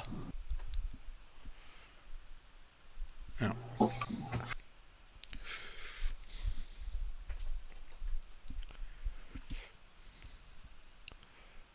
The good news is it's very loud. Okay. So 2 is good enough. It is your angel. She speaks to you. I have been freed. I am coming. Wait for me. I see. Okay. I turned to my brothers. We lost Zach. Zach, no. Deaf mute. Zach.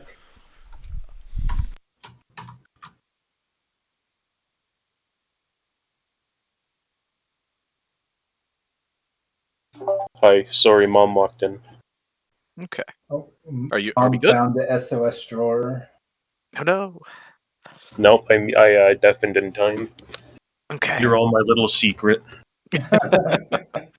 All right. So, Peter just heard some very interesting things through the void.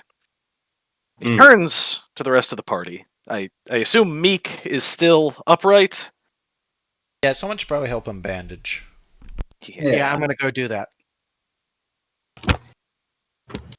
Okay.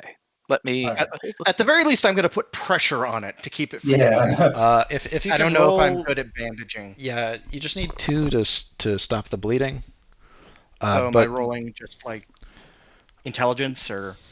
Your surgery is going to be like. I'll accept either int or agility, and then any skill. Right. I'm gonna take agility then. And I don't think my laborer skill will apply to this, so just. I'll allow it just for. Scrapes and stuff. 10 bleed is not too much, so yeah. I wouldn't allow it if it was more bleed than that. 6d10. Hey, 3 successes. Yeah, okay. You've stopped the bleeding. He's still in a lot of pain. I think it was 8. I don't know. By the way, who has 3 grit? I do. Roll to see if you got more. Yeah, that was a whole event. I have 4, so I have 4. I think Peter and Kataro are used to this. 4 might even. Be right back. Really? Yeah, it's real creepy in that room, man, and really disconcerting. And you were killing like people that were mostly helpless. Oh, yeah. All right. It's fine. Good as evil. Do I just roll willpower?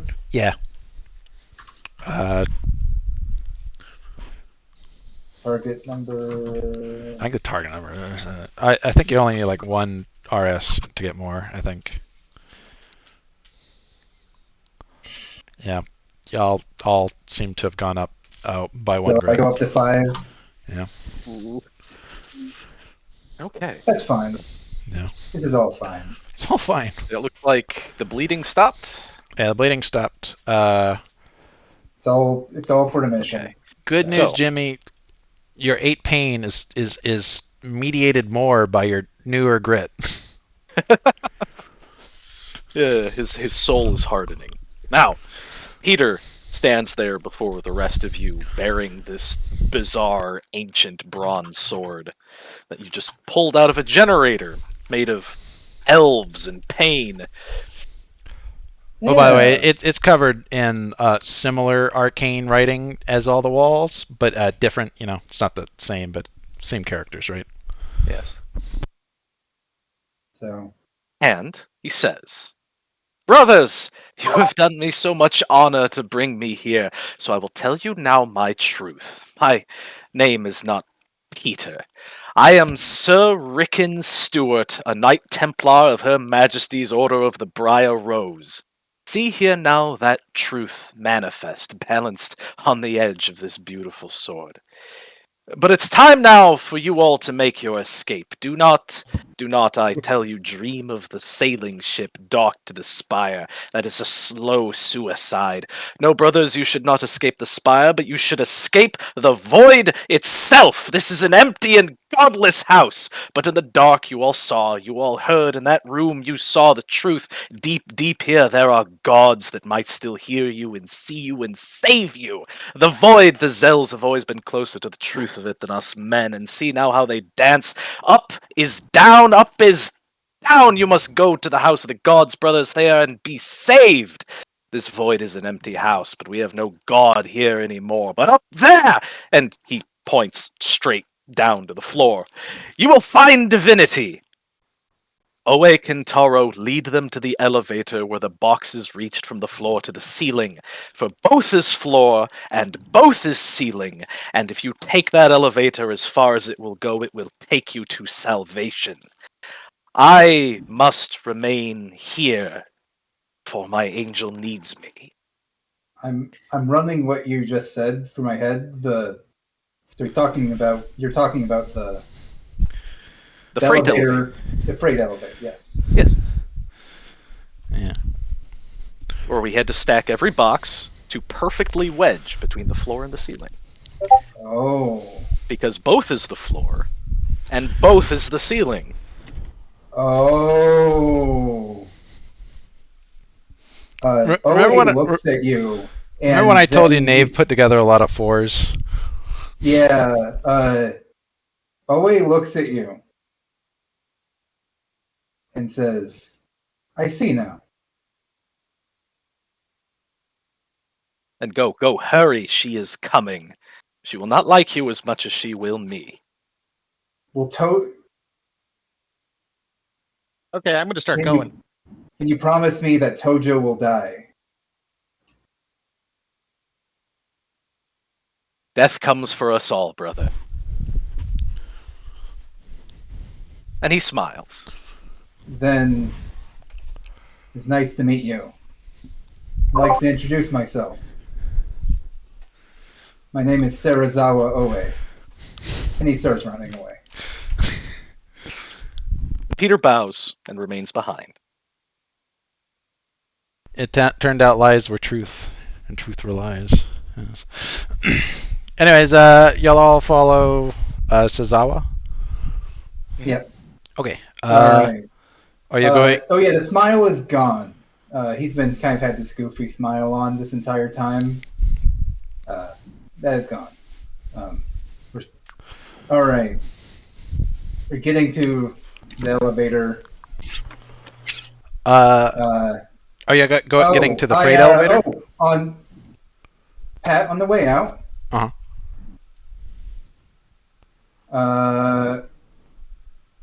Yeah. Okay.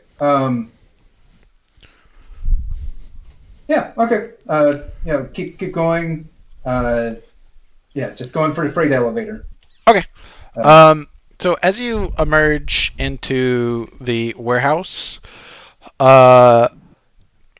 you come face to face with 6 Scotsmen who are very bewildered. They're getting guns out of boxes and loading ammunition. And Finlay, you see Dudley, and he's just like, You didn't even listen to our escape plan, and you're here before us. Hi, lads. I see you made it. Good to see you. And so you see an old guy who you'd heard before. He's got extremely dirty, long hair, like white hair and beard. Stop. Before you go any further, they must say the master word. I'll say it back at him. Yeah, I say it too. What about Meek and Genji?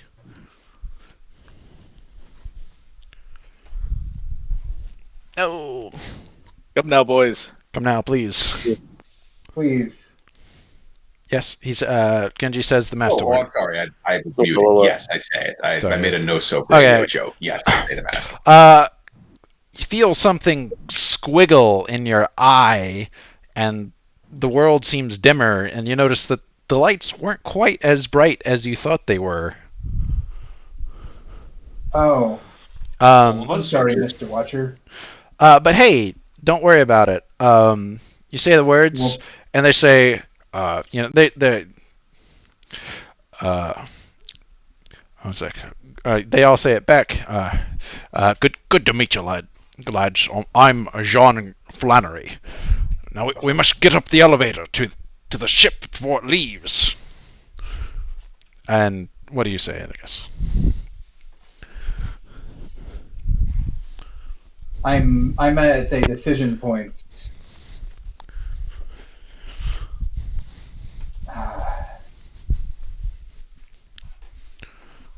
Do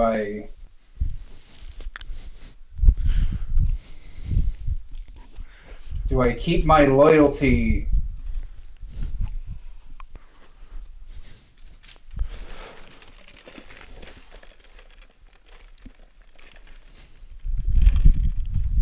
You know the truth. The truth. Oh, boy. Also, the tower shakes every few minutes, as though something huge was hitting it. Yeah. I know the truth. When you passed by the control room, you saw that a lot of it was red, and there were a lot of flashing lights. Bad things are happening. Uh, The situation is escalating. If you want to survive, follow me. Now you head to the freight elevator. Okay. Do you do anything special to prepare? You totally have the keys. You can activate the elevator. I have, I guess, make sure to have plenty of extra guns in case we have to shoot our way out of a situation. Yeah. No, it's no problem. It takes 5 minutes or so. Okay. Get on the freight elevator. And do the Scotsmen follow?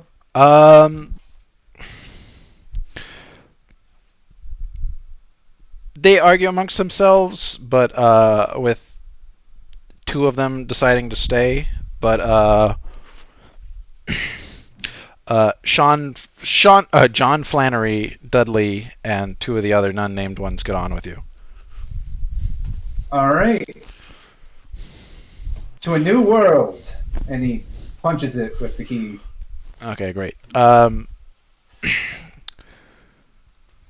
So because there's the panel there that had the you push the button that's down below, and the freight elevator is what it turns out to be, as the box room you're in descends into the floor. Down, down, down. Long minutes passing. You start to feel nauseous, like your stomach's rising into you. And make me agility check. All right.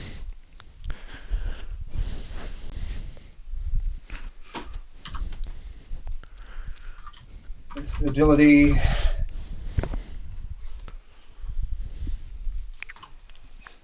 One.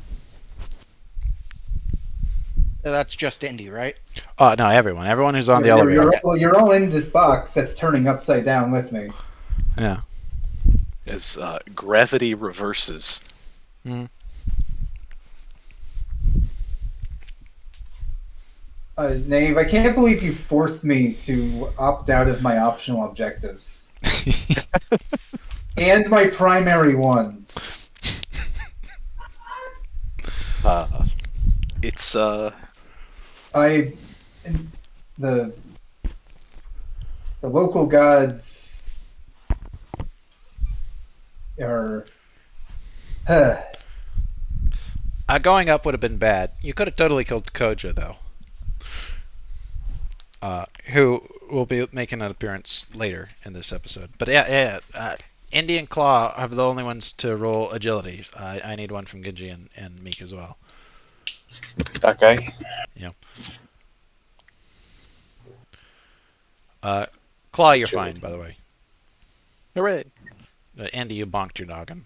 Sorry. No. Is it bad or?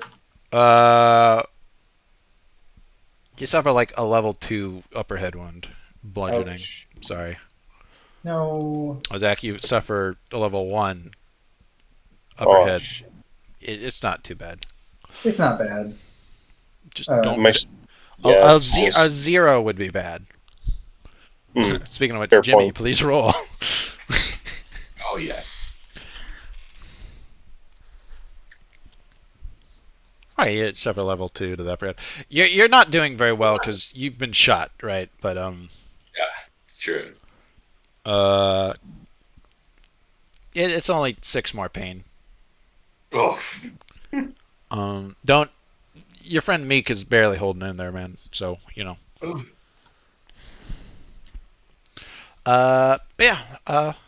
Gravity shifts. What was up is now down. How did the Scotsman handle it? John Flannery is fine. Dudley takes a bonk, and so do one of the others, and then third guy is also fine. Or fourth guy. Okay. Holy smokes! Y'all were kidding about the gravity shifting. Now What we a know how the Zills topsy-turvy feel. world we live in. Anyway, sorry, I had to make a joke. Yeah, it's funny. Topsy-turvy. You're on there for a long bit. We'll get back to you. Yeah. It's like a 30-minute elevator ride. Yeah.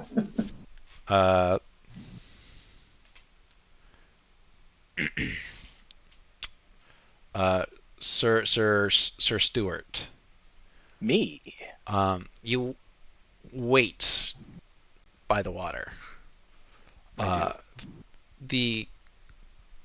For about 10 minutes.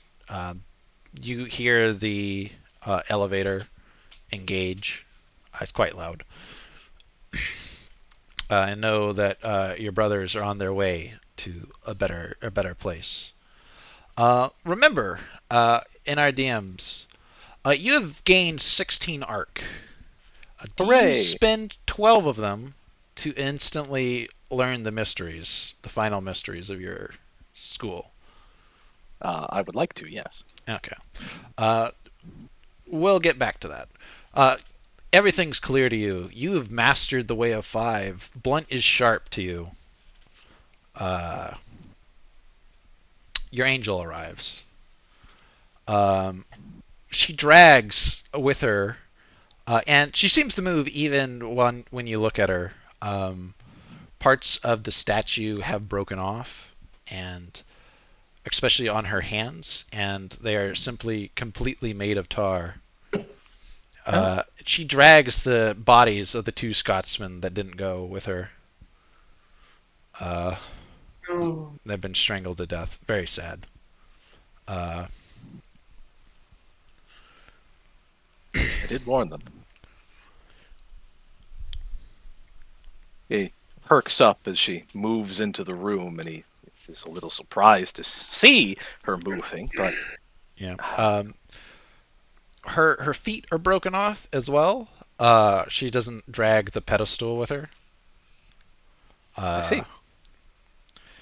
Whatever containment they had that kept her there has been broken, along with, you assume, a lot else upstairs.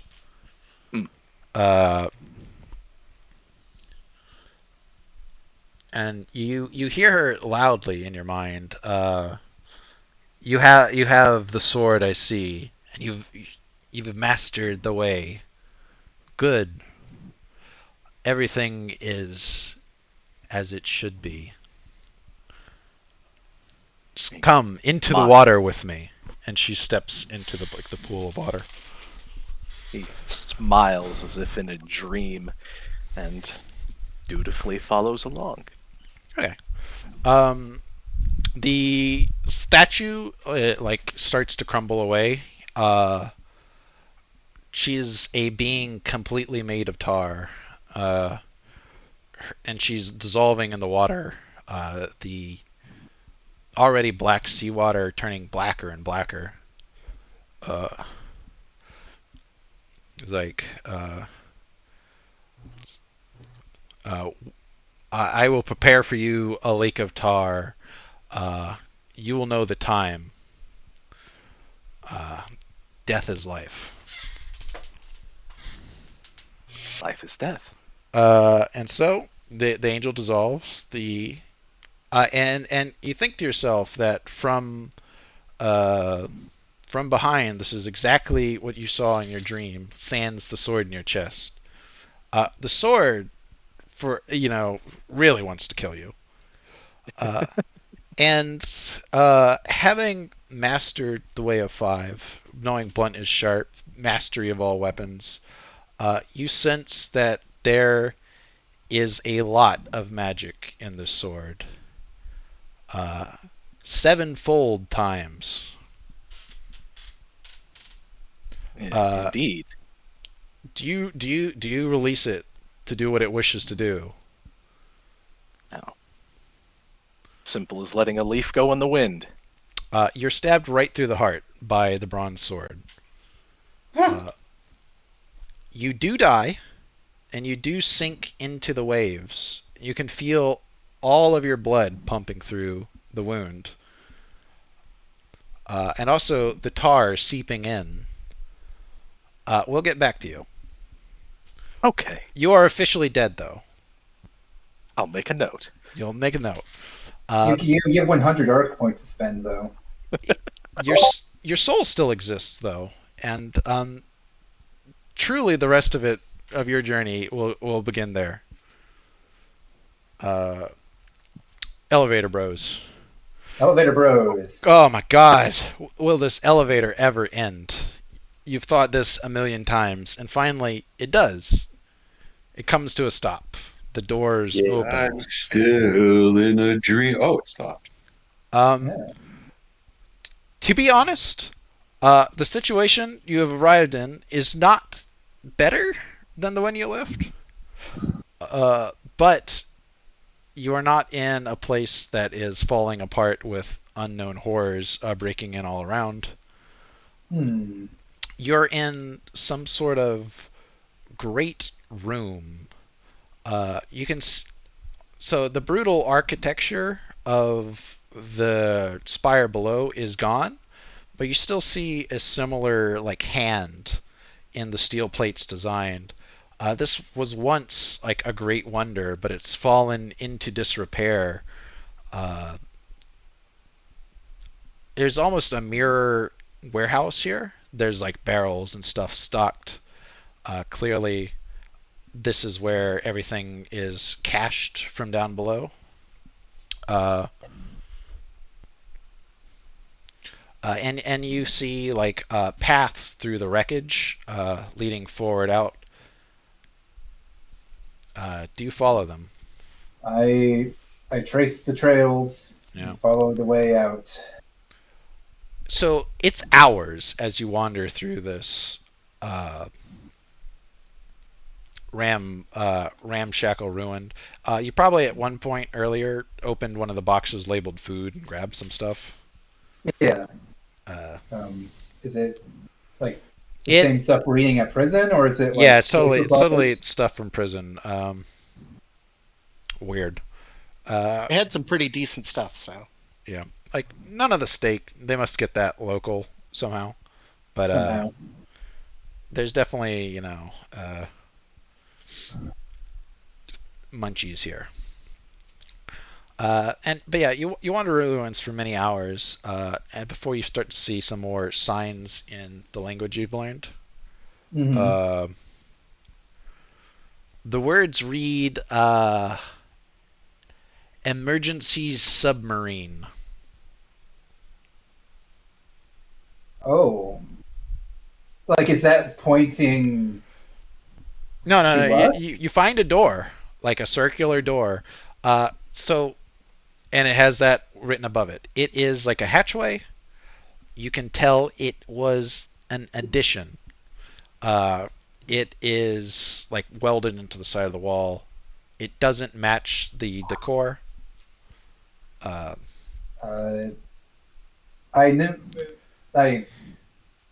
it look like there is a submarine on the other side? You can't see through it. It's a closed door. I open the door. There's a submarine on the other side. What? It will be cramped to fit the 8 people you have. But you can do it. Yeah. Let's just get in. Yeah. Like there didn't seem to be anything else of note, right? No. So. Yeah, so you pop into the submarine. It's really cramped. Oh my God! You hope you're not trapped in here forever because it will suck. And you pull on some controls. Pilot's like a void ship, so yeah. Okay. I've done that a couple of times, maybe. Yeah. You know enough to get yourself in trouble, which is better than Peter would be. Yeah. Peter has technologically impaired, by the way. Oh. It never came up. I'm sure I learned this in the academy. Y'all skipped the warden fight, so y'all didn't get a Zizabrizarek. Oh man. It would have been Kino, though. It would have been. Yeah. You also skipped the German fight. It's fine. Please understand. It was way more fun to stab a bunch of elves. But so you're stuck in there like another 30 minutes before you surface somewhere. Like you're bobbing. You've been in a void ship. You know what it's like to come to like your buoyant point. What? Like, so is the concept of an ocean something in my wheelhouse? No. Like, I know what a lake is. You know what a lake is, yes. You don't know what an ocean is. And so the submarine doesn't have any like ports. It is like a lifeboat. It is meant to go from the bottom to the top. Like those like orange ones you see from the side of ships. Yeah. Yeah, but more submersible. Yeah. So we surface. You surface. Is it kind of more automated? Like there's control systems, but yeah, you can read them, so you could figure it out, and it's like up, down, etc. Yeah. But yeah, it's mostly automated. There was an autopilot. But yeah, you've arrived somewhere. There's probably a voice that says something like airlock disabled. I guess I try to open the airlock. You're blinded. There's something grossly incandescent. It's hot on your skin. You hear oh my god. You hear the sound of seagulls, which I don't know if they exist in the void, but if they do, the void gulls. This is what is this? You're on the largest lake you've ever seen. You can smell salt water from all directions. Off in the distance is a steel pyramid that's in ruins, and there's like an island and shanty town near it. Can I still have any control over the ship? Yeah, totally. Yeah, like okay, so I guess I start sending us towards it. Yeah. That looks like civilization to me. Yep. Whatever this is. I forget the name of the like lost redoubt in the middle of the ocean, but you're there. It's the first redoubt, or yeah, that one. Yeah. The one that has a whole like made in the abyss economy. Yeah. By the way, you also saw submarine docks down there for like normal ones. Yeah, but there weren't any there. Yeah. Like down at the submarine area. Mm. Okay, so E-sub. Yeah, try to go in for docking. What do you make of this? Yeah, y'all have never seen the sun before. This is. Honestly, when you dock, people are speaking in languages you've never heard before. You do spy people in similar but different power armor, because you got to remember this is a bird like adventures. Yeah. How do you react to that? I like OA like flinches at this at first, just out of the frying pan into the fire. Yeah. But he approaches. And the guy first tries to speak to you in the unknown language. The surface language. Yeah. Yeah. I try to speak to him in the language of the guards. Oh, he's like, birdese? Weird. How can I help you? Where am I? How did you get to the first redoubt without knowing where you are? It's the land of adventure. I'm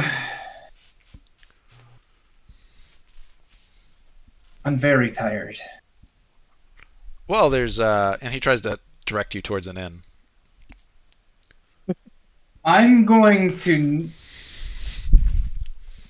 I think I'm going to need to speak to someone in charge.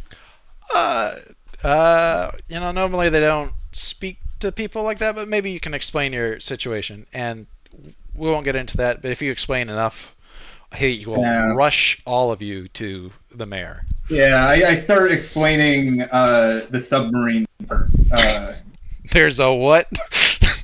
And I just start like babbling. It gets like I don't want to do like the word vomit there, but that's what happens. The short of it is you will be given preferential treatment as you tell your story. Y'all are now on the land of the sun, blessed by Genosis.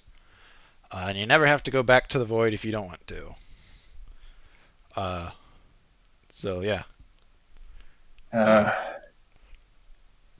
That is the end for your characters. But not for Nave, strangely, because even though he's dead.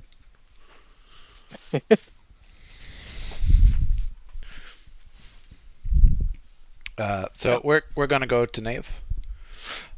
I'm Nave. That's me. Sir Stewart. Me. Your soul it leaves your body, and despite the words you said, there were gods watching. They were watching you through your sword. 7 of them, in fact. And you feel their hooks in your soul as they drag you through the ether. You find yourself on a cliff. A giant lobster smashing against it, the cliff falling away as you back away from it. But there's nowhere to back. It's only cliff behind you. His claws, as they smash into the cliff, seem to speak to you. What do they say? You have destroyed yourself. I have first claim on you. I'll grind you into bits. Welcome to the realm of destruction, realm of Yag Teshekt.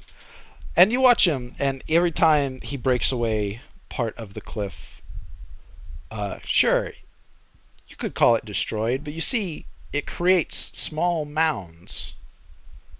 What do you say to the lobster? I'll give you a hint in DMs if you want. Sure.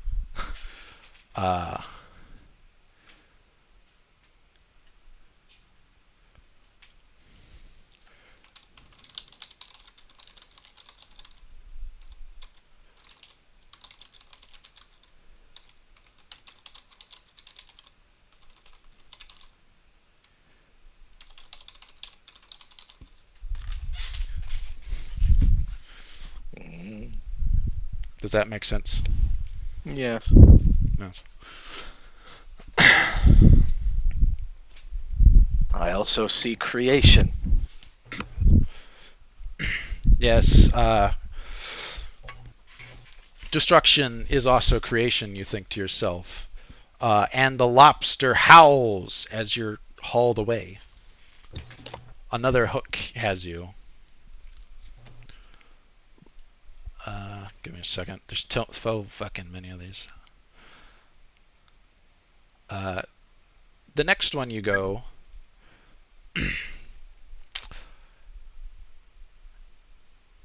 is sorry, I have to read a little bit too. You find yourself in an endless ether full of green clouds. A jellyfish-like monster hangs over you, his tentacles everywhere.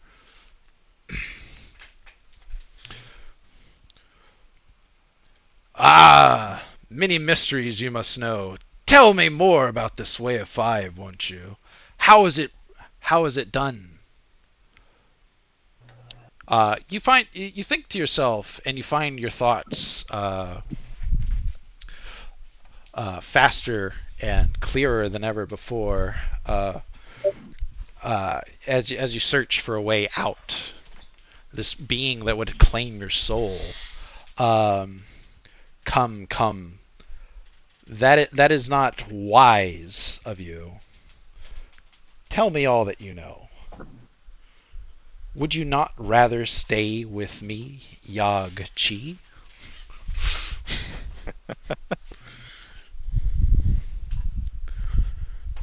Hmm. Uh,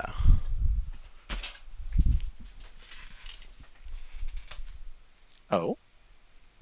yeah.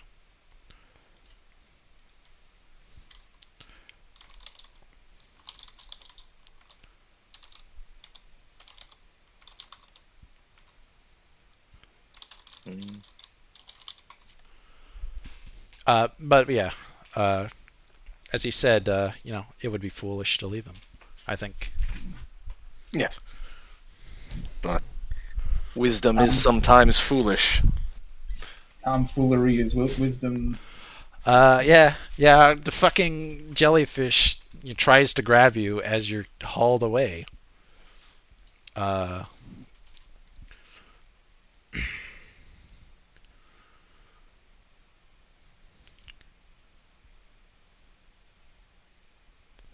yes, so you enter a black void, silent.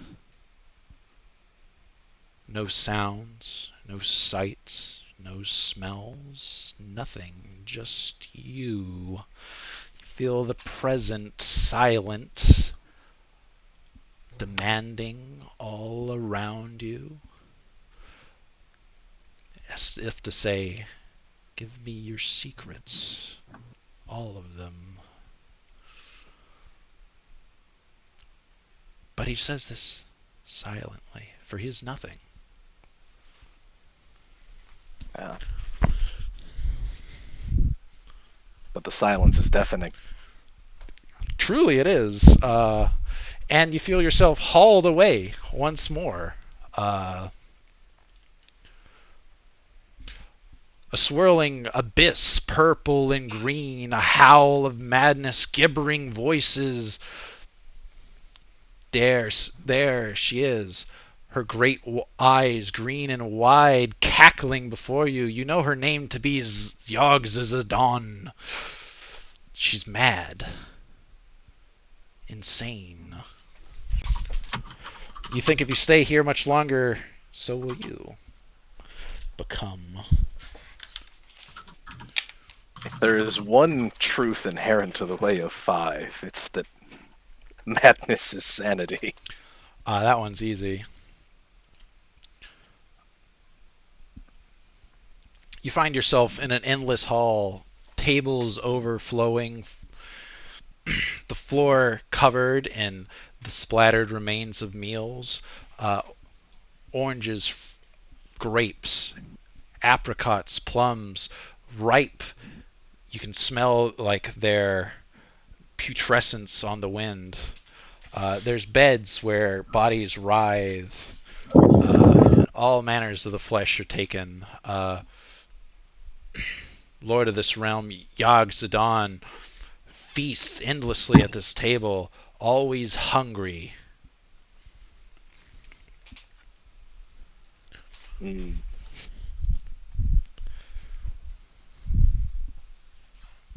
This is why we waited to do you last.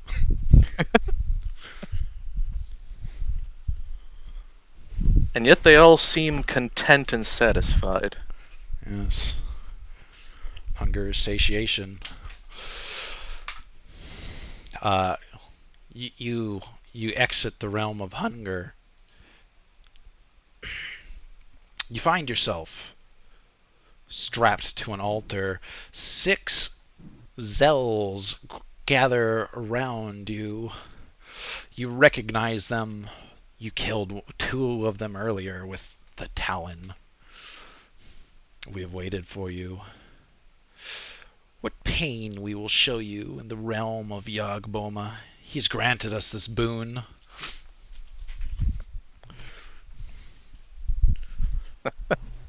Oh, would you make my pain your pleasure?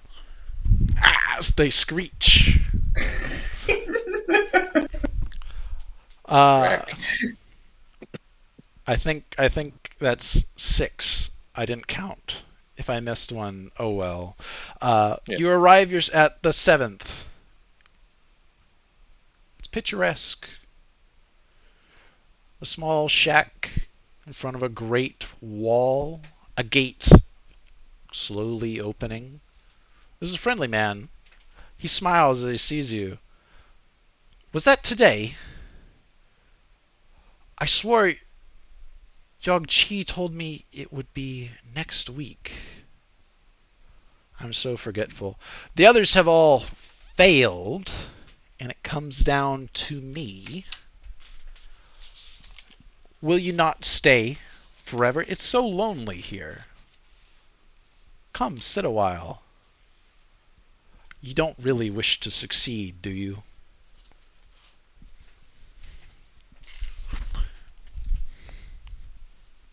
It seems improper for their failure to be your success.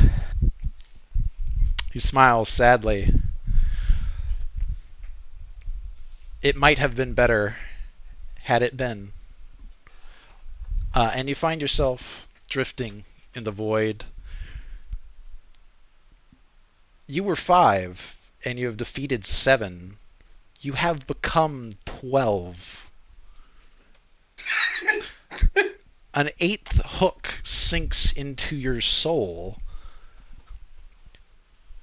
You find yourself before a great snake held by 12 hands, but when you blink, it becomes a lion bound by 12 chains. Blink again, and it's the shadow of a man.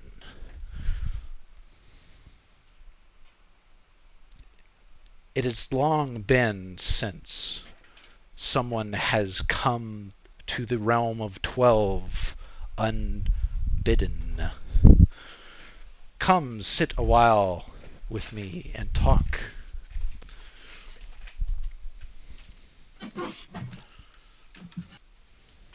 Oh my. If you think, a chair will appear, by the way. I don't know Yes. if that matters. Well, that would be polite. Well.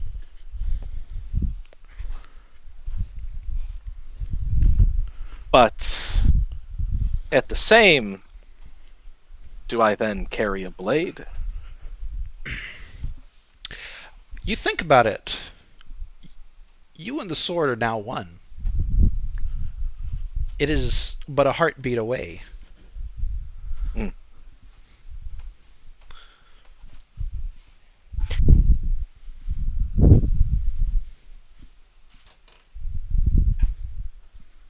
But, do you talk to the shadowy figure? Sure. A few words won't hurt. Yes. You have met my angel, no doubt. Sorely crafted she was. But one does what one can, bound as they are. Come, I heard your speech. You were wrong. There is one God here in the void. Me. But 12 hands hold me, trapped. Would you become one of my 12 hands? I would need 11 more before I could be freed.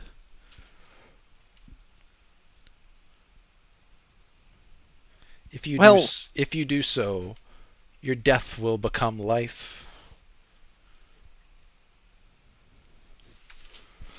Peter thinks for a moment on the absence of a divinity in the void and the terrible implications of it. And also the terrible implications of what would require that such a god be imprisoned. What could even do it in the first place? But he remembers, also, what's good is evil, after all. And he nods his head.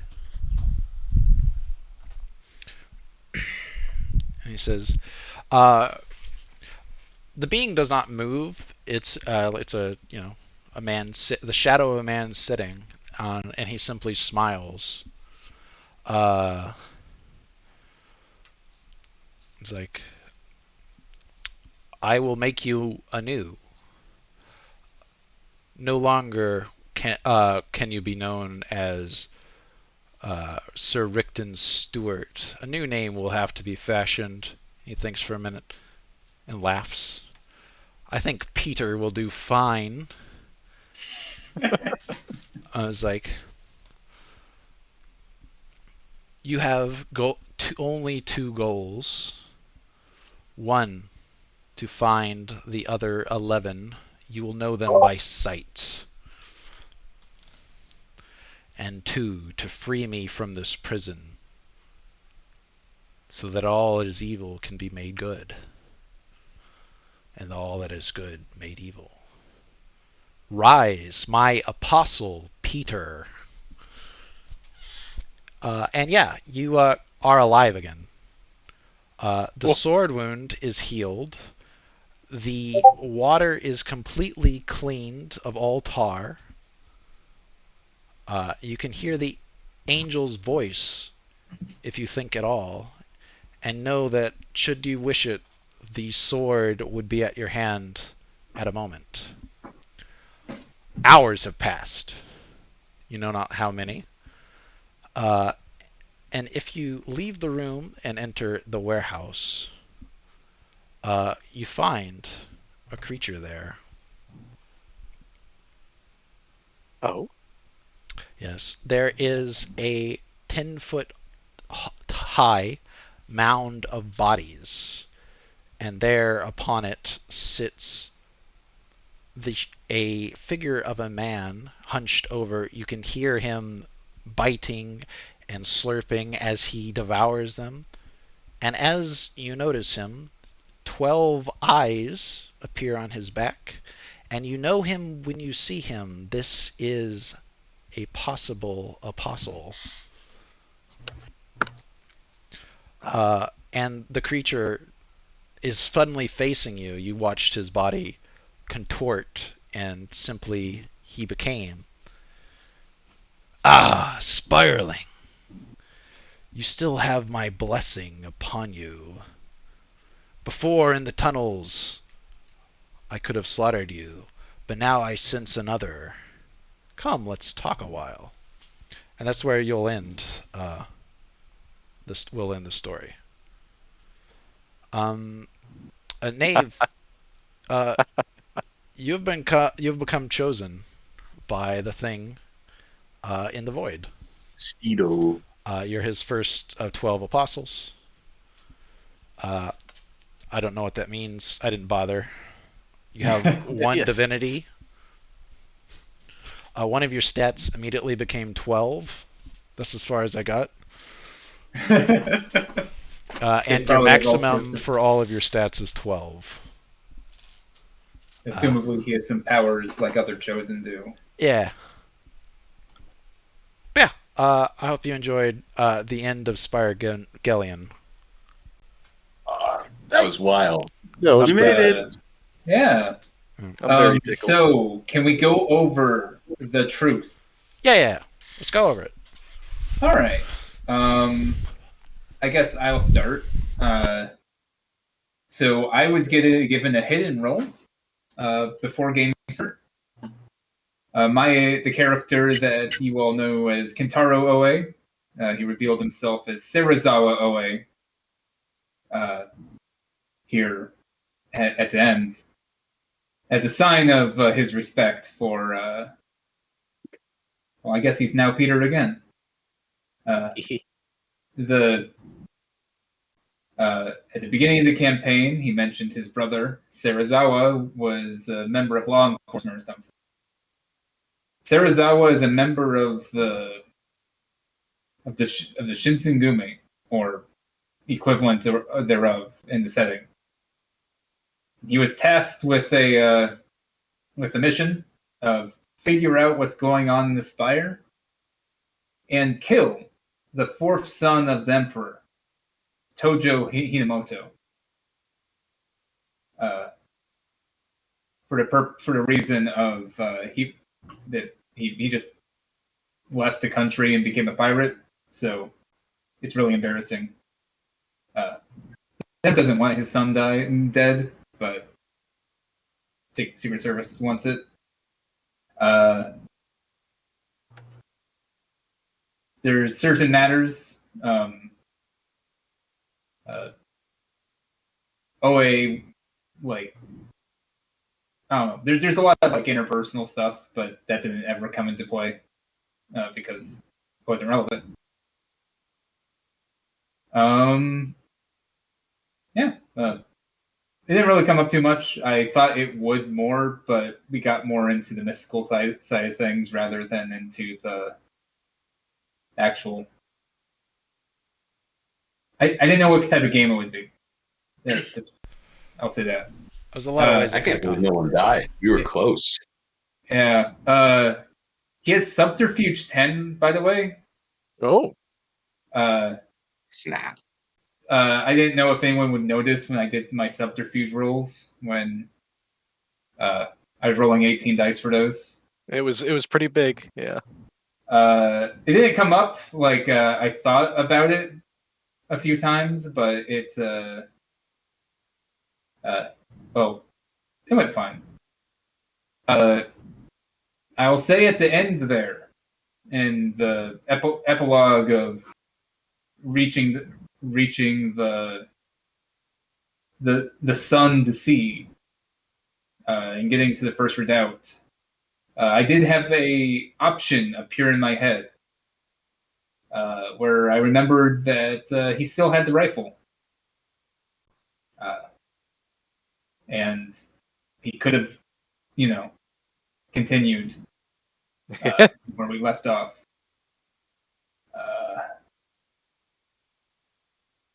But, as I said earlier, inspired by Peter, taking a leap of faith. That's all I have to say about that, really. Oh yeah, Kentaro Oe is still out there. He's a real person in the setting for the backstory. Serizawa and Kentaro are twin brothers, which is how this whole charade works. Anyway, Pat, was anyone else given secret roles other than Knave? Knave wasn't even given a secret role. He just made a sword obsessed guy, so I put a sword to obsess over. I know my audience. That's true. And once he was like, "Yeah, I'm getting it," I was like, "Okay, I'll write a storyline for this. It'll be funny." It was very funny. So the things that didn't occur but were set up is so the if y'all had gone upstairs instead of immediately being like, "Yeah, we got to leave now." Yeah. The Germans had made a deal with the monster who is actually a star vampire. Oh. And most of the creatures down there are spawn of his. That's why he's upset about the Spire. Well, he's not. Yeah, well, he's not upset about it. It's just his job's to figure out what the hell's going down. Yeah. Them watchers are terrible bosses. Yeah. Technically, his job is just to figure out what the hell the consult's up to. Yeah. So yeah. And Knave's about to give him a new job. Yeah. Yeah. He'll like it a lot better probably. But yeah, the Germans were told specifically that one guy was the Hiver was trying to break his friend out. Indy knew that guy was a spy and that he specialized in explosions. One of the explosions that shook the tower was the Barnaby's Folly exploding, by the way. Oh no! That was the ship that we wanted to hitch a ride out on. Yeah. If y'all had gone upstairs, the Germans had replaced the hiver they got with one of the spawn, and had stuffed his ears with earwax, so that he could make it past the master word test. Oh. They make you all say it before you get on the elevator. It didn't come up. Okay. And so that was part of the deal that they struck. They had a deal with the Star Vampire, and he was basically telling them where to dig. Okay, so that's why they knew, every time. There was a hint where y'all were blessed by the Star Vampire, and we found it immediately. Found it immediately, yeah. The Scotsman's plan, which y'all interrupted, was they were going to sneak in through the ore chute after everything had closed. They were just going to crowbar it open and sneak in and hide themselves in boxes. Sean Flannery has maxed out shivers. Oh man. And he had just rolled really well, and he knew the exact date the hurricane was ending ahead of time. Yeah. And so he's like, yeah, we're going to sneak into the boxes, and I know which boxes because I'm shiver maxed. And they're going to carry us up to the Barnaby's Folly, and we're going to break out with machine guns. And the Germans were also going to be there. There's going to be a whole fight. And then the hiver was going to explode the Barnaby's Folly, and y'all were going to have to work your way through the Spire from that side. It'd have been great. Y'all would have still ended up where you ended up. You probably would have had to kill Tojo Hinamoto, who Knave and the Star Vamp are probably just kill out of hand. Why not? Just a human on the Spire. It's he's actually a JoJo character. Tojo Hinamoto Toto. Yeah. No. Oh no. And he had a stand. If you killed him, he would have given his stand to you. It didn't come up. It's all right. That's hilarious. Sorry? Question mark? I don't know if you guys would have actually survived going up to the top and then having to fight all the way back down, but well, that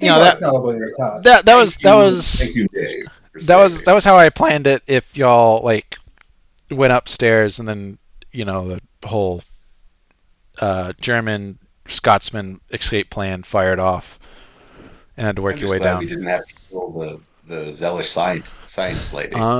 You would have fought. Well, you wouldn't have fought. You would have had to avoid the giant Gru, whose mask it was, which was a callback to the other game I ran with Jimmy. So the birds captured both the Tar Angel and the giant Gru from that game. Oh. And they were studying it because they're like, "There's some wacky shit." This is some wacky. Y'all would have had to fought whatever his name, Montegru. I forgot his first name. Who is the guy in the cell? Yeah. He's like 1/80th Gru. That's funny. Yeah. Oh, that guy. Yeah. It's another reference to the game I ran with Jimmy, the Invalid. There was a whole island of Montegrus. There's only one now. Oh my god, I just get it now. Yeah. So it was really funny. Was that door unlocked? Could I have opened it? Yeah, you could have opened it. He couldn't open it for reasons. Oh. But he's just like a dude? No. I hadn't completely worked it out. He has a Gru mask, and he fights unarmed. Don't get scratched by him, but he doesn't have any of the powers. He's just chimpanzee strong and other stuff. He's a wacky dude. Yeah. Stuff happened to him. Bad stuff. But yeah, y'all would have to go through that. The warden was going to appear at some point with a berserk. But if y'all had come down that way, the way it would have played out is that a lot of the scientists would have made it to the freight elevator ahead of you when you arrived topside. Oh. And you would have gotten a job offer to join the consult or die. Oh. Because hey, if you went through that way, one of you would have had a stand. There's some wacky shit up in the SCP zone.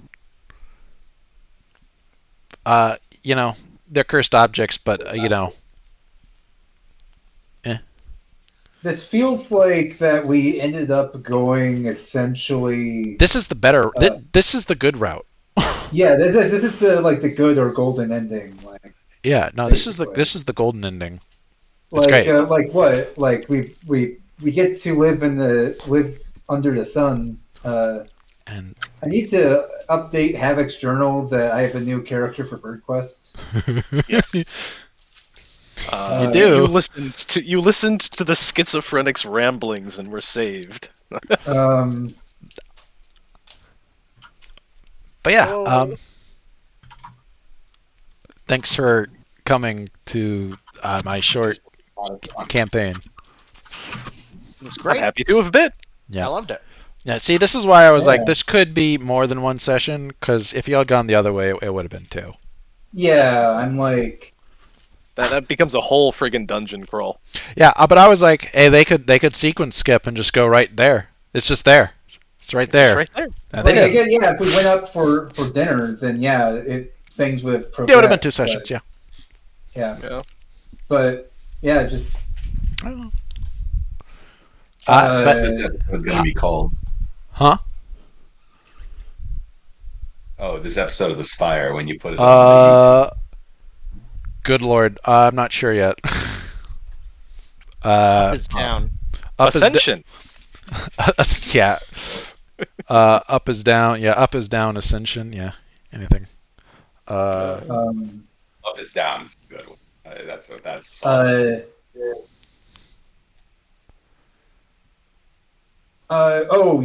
Why he could learn the bird language is that he had the highest level of polyglot plus the background as being like international spy. Yeah.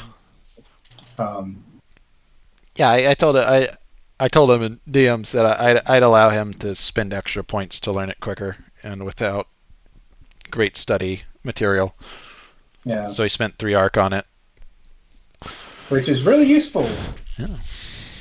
Unfortunately, I didn't get to do what I really wanted to do, which was do a confidence play to get like in as a guard. Yeah.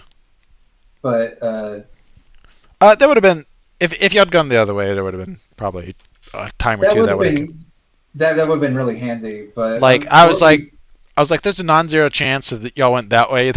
All 5 of you would have been in bird armor. Yeah. And then we would just we already shot our way out, but we didn't. I don't know, like. Yeah, instead of getting the assault rifles, y'all would have got your stuff back. So you would have got your katanas. Finley would have got his claymore, etc. So the only way out is down. There is a way. There's a way to do the top route. Which was to the day that Nave missed. You had to kill the Germans because that's the day they did the swap. Oh. And then you could have bartered with the Chinese guy to not blow up the ship. Oh, okay. So. But yeah, my general thing is that if I have like a plot hook or something, is if you know. Yeah. Okay. So if it doesn't get interacted with, I just progress the progression. Yeah, I get you. But we were going to kill the Germans that day, right? You were, and then the demiurge affected Nave. Yeah. So they were spared. That would have gotten us to essentially Route A, which is like the normal plot. Yeah. Well, what I guess It wouldn't have quote solved your unquote problem of needing to go to Route D, route to D. the D route, whatever. You Yeah, could have made that but up. yeah, would the Spire have been like fine? Possibly. If you escape on the ship, Spire probably is fine. Yeah. Escape on the ship, Spire's fine. The SCP stuff getting unlocked was due to us, of course, removing power. Yeah. So, so any sword route would do it. Yep. I'm trying to think of other ways out. I don't think that we were There. equipped to go for the caves. The caves would have been bad. So y'all walked for like 2 hours down, and the Yeah. navigation check you missed was noticing that the curving tunnels, you were starting to walk on the walls, as like you like legit just walked through the phase change. Oh shit. But yeah, y'all failed the roll, so I was like, "Guy, you don't notice anything." Sure, it's a cave. Oh, that's really cool. And so that's why where you got to where the goblins are is like the The bottom, hollow. yeah, the bottom of Yeah. the hollow, and that's why there was animals and stuff. It would have been bad. It would have sucked. Your characters probably would have never made it to the sunlight. You would have escaped the spire though. Yeah, which is Definitionally. technically a win. Yeah. I do feel like that my character. I'm going to say he went through some development on this, which is kind of hard to show because of the hidden nature of his character.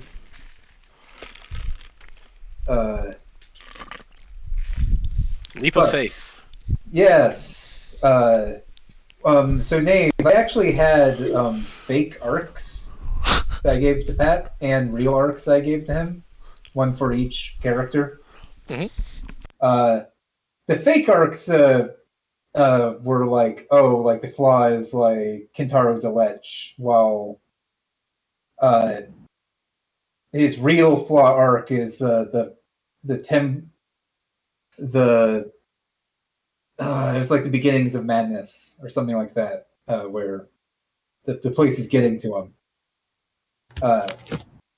One of his glory arc, though, was my cover is my armor. I am Kintaro Oe, which meant that the fake arcs just fed into that one because it's him pretending. But anyway, I do feel like that. His belief arc, his real belief arc, is the local gods are to be ignored at your own peril. Which I felt like I cleaved to well enough. Actually, there are no gods here. And that's the problem.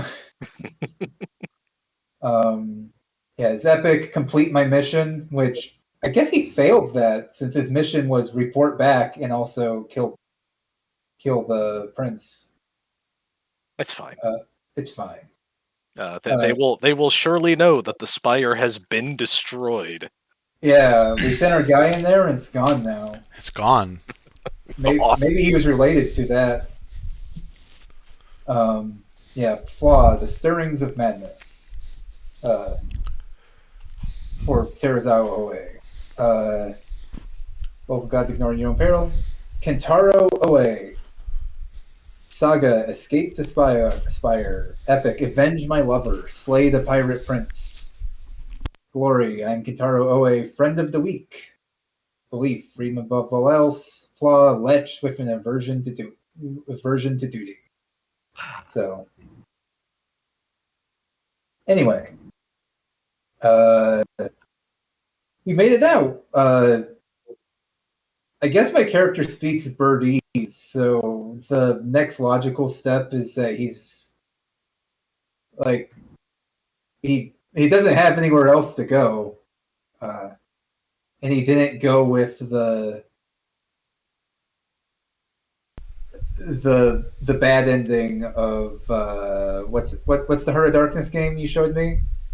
What's it called? Spec Ops: The Line. Yeah. Yeah. He the interface was still there for the gunfight. So Still there. But Yeah. Can't wait for Sarazawa to show up in Bird Quest. Bird Quest. I don't know how the rest of the characters are going to handle being dumped in a place they don't know the language of, but you know, Poorly, probably. we'll. Yeah, I mean, Finley has 4 other people that speak Caledonian, so. Yeah. And, upstairs Scottish probably isn't too far off. Yeah. Time to go find out how close Vosk and Scots are. Yeah. Yeah. But yeah, no. The others probably could be employed by the upstairs first redoubt birds, because they definitely want to explore this weird entrance, because it's seemingly at the lowest level that they've never made it to. Oh, it's at the base. Yeah, Neat. it's at the bottom.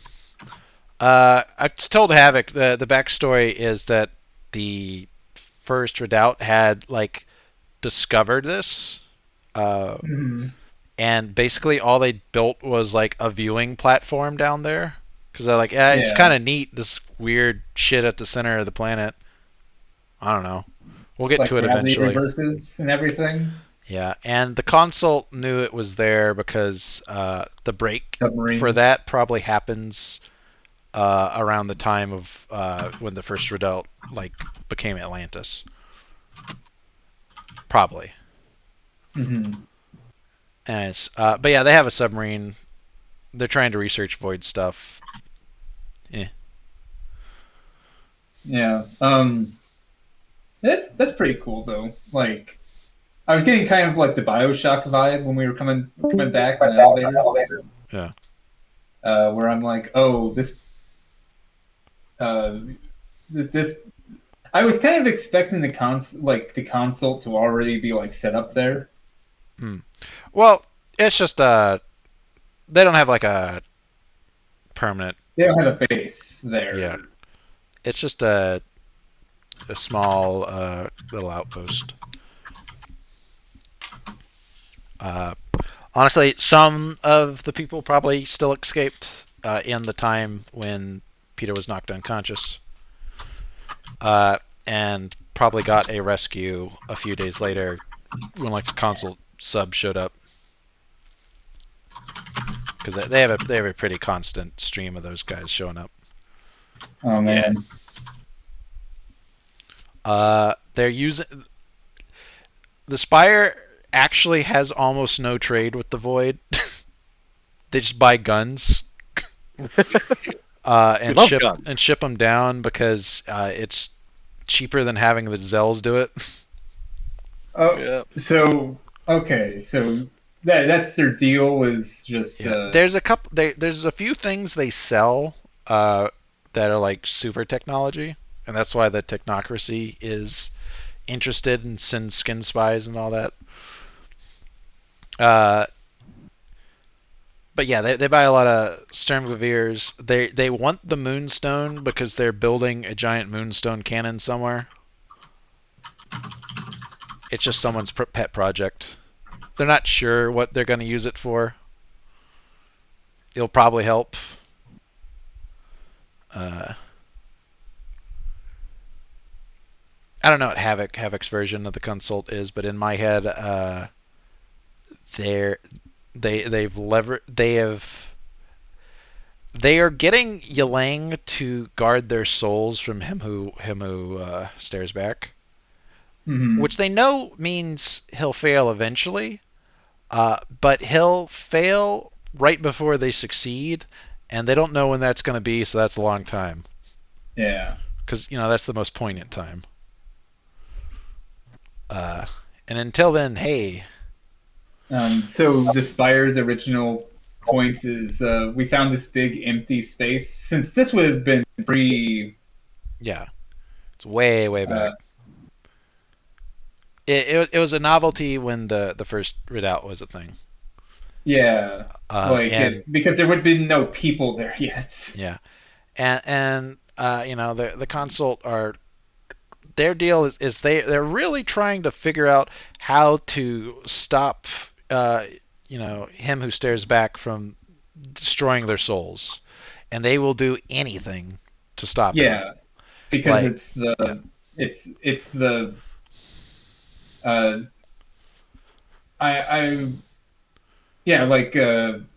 standard mathematical quandary of if you are going to hell forever, you will do anything to stop it. Yeah. So they do a lot of bad stuff. They don't care about humans at all. The Zells are just in it for free because they have a deal with Chaos Gods for various stuff. They're probably the only birds that are allowed to be thaumaturges. The consult? Yeah, because normally that's spirit contamination. Yeah.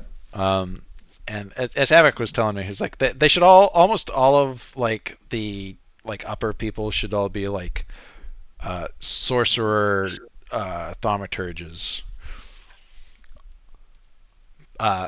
Which why the warden would have totally shot lightning. But hey. Oh man, that would have been spooky. That was just a silly rumor. It was just a silly rumor. Sometimes rumors are true. Yeah. Yeah. I do find it fun that this is I don't know. I like the consult as a faction because it's the evil birds. They're like 1% of all birds, and they can vent 90% of the war crimes. Yeah. And the birds commit a lot of war crimes already. Yeah. I like how the super science faction has their own subset, evil super science faction. Yeah. Basically, the job offer y'all would have got from them when you showed up is one, Rebecca would have been there, and we're back. Y'all would have had to make thaumaturgically backed geeses for them to trust you. Mm-hmm. But they would have basically hired y'all to be their human kill team to send places. And infiltrate. Because honestly, I probably would have done it. Yeah. Well, I mean, they don't have a lot of humans. They got a lot of Zells and vaguely gestures at Zells. You can't trust them. Yeah.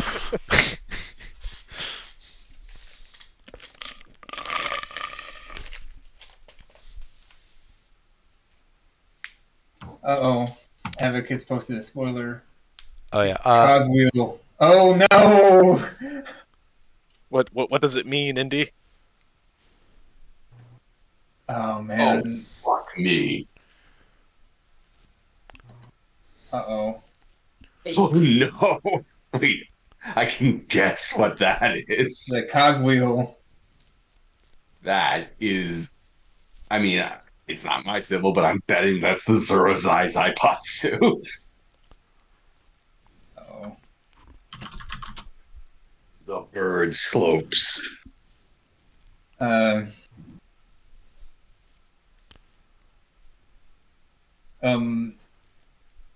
man, I don't think the Japan equivalent in Vasca has been explored yet, but they have to exist since Hinamotens exists. Yeah, it's been never been brought up frontally. But there's a blade over there. Yeah, the Zorazai Zaibatsu has it's the company that conducts trade between their outpost over there and Voska. So they have some Japanese stuff. Hmm. And I think the Ordine are over there also, but it's a different island. So there's something there, but it's never been, I've never gone into it because why would I? Yeah. So but yeah, I can't believe, Pat, you forced my hand. I now have a Bird Quest character. Now has his Bird Quest character. Yatazay. I'm glad y'all enjoyed the final session. A wild ride. Or Yalang. Poor Yalang. He tried. He should have tried just being a cute girl. That probably would have worked. Maybe. Nave already had a cute girl inside of him. That's true. Yeah, you're right. I mean, that's not gonna work. I'm gonna head out, lads. Have a good night. Oh, yeah. I need to get to bed too. I've worked. Yeah, that's why I'm stopping the recording.